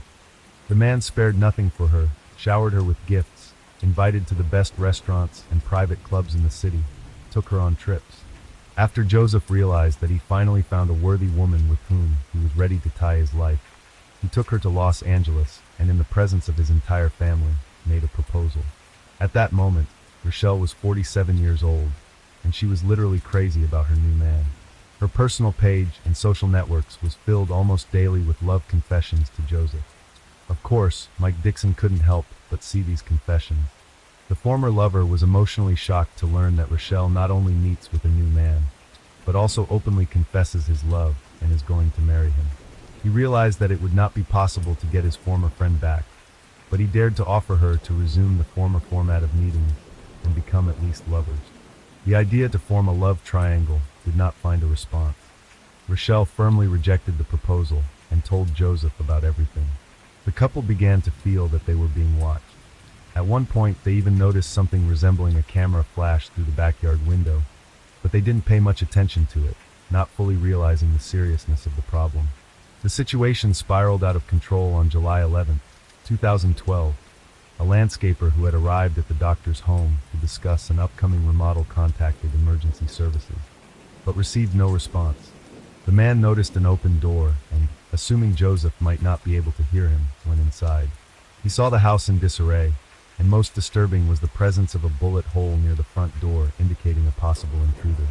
The designer cautiously walked further inside in search of the homeowner, and then examined the garage, where he found Joseph Saunier lying in a pool of blood on the floor with no signs of life. The doctor's body bore evidence of stab and gunshot wounds. Concluding that the perpetrator might be somewhere nearby, the designer immediately left the house and summoned help by telephone. At 2:48 in the afternoon, the police department received a call, and several patrol cars were immediately dispatched to the scene. Arriving officers found the victim of the crime, identified as Joseph Saunier, a 57-year-old pathologist. Medics confirmed the death of his colleague. The incident shocked the public as it occurred in one of the city's most peaceful, safe, and upscale neighborhoods with virtually zero crime. Dr. Saunier, a member of a respected profession, was known for his calmness and kindness and had no apparent enemies willing to harm him. Although a window had been broken, what had happened was not a robbery, for nothing was missing from the house. A bottle with the bottom shot through was found at the scene. It appeared to have been used as an improvised silencer for a firearm. A short time later, a forensic team arrived to collect evidence for examination. Apparently, the assailant was inexperienced as he left ample traces at the scene. DNA collected from the bottle used as a silencer and blood samples found were sent to a lab for further testing. There were no CCTV cameras near the house.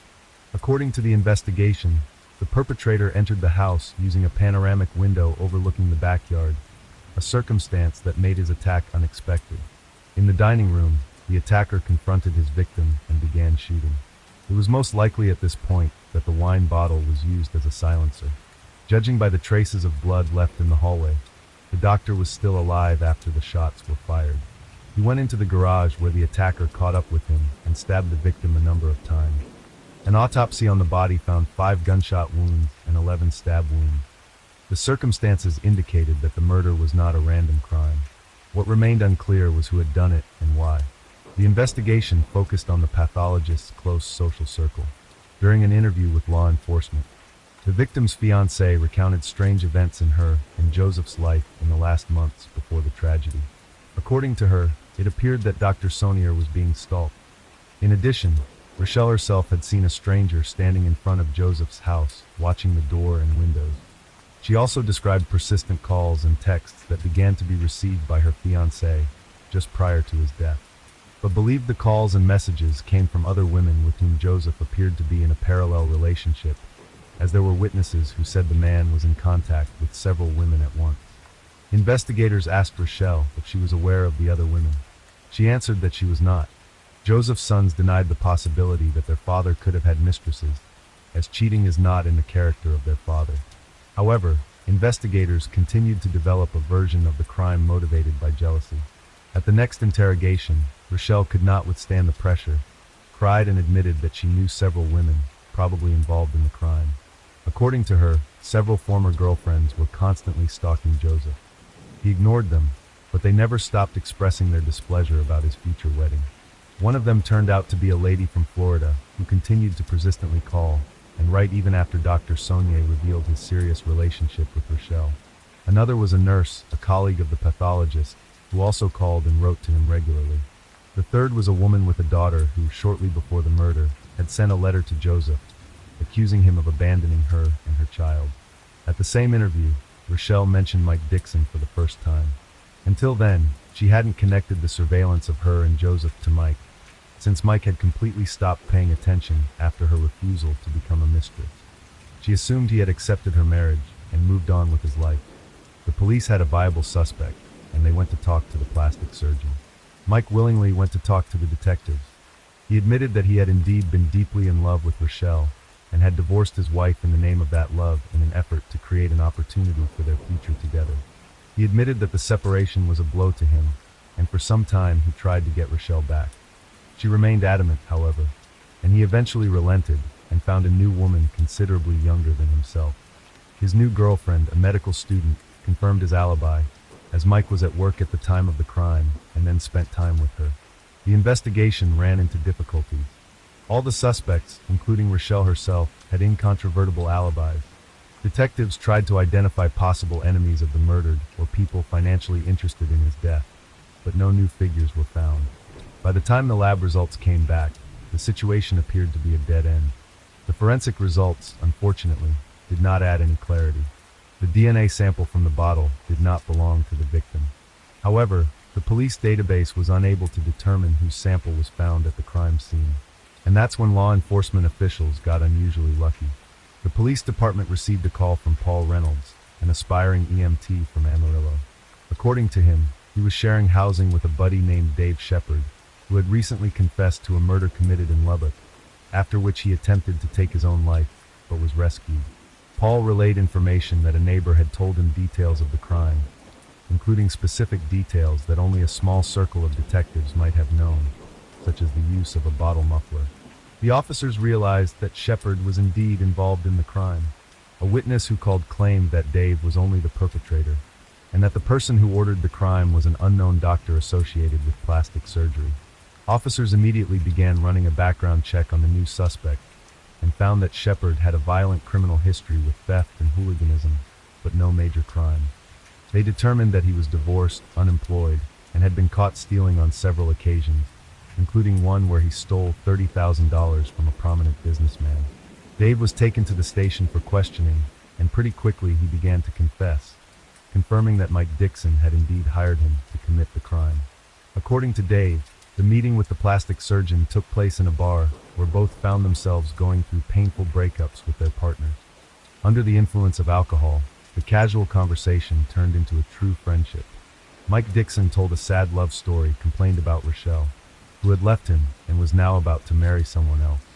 The man shared that he can't get over his former partner and is willing to do anything to get her back.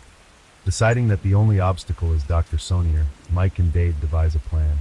However, their intentions, according to Dave, did not include murder. They simply wanted to slander the pathologist so that proud Rochelle would leave him and want to return to Mike. They found women who were paid handsome sums of money, $1,000 each, to play the role of mistresses and pursue Sonia. Then came a letter from a woman with a child claiming that Joseph had abandoned her. Dr. Sonia denied it each time, and Rochelle believed him. It also turned out that the camera flash the couple had seen was the light from Dave's cell phone flashlight, who regularly drove to their house and played up the surveillance. Each such trip was financed by Mike Dixon, handing out money for gas and related expenses. When spying and slander failed to separate the lovers, Mike set out to fix the problem in a radical way. He told his friend that he wanted him to kill the pathologist. As payment, Dixon offered 3 silver bars totaling about $10,000. Dave agreed. One of the bars given as a deposit, the hired killer immediately cashed in at a pawn shop. When he arrived at Dr. Saunier's house, things got out of control. It was an unintentional shooting. I got scared, and he started walking away down the hallway. When I came to my senses from the shock, I shouted, "Dr. Saunier, are you all right?"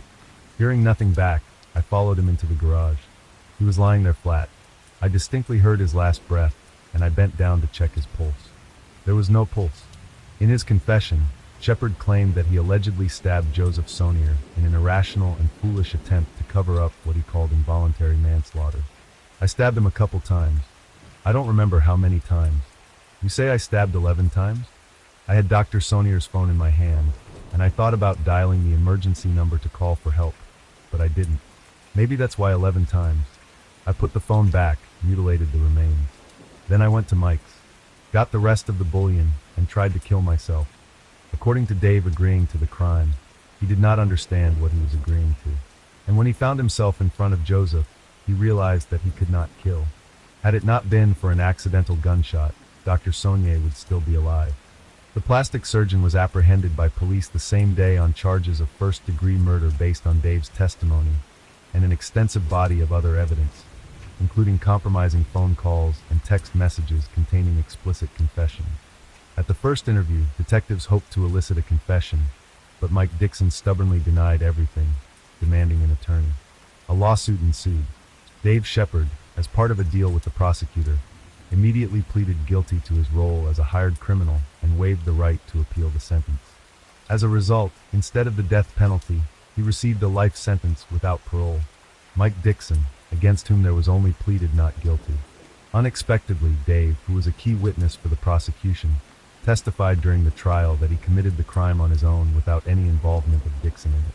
Under oath, he said that the silver bars were intended for investment in a business the two of them had intended to start. The jury was unable to reach a unanimous verdict, and a retrial was declared. The second trial took place in 2016. Dixon was found guilty of first-degree murder and sentenced to life in prison without the possibility of parole. An appeal filed by his lawyers led to the reversal of the judgment. The man was released on bail in the amount of $2 million, but the fight for justice did not end. The prosecutor's office sought to have the sentence reinstated by the highest criminal court of the state. Otherwise, a third trial was to be held. The prosecutor's office's motion, filed on February 11, 2019, was granted. In April 2020, the bail was revoked and an arrest warrant was again issued. The Texas Court of Criminal Appeals reversed the lower court's decision and reinstated Mike Dixon's sentence. The judge ruled that the felon must continue to serve his life sentence without parole. Mike Dixon is currently incarcerated in a prison in Lubbock, Texas.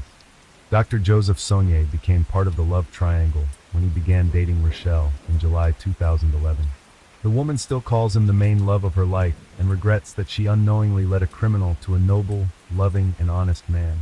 Story 5. Envy and insatiable greed, potent and dark emotions often lead individuals down the path of crime. When mixed with unbridled lust and an obsessive need to control others, these feelings can shape a horrifying lethal intent. It's a chilling concept, and it becomes even more sinister when these emotions fester secretly within a family unit. Revolving around the Lynn family, a seemingly harmonious and large household, their story escalated into one of the most infamous and bloody crimes in Australian history.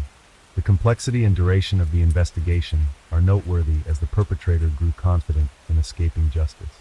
His meticulously crafted and brutally executed plan was nearly flawless. However, a minor overlooked detail eventually led the police to the breakthrough they needed. Let's delve into the beginning of this saga, exploring how a cocktail of greed, envy for others' success, and corrupt passion can drive someone to madness, transforming them into a monstrous figure who didn't even spare children in their rampage. The Lynn family story, a portrait of love, ambition, and tragic end, Min Lin and Yin Lily. Lynn's love story began in the late 1980s during their college years at an Australian university. Both natives of China, they had separately emigrated to pursue higher education.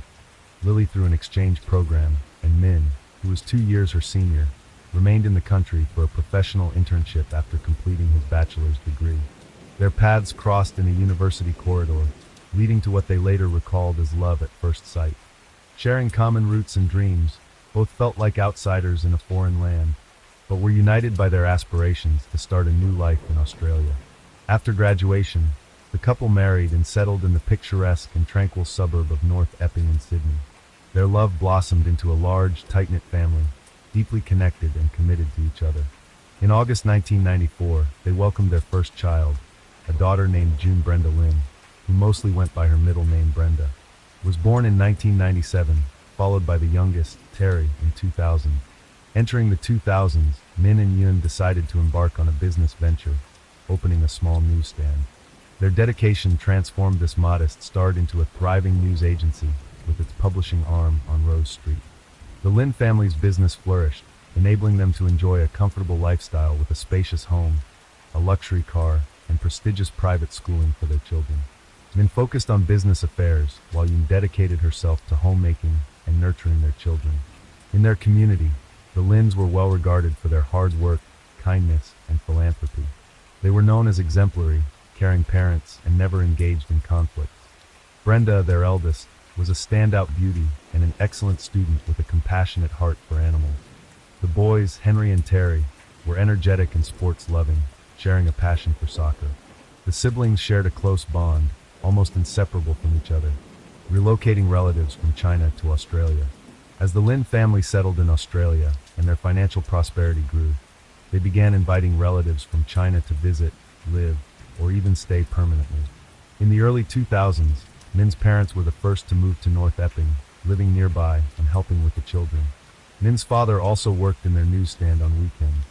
A few years later, Yun's parents also moved to Sydney's suburb, with Min and Yun buying them a small house. Yun's sister, Irene, came to live with the Lins, assisting with household chores and the children. By this time, the Lin family business was generating substantial income, reportedly nearing $1 million annually. Their venture wasn't just a shop or publishing house. It had become a local hub where people gathered to read and discuss news over coffee. Towards the end of 2007, Min Lin's younger sister, Kathy Lin, née Sher, and her husband also moved to Australia, seeking better opportunities in the bustling city of Sydney. They had visited relatives in Australia before and briefly lived in Melbourne, but returned to China. This time, they were determined to settle in Australia permanently.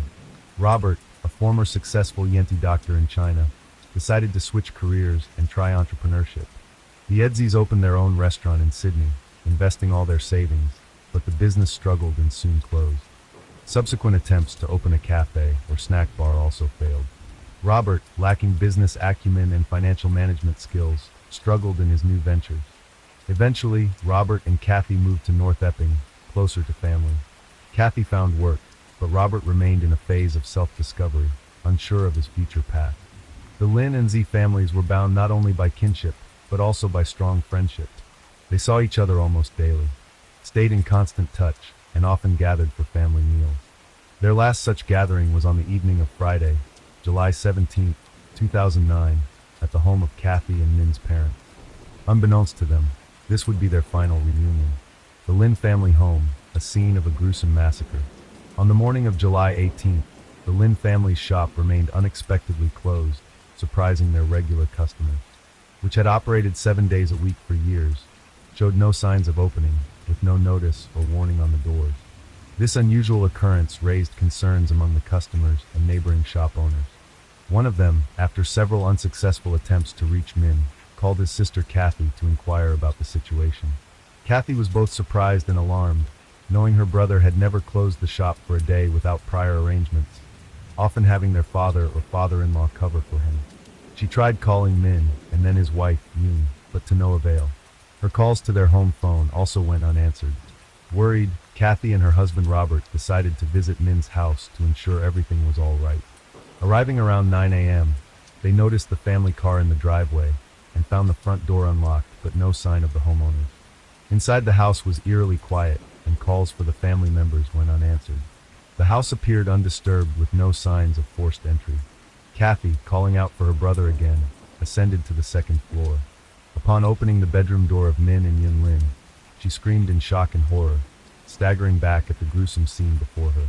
The room was drenched in blood, covering the floor, walls, ceiling, furniture, and curtains. The lifeless body of 43-year-old Yun Lin lay near the bed, mutilated beyond immediate recognition. In the adjacent room where 39-year-old Irene, Yun's sister, slept, the scene was equally ghastly. Irene lay dead in her bed, her face a bloody pulp.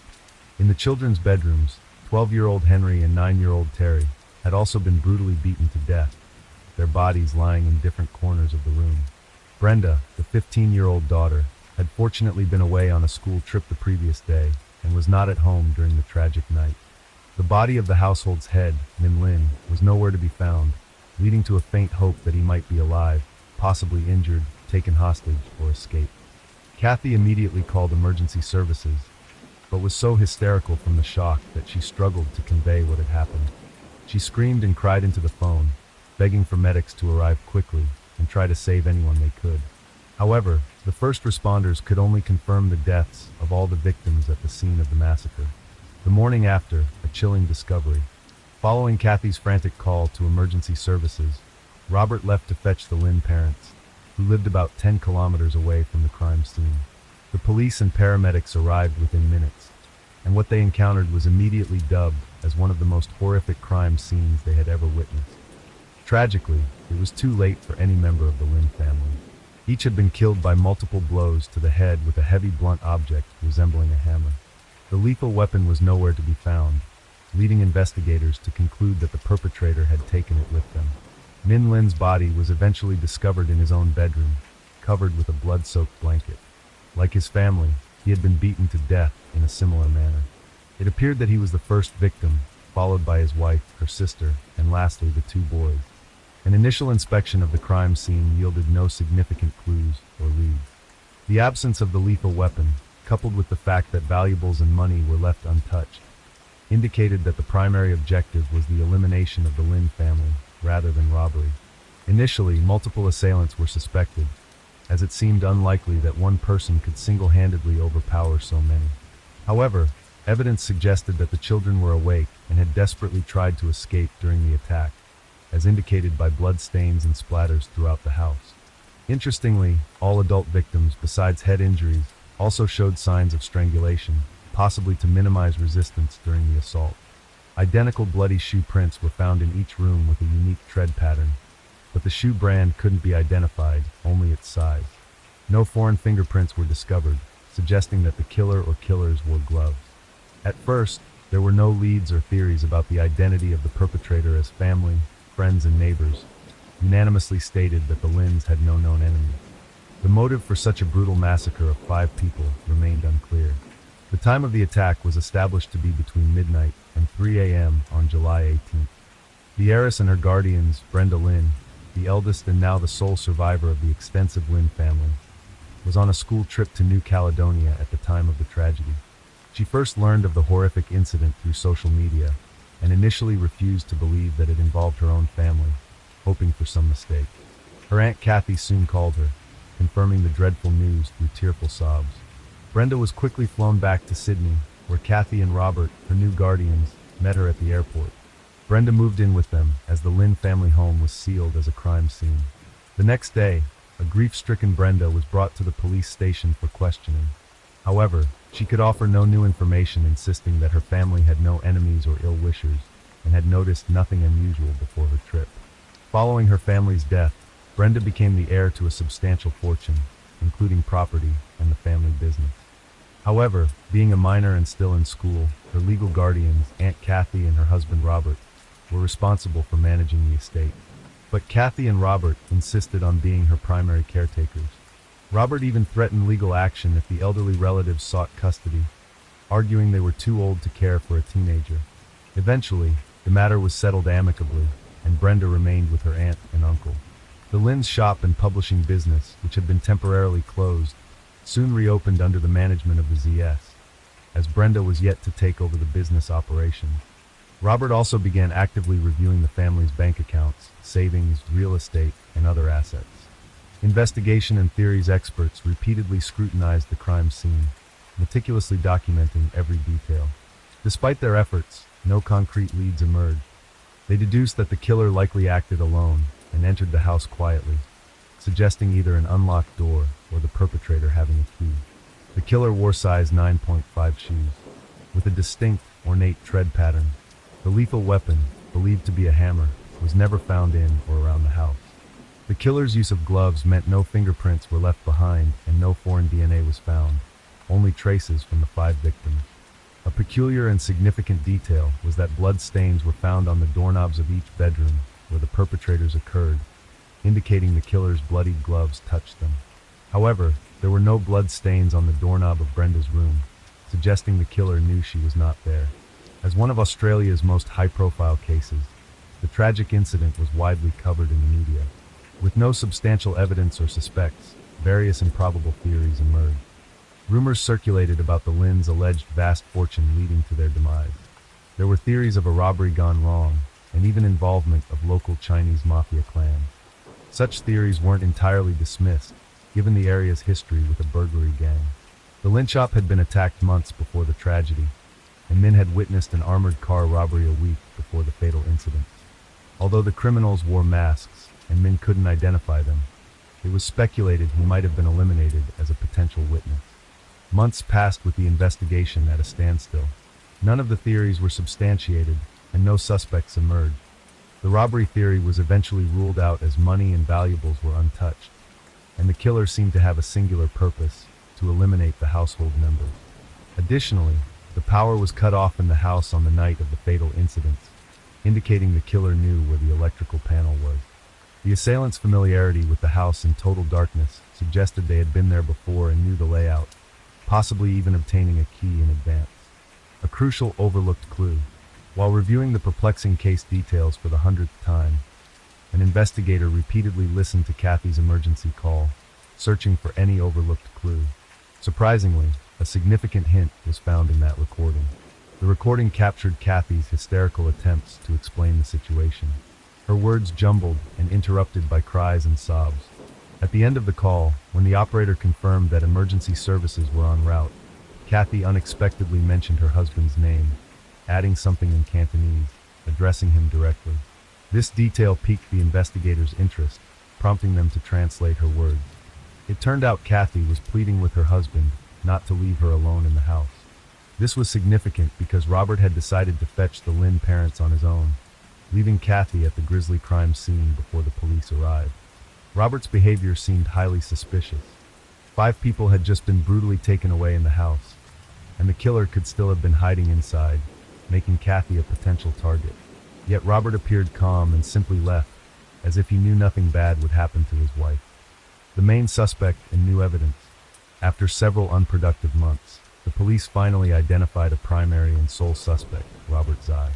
It was discovered that he had a key to his brother-in-law's house, which men had given him just in case, shortly before the tragedy. Curiously, Robert never mentioned this during interrogations, and Kathy was unaware that her brother had given her husband a key. Brenda unknowingly revealed this crucial detail to the investigators. Further investigation revealed that Robert's claim of being a successful Yenti doctor was a facade. While he did possess a medical degree, he never held a stable job in the field. Rumors suggested he fled to Australia to avoid punishment for alleged bribery charges in China. In Australia, Robert failed to establish himself professionally, squandering the last of his savings on unsuccessful business ventures. After moving to North Epping, he became essentially idle, relying on his wife's income and occasional financial assistance from Kathy's relatives. Once the guardianship papers for Brenda were finalized, Robert acted as if he had inherited the Lynn family's estate.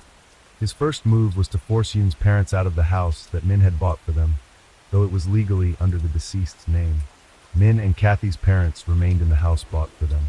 Investigators theorized that Robert was driven by intense envy of his wife's more successful and wealthy relatives, harboring a long-standing plan to seize their property, money, and lucrative business. Despite living under the same roof as the perpetrator of the crime against her family, Brenda and Kathy weren't considered in immediate danger. Brenda was oblivious to the true nature of her cohabitant, while Kathy was needed by Robert to maintain control over the family's assets. However, the police couldn't arrest Robert, yet due to lack of concrete evidence against him. Interrogation, surveillance, and arrest. The investigation team obtained permission to install several hidden cameras in the Z household, hoping to gather the evidence needed to prove Robert's guilt. The breakthrough came sooner than expected, starting with an unsuspecting revelation by Kathy during an interrogation. Kathy mentioned her husband's preference for a particular brand of shoes. A few years back, Robert had purchased 2 pairs of sneakers from a limited edition series that he particularly liked. He had worn out and discarded one pair, but the other was still carefully stored in its box at their home. Notably, Robert wore size 9.5 shoes, the same size as the killer's. The key evidence came when Robert was captured on one of the hidden cameras, meticulously destroying the box of the aforementioned shoes. This footage led to a warrant to search the suspect's home, where a new pair of size 9.5 sneakers was found.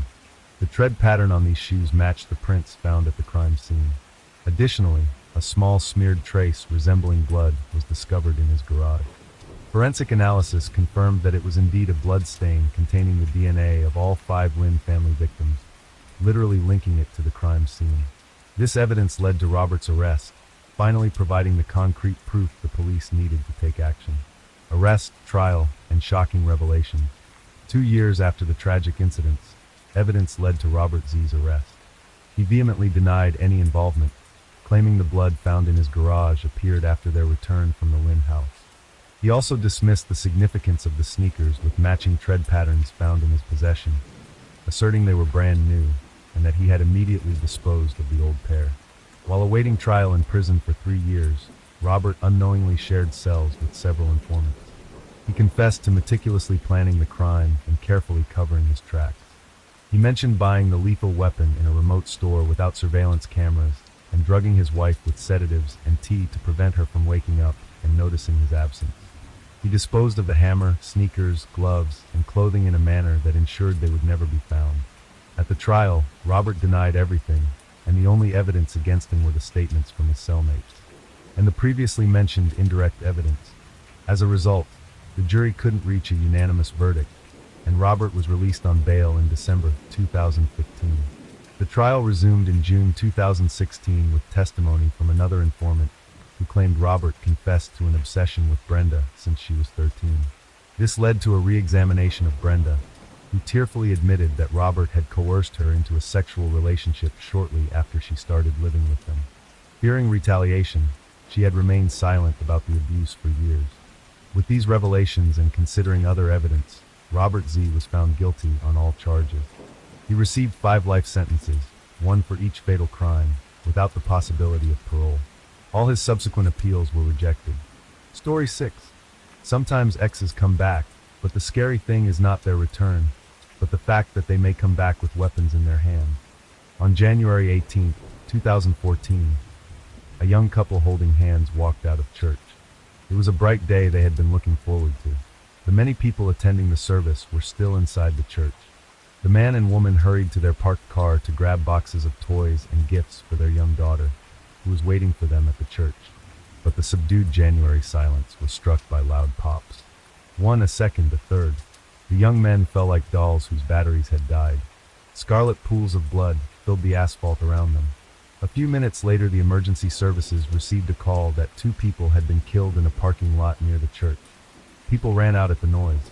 General outrage and shock grew in the roll call of the crowd. A little girl who had not received her presents cried from the panic that gripped her. She, like other parishioners, heard the sounds of gunshots, but did not see the full horror of what had happened, and examined the scene of the attack. When emergency ambulance doctors arrived, they were left with only 2 deaths. The victims were young married couple Nathan and Crystal Maddox. We're going to start at the beginning together. We'll take a look at the lives of our heroes and go into detail about the situation they found themselves in, and also be sure to discuss whether such a tragic end could have been avoided.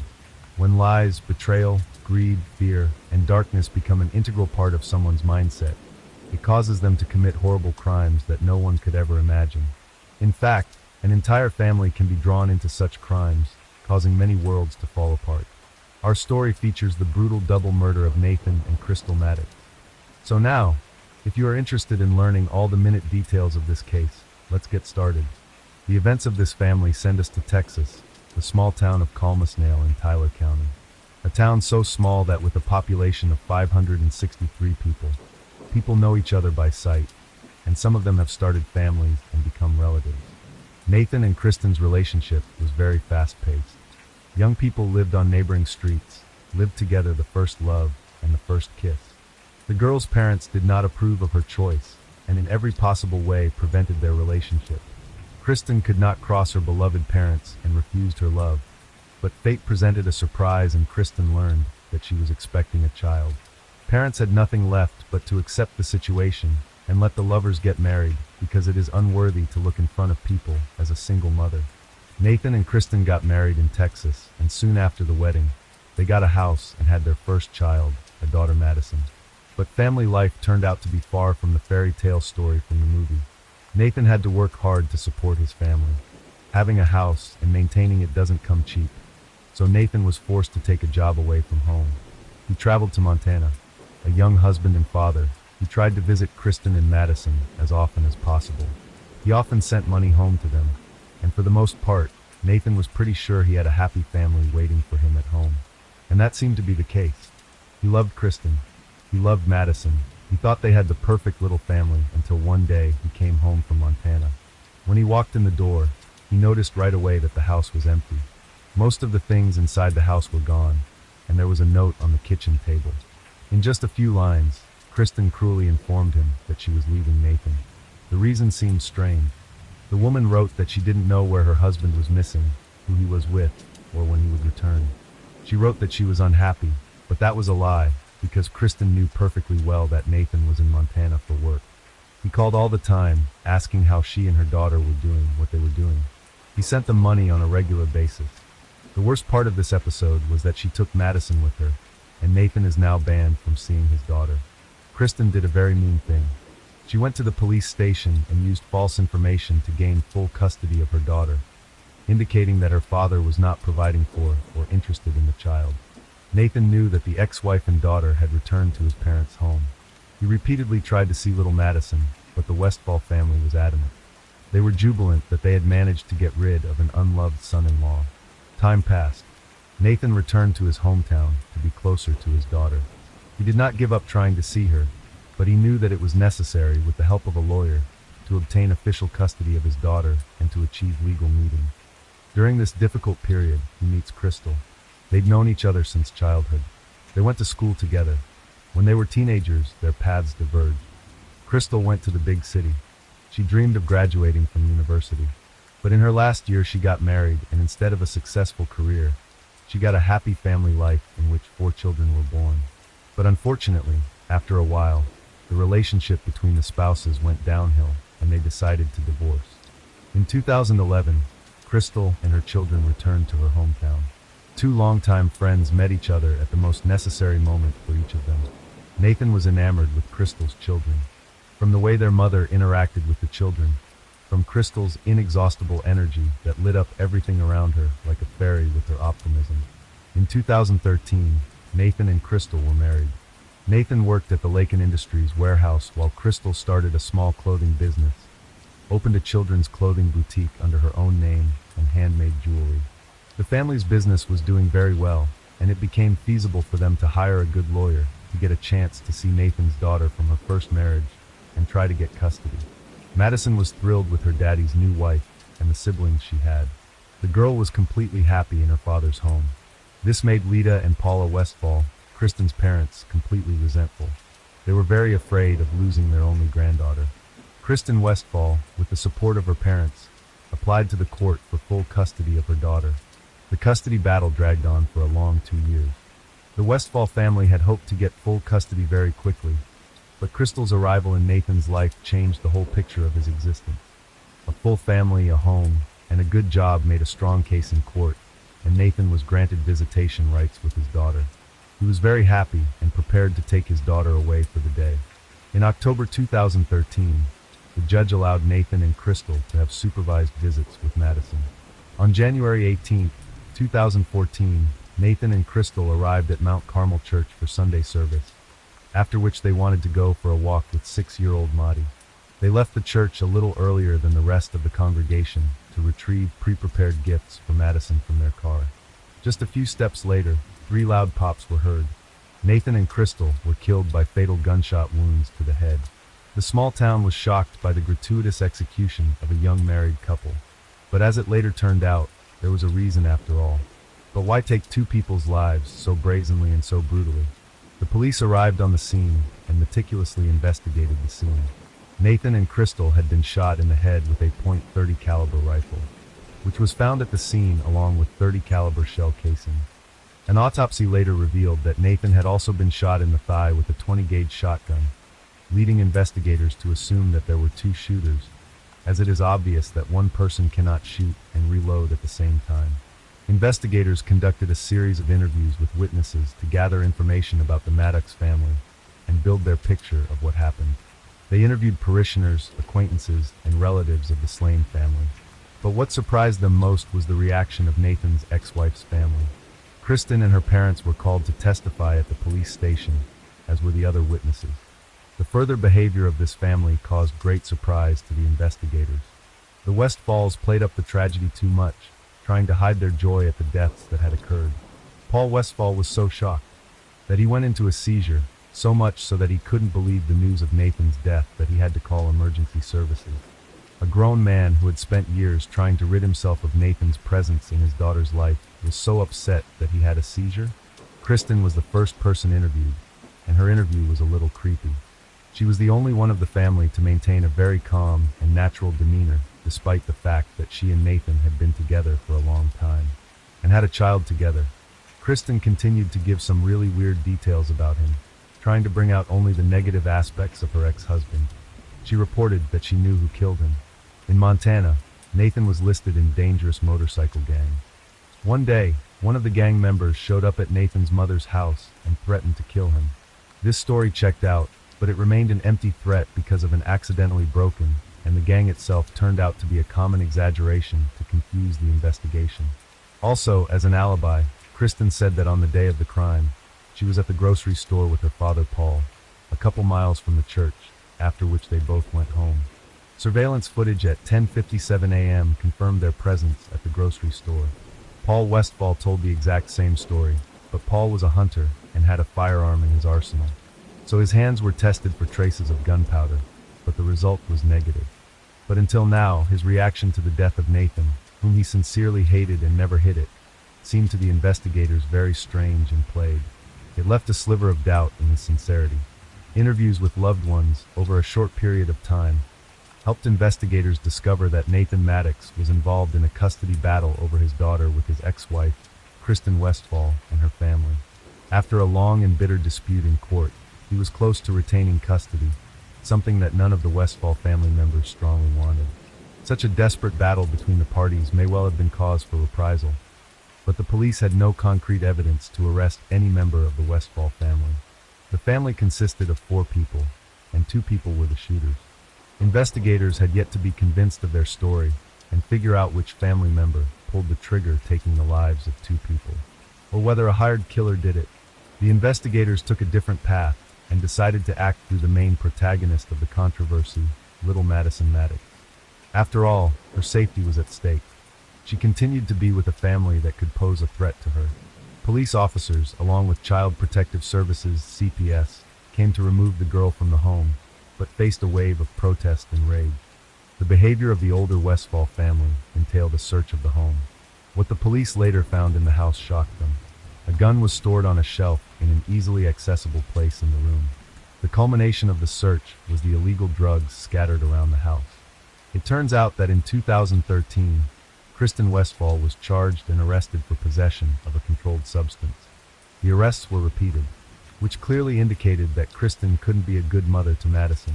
When Kristen went to jail in early 2013, her parents were granted temporary custody of their daughter and would not allow Nathan to see her while their granddaughter was in their custody. However, despite Child Protective Services prohibitions, Kristen continued to live in the house with her young daughter in the same room and slept in the same bed with her. With the injunctions in place, Kristen continued to live with the rest of her family and had daily access to her daughter despite being ordered by the court to move. After a search of the Westfalls' home, where a used syringe with residue of illegal substances was found on a dresser and a gun on the nightstand next to Kristen's bed, little Madison was taken into temporary custody, and additional evidence found led to the Westfalls' arrest. State authorities wanted the girl placed in foster care and said they found supplies for illegal drugs in the Westfalls' home. as well as a gun on a nightstand within easy reach of the girl. Child Protective Services was involved in the Madison Maddox custody case. In March 2014, less than 2 months after the tragic murder outside the church, authorities made 4 arrests. Kristen Westfall, 29, her younger brother Cameron, and her parents Paul and Lita Westfall were arrested. There was no direct evidence of their guilt in the Maddox murder. Cross-examinations didn't produce the desired result either, so the police had to go for a little trickery to put the squeeze on the most vulnerable member of the Westfall family. That was 18-year-old Cameron. He was told that if proven guilty, all members of his family would face life in prison, and the direct killers would face the death penalty. Cameron was young and kind-hearted. He was very scared and quickly agreed to cooperate with the investigation, revealing all the details of what happened. The crime against the young couple, Maddox, turned out to be carefully pre-planned by the family gang in order to permanently exclude Nathan from the role of father. Shortly after the shooting episode, it was revealed that Nathan and his ex-wife, Kristen, with the help of her family, had been secured a nasty custody disagreement over their 5-year-old daughter Madison. The long and costly legal battle was to end well for Nathan. The Westfalls were concerned and carefully plotted a scheme to remove him from Madison's life. Nathan wanted to take care of his daughter alone, but the Westfalls were not interested in letting her go even to see her father, let alone give him the girl permanently. The Westfalls were very hurt by the fact that the former son-in-law had settled down in life and was living a good life. Thus, when the judge allowed him multiple visitations, it became obvious that he could win the trial, which led to Kristen coming up with an original idea to get rid of him once and for all. At first, Kristen tried to find someone to kill her ex-husband. When that failed, she and her father decided to do it themselves. On Sunday afternoon, the family often attended church, and the day of January 18th was no exception. Lita Westfall and little Madison drove to the appointed time for the service. Afterwards, she had to hand the girl over to her father. In the meantime, Kristen and Paul went to a distant store and posed as customers to get on CCTV cameras to create a solid alibi. But they miscalculated the timing. Each family member had their own responsible role to play. For the entire interval, they communicated by text message, updating each other on the Maddox's movements. Letha, who had attended the service, informed Paul as Nathan and Crystal prepared to leave the church. She also called 911 immediately after the murder. Cameron took an active role in concealing the evidence. He discarded the gun used after his sister and father shot the newlyweds in the head near a remote church. He drove to a lake where he discarded the bag of weapons.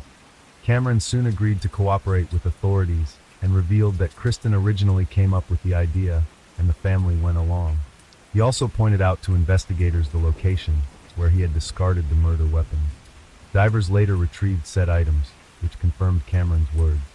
The police detained 29-year-old Kristen, her brother Cameron, and her parents, Paul and Letha Westfall, and charged them with organized crime. Thus, Kristen and Paul pulled the trigger, with Cameron and Lita acting as willing accomplices. Given that Lita was at the church at the time of the incident, it was obvious that she was not responsible for the shots that killed Nathan and Crystal Maddox. However, phone records showed that she was responsible for informing her daughter and spouse of the couple's whereabouts, and that she informed them as they left the church. While Kristen and Paul were the ones who fired the bullets, Lita and her son Cameron participated in the crime intentionally. The trial was very loud and lengthy. Each member of the Westfall family was tried separately. Paul Westfall continued to act out his seizures, so he was found mentally unfit and remained in a state psychiatric hospital for a while for evaluation.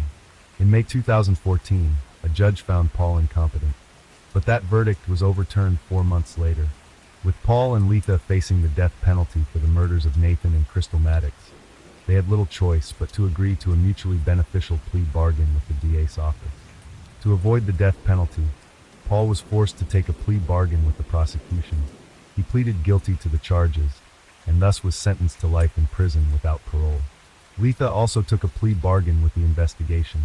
Instead of going to trial, she pleaded guilty to participating in organized criminal activity.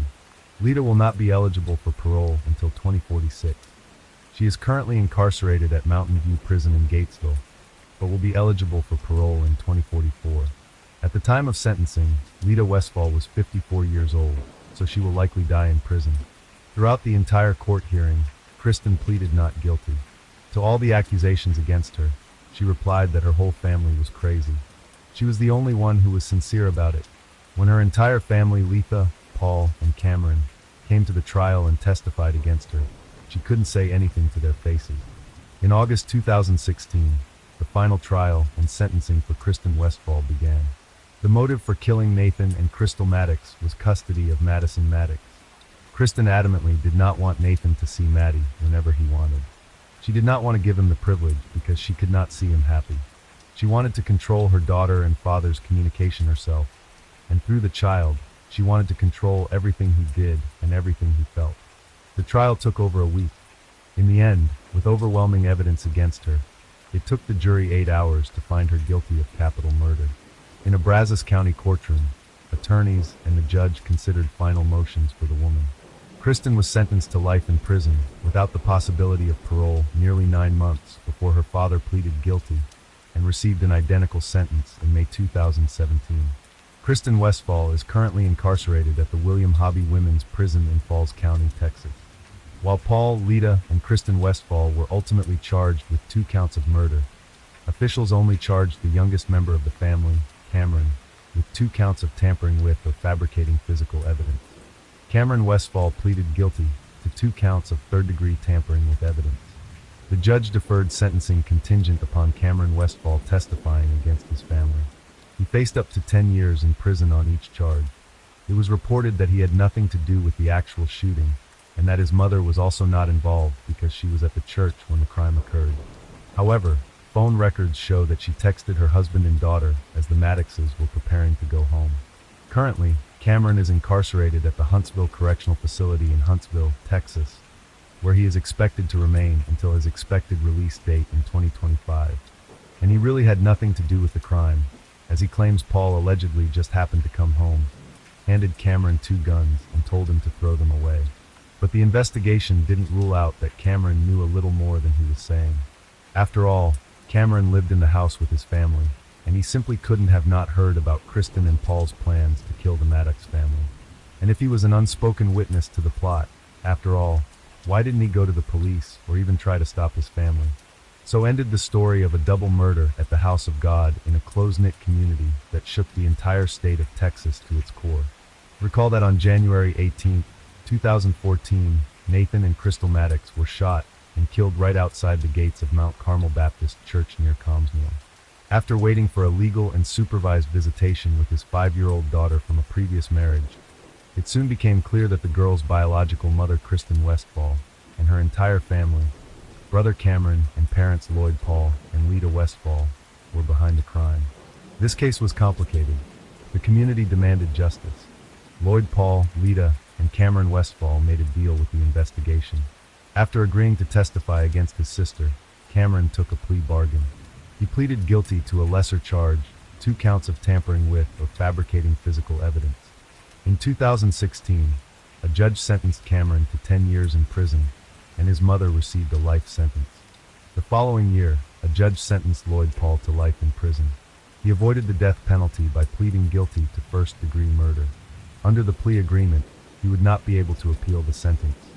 The crime family's protagonist, Kristen Westfall, received a life sentence without parole.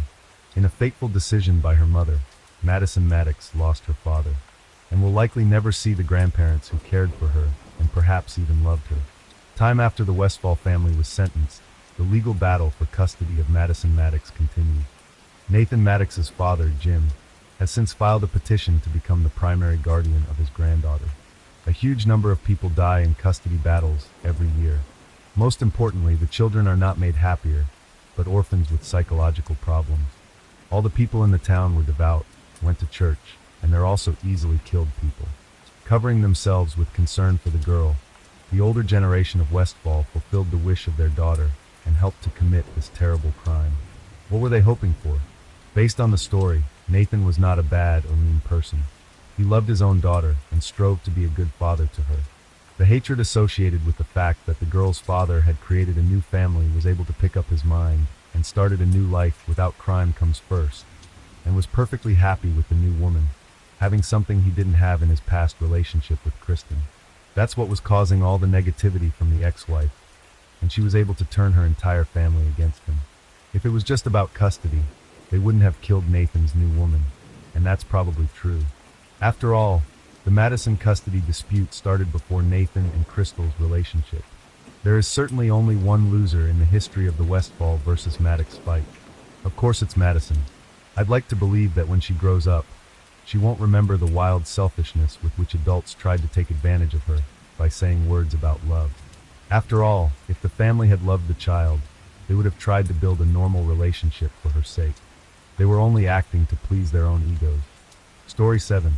It's not every day a shooting victim can pick up the phone and call emergency services to get help, right?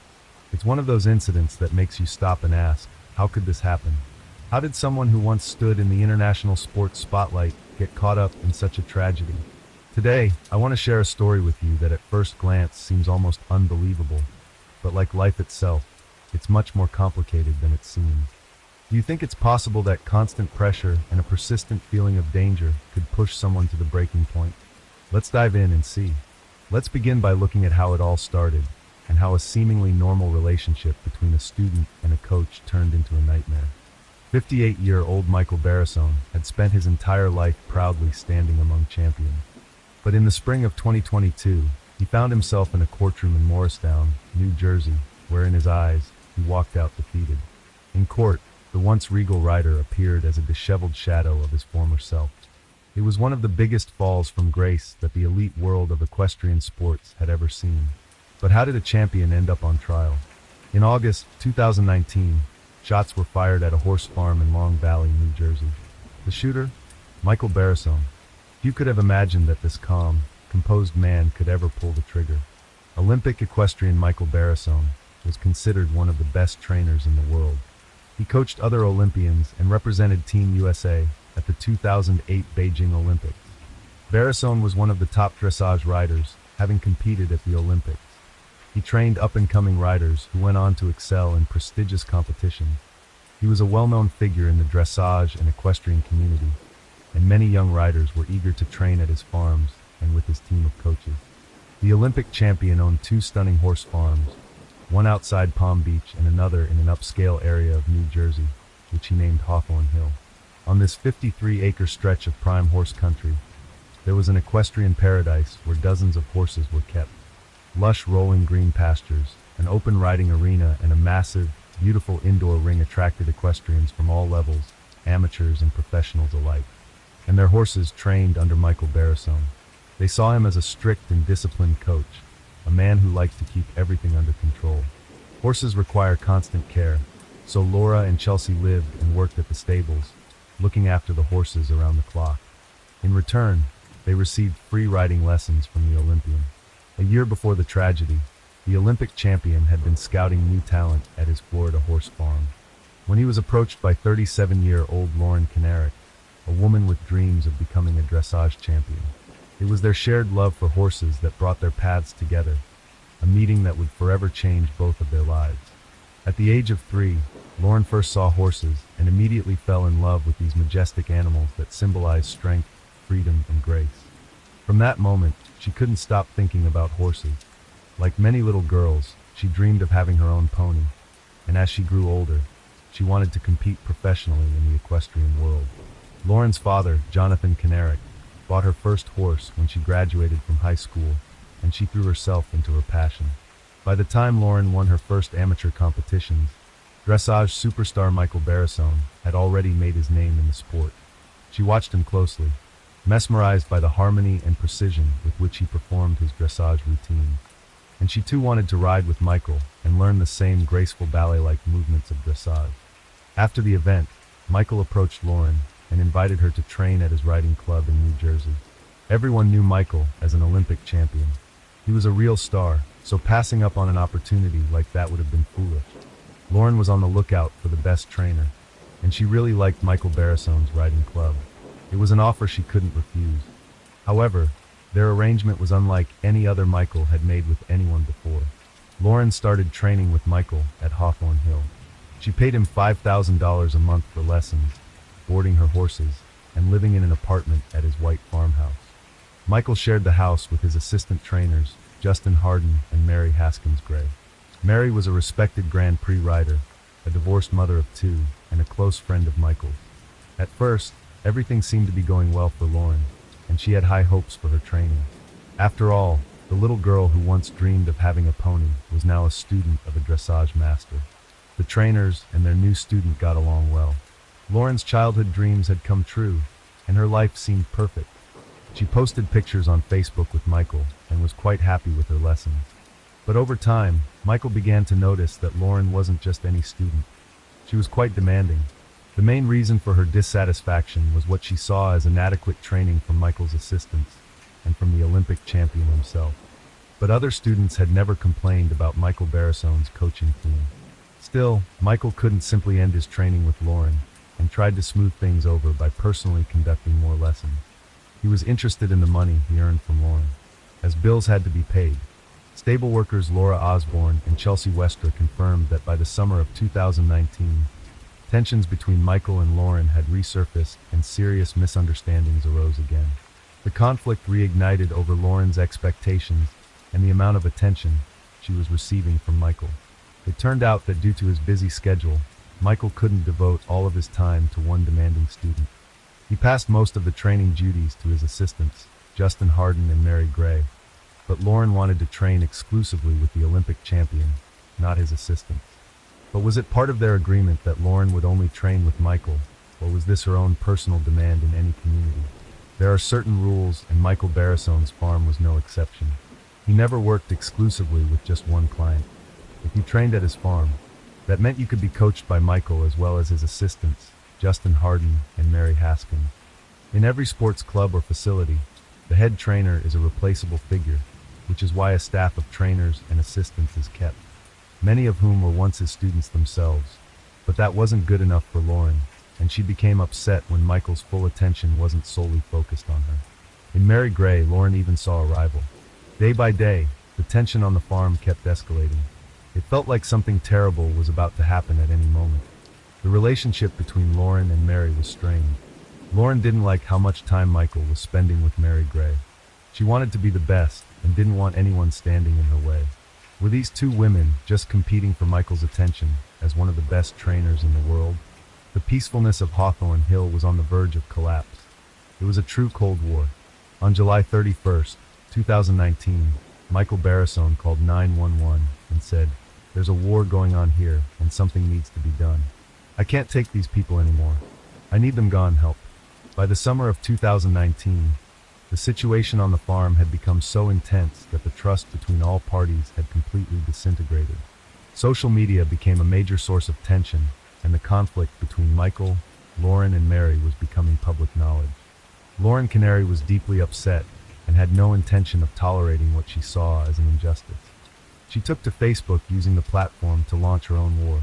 Lauren crafted a story based on a chessboard in which Michael was the king who had been captured and killed, and Mary Gray was the queen who needed to be sacrificed to protect their castle, the farm. What started as a seemingly playful story soon turned into veiled threats. 2 weeks later, Lauren posted another message. Anyone who keeps poking a sleeping beast will eventually face its wrath. The tension on the farm kept growing, and the relationship between them reached a breaking point. Meanwhile, Lauren continued to stoke the flames, telling her father that she was worried about the safety of her horses. She claimed she couldn't sleep at night, anxious about how they were being treated, which she believed was damaging their health. The conflict between Lauren and Michael went beyond training and drew attention to the conditions in which the animals were kept on the farm, damaging Michael Barrasone's reputation. Although the accusations of animal mistreatment were never proven and remained mere rumors, the public became divided. Some sided with Michael, believing that Lauren was intentionally destroying his life from within, while others supported Lauren. In mid-July, the situation worsened when farm employees discovered several hidden recording devices that Lauren and her boyfriend Rob had placed in the barn.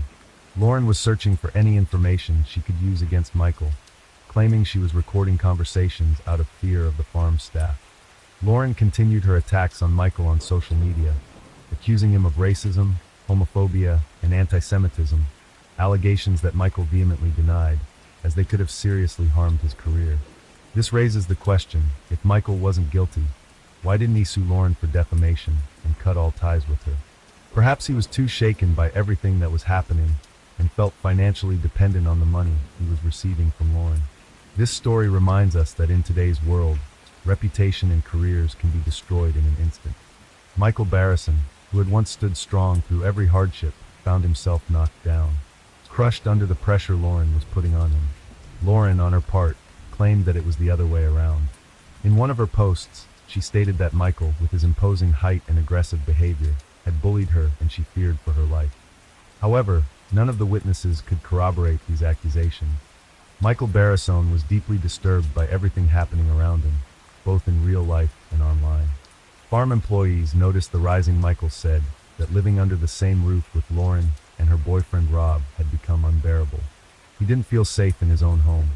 One day, Michael made the decision to ask Lauren to pack her things and leave the house with her boyfriend and their horses. But she refused and made it clear she wasn't going anywhere. At that point, Michael and Mary decided to leave the house themselves. They fled to Michael's winter home, located about 30 minutes from Palm Beach, Florida. Michael Barrison felt like his paradise had turned into hell and chaos had replaced control. He wasn't sleeping or eating. Meanwhile, Lauren Kinnerik continued her online attacks. On the morning of August 3, 2019, at 9:35 a.m., Michael called the police again, pleading for help. "They're crazy. They're stalking us." Local police responded to the farm, but they viewed it as nothing more than a landlord-tenant dispute. In desperation, Michael Barrison posted on Facebook, "All my actions against them have been planned for months. Everything I've done to them so far has been child's play." The war was about to get much worse, but what was the final straw that pushed Michael over the edge and led him to grab a gun? On August 7, 2019, a van pulled up to Michael Barrison's house and a woman stepped out, identifying herself as a social worker from New Jersey's Division of Child Protection and Permanency. During the conversation, it became clear that Lauren Narich had filed a complaint with Safe Sport, accusing Michael Barrison of bullying, harassment, and intimidation. Although she claimed there had been no physical violence, the social worker had come to check on Mary Gray's children, but they weren't home. The farm workers assured the social worker that Michael and Mary took excellent care of the children. This visit was the final blow. He started to fear that an investigation into abuse might be looming, and his mental state deteriorated rapidly. In a fit of emotion, Michael decided to put an end to the situation. He cut the meeting with the social worker short, kissed Mary, and asked her to wait outside. Then he retrieved a gun from his safe, got into his truck, and drove to the farm where Lauren and her boyfriend, Rob Goodwin, were staying. What exactly happened next is still unclear, but one thing is certain. An enraged Michael confronted Lauren at the farm and shot her twice. Hearing the gunshots, Rob rushed over and fought with Michael. At 2:13 in the afternoon, Lauren, bleeding, was able to call emergency services herself and ask for help. When the police arrived, Michael Barrison was charged with 2 counts of attempted murder and 1 count of unlawful possession of a firearm. A black and pink 9mm pistol found at the scene. Lauren, critically injured and bleeding, was rushed to the hospital, while Michael, beaten by Rob, was taken into custody. Lauren was in critical condition. She underwent emergency surgery and was placed in a medically induced coma due to the risk of brain damage. She remained in the coma for 4 days and spent 3 weeks in intensive care, unable to speak because she was on a ventilator. Once her condition improved, Lauren gave her statement to the police. Lauren stated that Michael had been hiding behind some bushes near the back entrance of the house. She approached him, unaware that he had a gun. According to her, they began talking and suddenly Michael pulled out the weapon and shot her twice. Rob Goodwin, who was nearby, claimed that Michael also fired at him but missed. Michael's defense attorneys argued that Lauren had pushed him to an emotional breaking point, and many of his fellow Olympians supported this version of events. However, after the incident, Barrison put his horse farm up for sale, and his relationship with Mary Gray ended. Mary Gray also testified in court, confirming that the summer of 2019 had been extremely difficult for Michael. She stated that he often panicked and was tense, but that he had always treated her children with love. The Child Protection Service's investigation had found no issues within their family. Michael Barrison spent more than 2 years in jail, and the legal battle dragged on for 3 years, finally coming to a close in March 2022. When Michael Barrison's trial finally began, the high-profile case lasted almost 3 weeks. The courtroom became a battleground for the attorneys, but the question remained, who is the real victim? Michael Barrisone, who had repeatedly reached out to the police for help, practically shouting that he was afraid of this woman, or the fragile Lauren, who spent 4 days in a coma. I was in a coma for 4 days, 3 weeks in intensive care, unable to speak because they had put me on a ventilator. It felt like my life had almost ended. However, during her testimony, Lauren Kinnerik was asked if she had a plan to destroy Michael Barrisone, and she answered yes. Michael Barrisone's attorneys chose a rare defense strategy. They argued that at the time of the crime, he had temporarily lost his mind and was legally insane. Barrisone himself claimed he remembered walking into his office, but had no recollection of grabbing the gun or shooting Lauren. Michael's lawyer, Ed Belinkas, insisted that his client undergo an evaluation by forensic psychiatrists. Doctors Stephen Simmering and Charles Hassan interviewed Michael at length, and concluded that Lauren Kinnerik had subjected him to emotional manipulation known as gaslighting, which ultimately broke his psyche. They argued that Lauren had been playing with his perception of reality, pushing him to a breaking point. Gaslighting is a form of manipulation where a person is made to doubt their own sanity, memories, and perception of events. Based on this conclusion, Michael's defense used the argument of temporary insanity, a rare plea in court. The court accepted this version and found Michael Barrisone legally insane at the time of the crime, absolving him of criminal responsibility. The jury ruled that he was not accountable for his actions that day. What does not guilty by reason of insanity mean? It means that a person is not held responsible for their actions because, at the time of the act, they were not aware of what they were doing. Barrisone admitted to shooting Lauren, but he claimed he didn't intend to kill her, only that he wanted her to leave. After the verdict was announced, an emotional Barrisone broke down in tears and collapsed into the arms of his lawyer. His legal team called this justice, arguing that Michael was the true victim, driven to madness. If he had been found guilty, he could have faced up to 80 years in prison. But the question remains, even under stress, what could have driven him to grab a gun and shoot? Barrisone claimed he couldn't remember the actual moment of the shooting, though he recalled everything else. Dr. Louis Schlesinger expressed doubt that Barrisone experienced a psychological blackout. It's possible that Robert Goodwin, Lauren's fiancé, struck Michael on the head during their struggle, which could explain his memory lapses. However, it's important to remember that Lauren Kinnerik, who was shot twice in the chest, is also a victim. This fact was somewhat overshadowed during the trial, even though many in the equestrian community rallied around Michael Barrisone and saw his actions as justified. To this day, the exact motive behind the shooting remains unclear. According to police, Michael Barrisone had been trying to evict Lauren and her fiancé from the farm, but the situation was complicated by the fact that the couple not only rented the house, but also boarded their horses on the property. The police also noted that in the week leading up to the shooting, the farm had been the subject of numerous complaints from Lauren Kinnerik, who had contacted local authorities regarding rental violations. According to court documents, on August 7, 2019, around 2:45 p.m., Michael Barrisone confronted Lauren and her fiancé on the porch of the house. The conversation quickly escalated, and Barrisone shot Lauren twice in the chest. Lauren's fiancé tried to wrestle the gun away, but Barrisone managed to fire one more shot, which hit a window. However, the skilled defense attorney successfully argued that Michael Barrisone was suffering from a mental defect that made him believe he was genuinely in danger from Lauren Kinnerik, and that he did not understand the consequences of his actions. The defense also claimed that Kinnerik and Goodwin sicked their dog on Barrisone and even attacked him.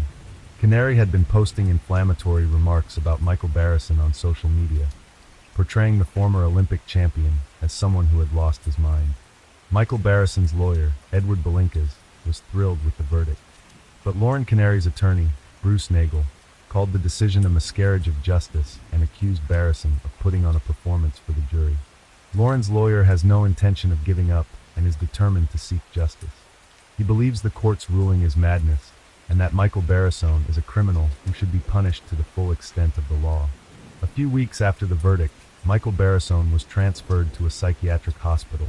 He was committed to the facility, where he will remain until a judge determines when or if he can be released back into society. This case truly raises a lot of questions. The fact that Michael Barrisone was an Olympic champion, it doesn't absolve him of responsibility for his actions. The law protects property rights, and if Michael was unable to evict Lauren and chose to leave himself, it implies that she had a legal right to stay on the farm. Additionally, It's strange that he continued to collect $5,000 a month from her for training, despite his dissatisfaction. If Lauren was paying such a high sum, her expectations that she would be trained by Barrison personally rather than his assistants were reasonable. After all, the fact remains, Michael almost killed someone. Following the incident, Lauren became the target of online harassment, with Bari's own supporters saying she deserved to be shot. But let's consider her side of the story. She was paying a significant amount of money for a service that wasn't being fully delivered. She expected to train with a champion, but instead she was being taught by assistants. Yes, her actions, taking the conflict public on social media, can be seen as toxic, and she even admitted that she wanted to damage his career. But she had the right to express her frustration, especially since she never directly mentioned his name in her posts. Now picture this. A grown man, overwhelmed by his emotions, grabs a gun and tries to kill her. This is an attempt to take a life. The question is, did Lauren truly threaten his life? She wasn't trying to harm him. A person in a healthy emotional state would have handled the situation differently, by breaking the contract, calling the police, or resolving the issue legally, but wouldn't have resorted to violence. Imagine you're dissatisfied with the service at a restaurant and file a complaint, and in response the owner tries to shoot you. It's absurd, right? This story also raises concerns about the state of society, where a woman's words can be taken as absolute truth without proper verification. We live in a world where the feeling of perceived victimization can drastically affect how situations unfold. But let's get back to this story. In November 2023, Michael Barrison was released, though he continues to receive psychological treatment. He is now in a relationship with Laura Osborne, who used to work at the farm. Meanwhile, after numerous surgeries and recovery, Lauren Kinnerick has returned to horseback riding. Think about it. A successful, respected man, an Olympic champion whose life seemed perfect, found himself at the center of a shocking incident that turned his world upside down. Lauren Narek, his student, whose actions and words pushed this story toward a tragic conclusion. But was Michael truly a victim of manipulation? Or did he simply fail to control his emotions and take an irreversible step? I wonder, where is the fine line between truth and fiction? Between a real threat and an imagined one? How far are we willing to go to protect our reputation or our lives? And most importantly, who is the real aggressor here? The one who threatened with words, or the one who decided to pull the trigger? We often forget that behind every story like this are real people, their emotions, fears, and inner demons. I'm struck by how unresolved conflicts can lead to catastrophic outcomes where a single word or action can set off a chain reaction. What do you think? Was Michael Barrison justified in defending himself? Or were his actions an extreme and unjustified reaction to the pressure he felt? Who do you think is the real victim in this story? Personally, I believe both sides bear some responsibility for how things turned out. But even so, no one has the right to take another person's life. Story 8. In 2022, a young man named Bryce Brogal vanished under mysterious circumstances, leaving behind only vague clues and countless questions. His girlfriend Cordelia's family couldn't make sense of what had happened, and her father, Michael Illix, seemed to know more than he was willing to share. What began as an ordinary missing persons case soon evolved into a dark story of deception, revenge, and desperation. What really happened that fateful day, and how deep do the roots of this mystery go? Stay with us as we uncover the truth hidden behind layers of lies and suspicion. A chilly day in a small town in Minnesota didn't suggest anything out of the ordinary. Mist blanketed the streets, adding a damp chill to the air, and the quiet settlement of Center felt particularly empty. It was here that Bryce was last seen, leaving home and heading toward a storage unit with his girlfriend's father. Cordelia Ilex had recently returned home after months of traveling across the country. She had hoped for a warm reception and a bit of peace. Her family lived here in Minnesota, but instead she found herself at the center of a series of events that sent shivers down her spine. Soon after her return, Cordelia sensed that something wasn't right. Bryce had gone to the storage unit with her father, Michael, to drop off some belongings. The unit was only a few minutes' walk from their house, and the trip should have taken no more than half an hour. But as time passed, Bryce didn't come back. With each passing hour, Cordelia's unease grew. She tried to settle herself after her long journey, took a shower even, but the anxiety refused to fade. Later that day, Michael returned alone. He looked distressed and immediately told Cordelia that Bryce had been detained at the storage facility.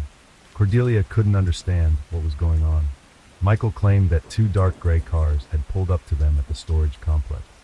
People who appeared to be some kind of official stepped out, but they didn't show any identification or introduce themselves. Everything happened so fast that Michael didn't have a chance to question them or get a clear understanding of the situation. The individuals restrained Bryce, placed handcuffs on him, and drove away. The cars were nondescript, their headlights piercing through the growing evening fog, and Michael couldn't recall any details that might help identify them. These words left Cordelia stunned. She immediately tried calling Bryce, but his phone was turned off. She sent him messages, pleading for him to return and explain what had happened, but no response ever came. With each passing minute, Cordelia's worry grew. On Friday, October 28, after days without any information, she went to the Crow Wing County Sheriff's Office and filed a missing person report. At that point, she had no new details to share with the authorities, apart from Michael's confusing account of events. The police quickly launched an investigation. Detectives examined all the messages Cordelia had sent Bryce on the night he went missing. It was clear from the texts that she was panicking, her growing distress evident with every passing hour. Her anxiety seemed to resonate with the investigators as well. What had started as a routine missing persons case began morphing into something far darker and more complicated. Officers questioned Michael Ilix, but his statements were inconsistent and left many unanswered questions, prompting further interviews. Meanwhile, investigators visited the storage facility where Bryce had last been seen. What they found there only deepened the mystery. A sled, drag marks resembling those left by moving heavy objects, and other pieces of evidence that added an ominous layer to the story. The deeper the police delved into the case, the more unsettling the details became. Bryce Brogal's disappearance was turning into a full-blown enigma, fraught with fear and uncertainty. Cordelia, initially trusting her father's account, tried to make sense of the situation, but everything around her seemed increasingly bizarre and incomprehensible. Michael Ilix, fully aware that he'd be the first person the police would call in for questioning after Cordelia's report, attempted to prepare himself. On Friday, October 28, officers located Michael at a family Halloween party in Brainerd. He agreed to accompany them back to the storage facility and provide a more detailed account of what had happened on the day Bryce went missing. Michael recounted the events, striving to leave no detail out. He explained that he and Bryce had arrived at the storage unit in a white Ford Escape with a trailer to sort through some belongings after the lengthy road trip he and Cordelia had recently taken. The task took about 45 minutes, with Bryce sorting his things to decide what to keep and what to discard. Around 5:45 p.m., they were preparing to leave when something unexpected occurred. As they were getting into the car and pulling out of the storage unit, two dark gray vehicles intercepted them. Michael described the cars as having flashing lights, not the standard ones used by marked patrol cars, but the type typically seen on unmarked law enforcement vehicles. This struck Michael as unusual, raising doubts about the legitimacy of the people inside. According to his account, both he and Bryce were briefly detained by these unidentified individuals. Michael was escorted back to his white Ford Escape, while Bryce was placed in a different vehicle, a dark gray SUV. Michael recalled that the interior of the SUV was unremarkable, except for a small computer mounted on the dashboard. During questioning, Michael described the situation as appearing highly coordinated, involving several individuals. Bryce seemed to realize this wasn't a random event. Before they were separated, Bryce thanked Michael for his help and said nothing more. On the way to the storage unit earlier, they had spoken very little. When Michael asked Bryce about his and Cordelia's trip, Bryce had simply replied that the drive was fine. Both men had been quiet and distant, seemingly uninterested in making conversation. As the investigation continued, hints of tension within the family began to emerge. Michael admitted he was reluctant to spend time with Bryce and felt uneasy around him. Detectives found it curious why Michael had agreed to help Bryce with the storage unit at all, especially without Cordelia being present. Cordelia later explained that she had stayed home because she was exhausted from their long journey and needed time to rest. From Michael's perspective, the trip to the storage unit had been routine until it was interrupted by the unexpected and unsettling encounter. He speculated that the events might be connected to some kind of trouble Bryce had gotten himself into. Having just returned to town after a lengthy road trip across the U.S., Bryce and Cordelia had spent only a few hours together before the disappearance occurred. Michael suspected that whatever had happened might be tied to their recent travels. Despite his growing discomfort, He cooperated fully with law enforcement, sharing every detail he could remember. But the case only grew darker and more perplexing with each passing day. Michael also recalled how suddenly Cordelia had announced her return. Initially, she had called him on a Sunday, saying she and Bryce would be back in about a week. However, by Monday, she contacted him again, saying they were coming home that very night due to an unexpected situation. The abrupt change in plans struck Michael as odd, almost as if they had been swept up in something serious and beyond their control, possibly even something criminal. Cordelia and Bryce set off on their road trip right after her graduation in June. For 4 months, they traveled across multiple states, exploring new places, staying in budget motels, and occasionally sleeping in their car. It was a time of freedom without obligations, but a lot could have happened during that period. Things that might explain the noticeable change in the dynamics of their relationship upon their return. Michael, Cordelia's father, had a distinct sense that something was off. He noticed subtle but telling details. Cordelia seemed withdrawn, her demeanor more subdued. She had even developed odd habits, like avoiding conversations when Bryce was in the house. After Bryce was taken by unknown individuals, Michael returned home filled with questions. He approached Cordelia, trying to get to the bottom of what had happened. He mentioned that during Bryce's detainment, there was a reference to Arizona. At first, Cordelia tried to brush it off, insisting everything was fine and there was no danger. But her reassurances felt forced, as if she were hiding something. Eventually, under her father's persistent questioning, she admitted that police had intervened a few times in the past. Specifically, officers had been called when she showed up to work with visible bruises on her face. Each time, she downplayed the situation, insisting nothing serious had occurred and declining to press charges. For Michael, this revelation was alarming. It confirmed his fears that there were deeper issues in her relationship with Bryce. He could see that she was afraid to tell the full truth. The previous spring, in March, Bryce had come to stay with Cordelia's family for a while. From the moment he arrived, the atmosphere in the house began to shift. At first, the changes were subtle. Minor remarks, awkward silences, and tense interactions that could be dismissed as typical disagreements. But it didn't take long for the conflicts to escalate. One morning, Cordelia came downstairs with a noticeable bruise on her face. When her parents asked what had happened, she claimed she had tripped during a scuffle and hit her face. Michael didn't believe her explanation, but Cordelia was adamant. Another one of Michael's daughters, who had been staying at the house at the time, told him she had heard Cordelia crying in her room that night. This only deepened Michael's concern. Michael knew something serious was happening in their relationship, but he wasn't sure how to help his daughter. The tension between Bryce and Cordelia grew more intense by the day, with arguments becoming a near daily occurrence. The strain on the household became unbearable, and Michael found himself constantly on edge, worried about what might happen next. After Bryce was detained by unidentified individuals at the storage unit, Michael returned home with a growing sense that the situation was spiraling out of control. He feared that Cordelia might disappear next, or worse, that she had already been taken alongside Bryce. The waiting and uncertainty weighed heavily on him. Unsure of whom to trust or what steps to take, Michael tried to get more information from Cordelia about their recent travels. She mentioned that they had been to Washington State not long ago, which further alarmed him.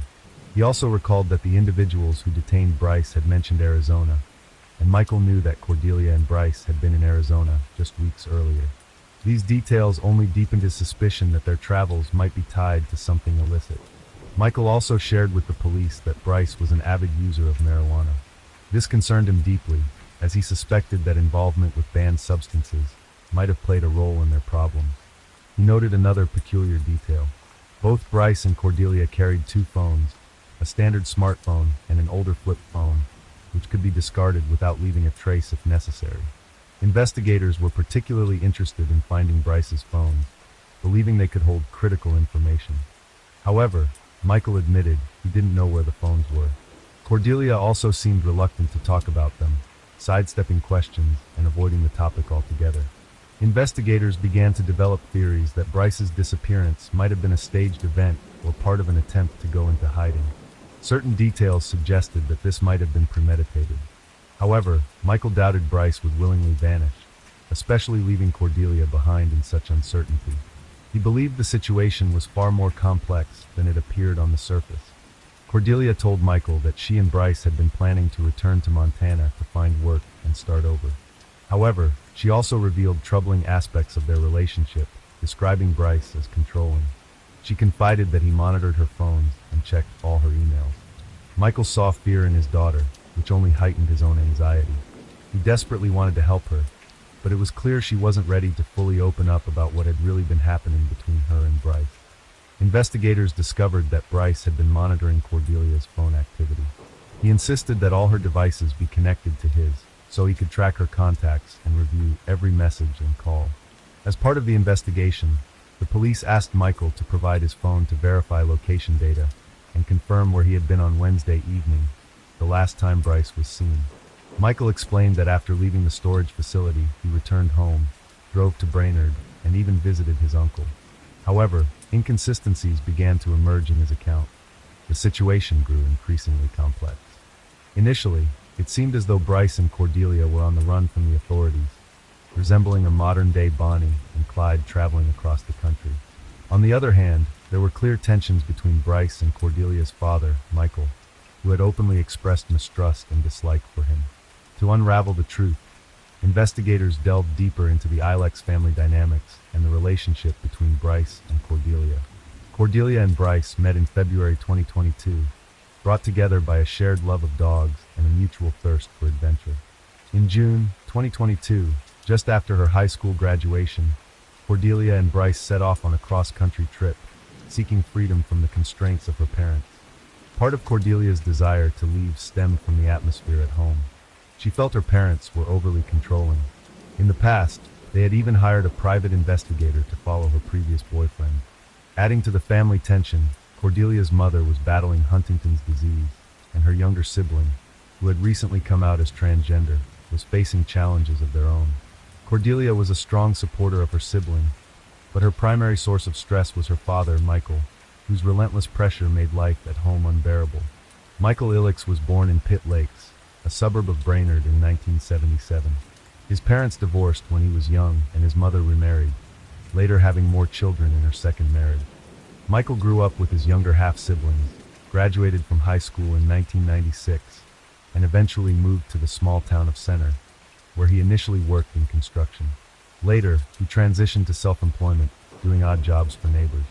Michael was deeply family-oriented, as evidenced by a tattoo on his arm that read, "Daddy's Girl," alongside an image of his daughters. Investigators circled back to Michael about Bryce's phone 10 minutes after his initial denial. At first, Michael insisted he had never handled the phone. However, he eventually admitted that he had taken it from the car and thrown it away in a trash bin at a gas station in Brainerd that same evening. He explained his actions by saying he was trying to protect his daughter. Michael confessed that he was terrified by the situation and worried that someone might track Bryce's phone and endanger Cordelia. Bryce Brogal was born in Brainerd in September 1999. At the time of his disappearance, he was 23 years old and full of dreams. Bryce aspired to build a yurt in Alaska and create a self-sufficient farm. The road trip with Cordelia was part of his quest for freedom and a life connected to nature. Their relationship had started in February 2022, and the trip symbolized their shared vision of an independent, remote lifestyle. During interrogations, investigators worked to piece together the fragments of this increasingly contradictory story.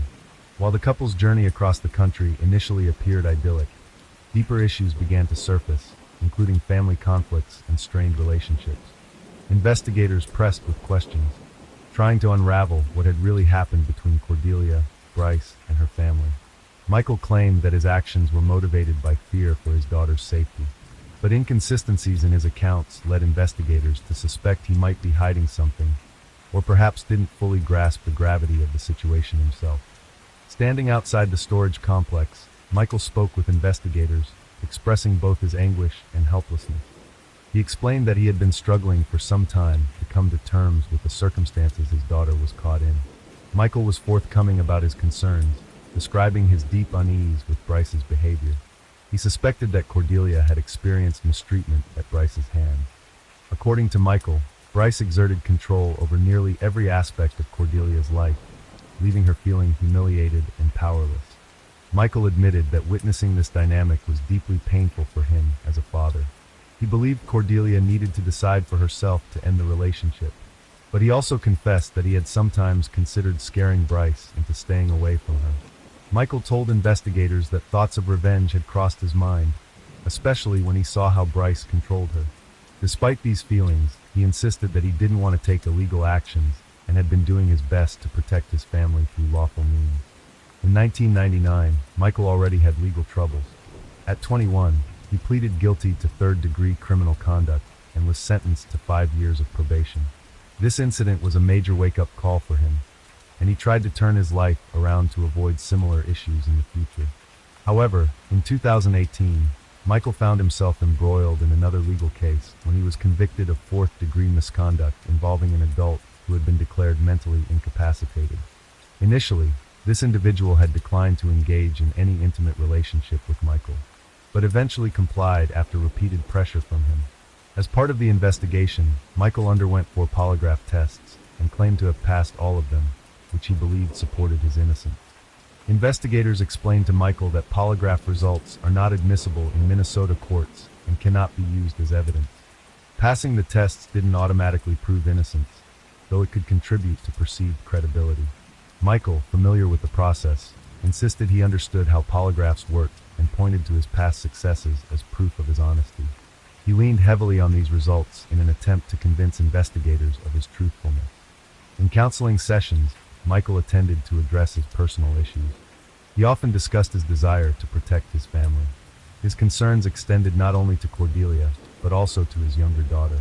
He expressed a strong sense of responsibility for their well-being and was determined to do whatever it took to ensure their safety. Michael feared the possibility of incarceration, knowing it would leave him unable to care for his daughters.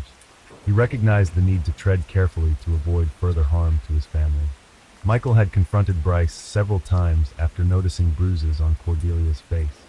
He had warned Bryce repeatedly, saying that if he saw any more signs of harm, he wouldn't just issue verbal threats. These conversations were tense, and Michael did not hide his anger. However, he defended himself to investigators, claiming that resorting to aggression against Bryce wouldn't improve the situation. He emphasized that it was ultimately up to Cordelia to recognize the unhealthy nature of her relationship and make the decision to leave. During his interviews with police, Michael frequently expressed mistrust of Bryce and often spoke about him in the past tense. He described Bryce as arrogant and prone to boasting about his supposed achievements. Michael believed that people like Bryce often struggled to handle real-life challenges and dismissed him as a fool who didn't understand the consequences of his actions. Investigators continued to analyze every aspect of the case, striving to untangle the web of contradictions and uncover the truth. The atmosphere during interrogations was tense, with each new detail adding further complexity to an already confusing narrative. Michael tried to cooperate with the investigation, but admitted he didn't have all the answers. Detectives worked to piece together the fragments of the story, which seemed increasingly contradictory. Michael's past offenses appeared to be of an entirely different nature than the suspected circumstances surrounding Bryce Brogal's disappearance just 2 days earlier. Suspicion loomed over Michael, especially after he admitted to having threatened Bryce and wanting him to stay away from his daughter. 2 days before Bryce's body was discovered, 2 of Michael Illicks's half-brothers went to the police with shocking information. They claimed that Michael had confessed to a crime. Michael allegedly spoke with his sister, Jen Baker, whom he had visited earlier that evening at a Halloween party. According to Jen, Michael asked to borrow her car, explaining that he feared police were watching his truck. When Jen pressed him on why he needed the vehicle, Michael admitted that he was planning to bury Bryce's body. He reportedly told her that he had shot Bryce in the back of the head and used a sled to move the body, as it was too heavy to carry. Michael also mentioned grabbing a bag of leaves from her garage to help disguise the burial site. On October 29th, police obtained a warrant to search Michael's storage unit. Inside, they found a bottle of bleach on the concrete floor. Forensic analysis revealed traces of both Bryce's and Michael's DNA on the bottle. Investigators also discovered residue that tested positive for the presence of blood, as well as drag marks consistent with something heavy being moved using a sled. The sled was later found discarded in a roadside ditch near the storage facility, covered with a blanket. It bore dried residue that appeared to be blood. When investigators examined Michael's phone records, they uncovered damning evidence. On October 27th, The day after Bryce's disappearance, Michael had left his house at 4:45 a.m. and driven to his storage unit. He stayed there for 22 minutes before heading to a section of public land near Edward Lake, where he remained for another hour. These movements heightened investigators' suspicions that the storage unit had been the site of a crime. On October 30th, following location data from Michael's phone, police arrived at a wooded area near Edward Lake. The site was isolated, deep in the wilderness, and unlikely to be stumbled upon by accident. The ground showed signs of recent digging, with broken branches stuck into the soil and freshly scattered leaves that didn't match the surrounding foliage. It was clear that someone had attempted to conceal the area, but the effort was poorly executed. When an excavation team began their work, they uncovered a body buried beneath the soil. It was Bryce Brogel, and he had been shot in the back of the head. Michael quickly became the prime suspect after the discovery of Bryce's body, a development that didn't surprise investigators. It also came to light that on October 26th, Michael had taken a firearm from his half-sister, Jen's house, telling her he needed it to deal with a rodent problem at a work site. Shortly after, Bryce and Cordelia returned to Minnesota. Michael took Bryce to the storage unit, allegedly intending to provoke an argument that could lead to a report being filed against Bryce, which Michael believed would keep him away from Cordelia. According to Michael, he had the gun with him that day because he had been dealing with pests earlier. During a heated exchange, Michael accused Bryce of mistreating Cordelia. Bryce allegedly responded by claiming Cordelia belonged to him and threatening to harm her if anyone tried to take her away. Michael claimed that he fired the gun in a moment of rage, believing he was protecting his daughter.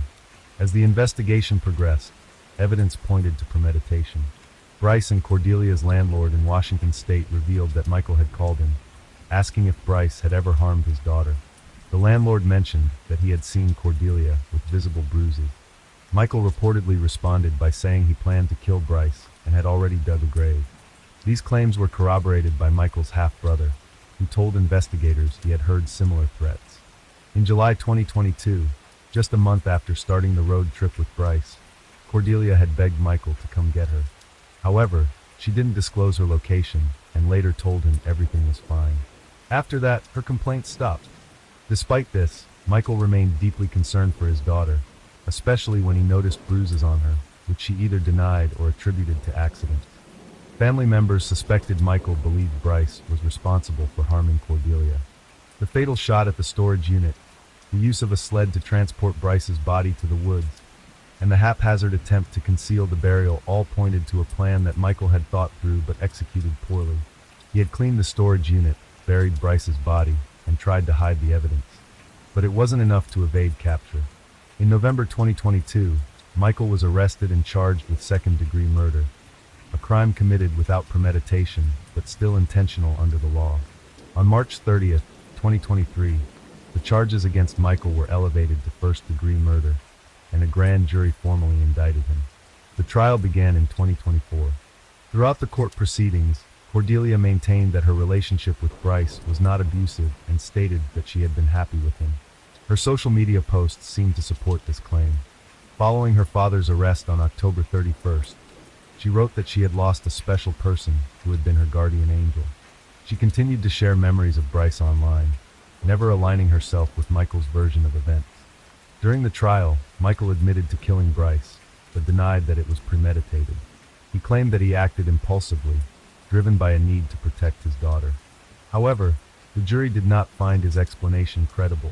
In April 2024, Michael was convicted of first-degree murder with premeditation, along with an additional second-degree murder charge. He was sentenced to life in prison without the possibility of parole. After the trial, Cordelia continued to post about Bryce on social media, sharing her thoughts and memories of him. In March 2024, she wrote about how often she thought of Bryce and how much she missed him. The story of Michael Ilix and Bryce Brogel is a tragic example of how deep-seated suspicion and a lack of trust can lead to irreversible consequences. Michael, as a father, was unable to control his emotions and fears, which drove him to commit a horrific crime. His actions, fueled by fear and anger, resulted in the death of a young man and the destruction of his own daughter's life. The jury rejected his defense, and Michael received a life sentence. This case serves as a stark reminder of the importance of resolving conflicts peacefully and fostering trust with loved ones. rather than resorting to destructive actions born from anger or suspicion. Interested in more real-life murder mysteries? Be sure to like and subscribe to our channel. Leave me a comment and I'll read you. Enjoy life because there is only one life.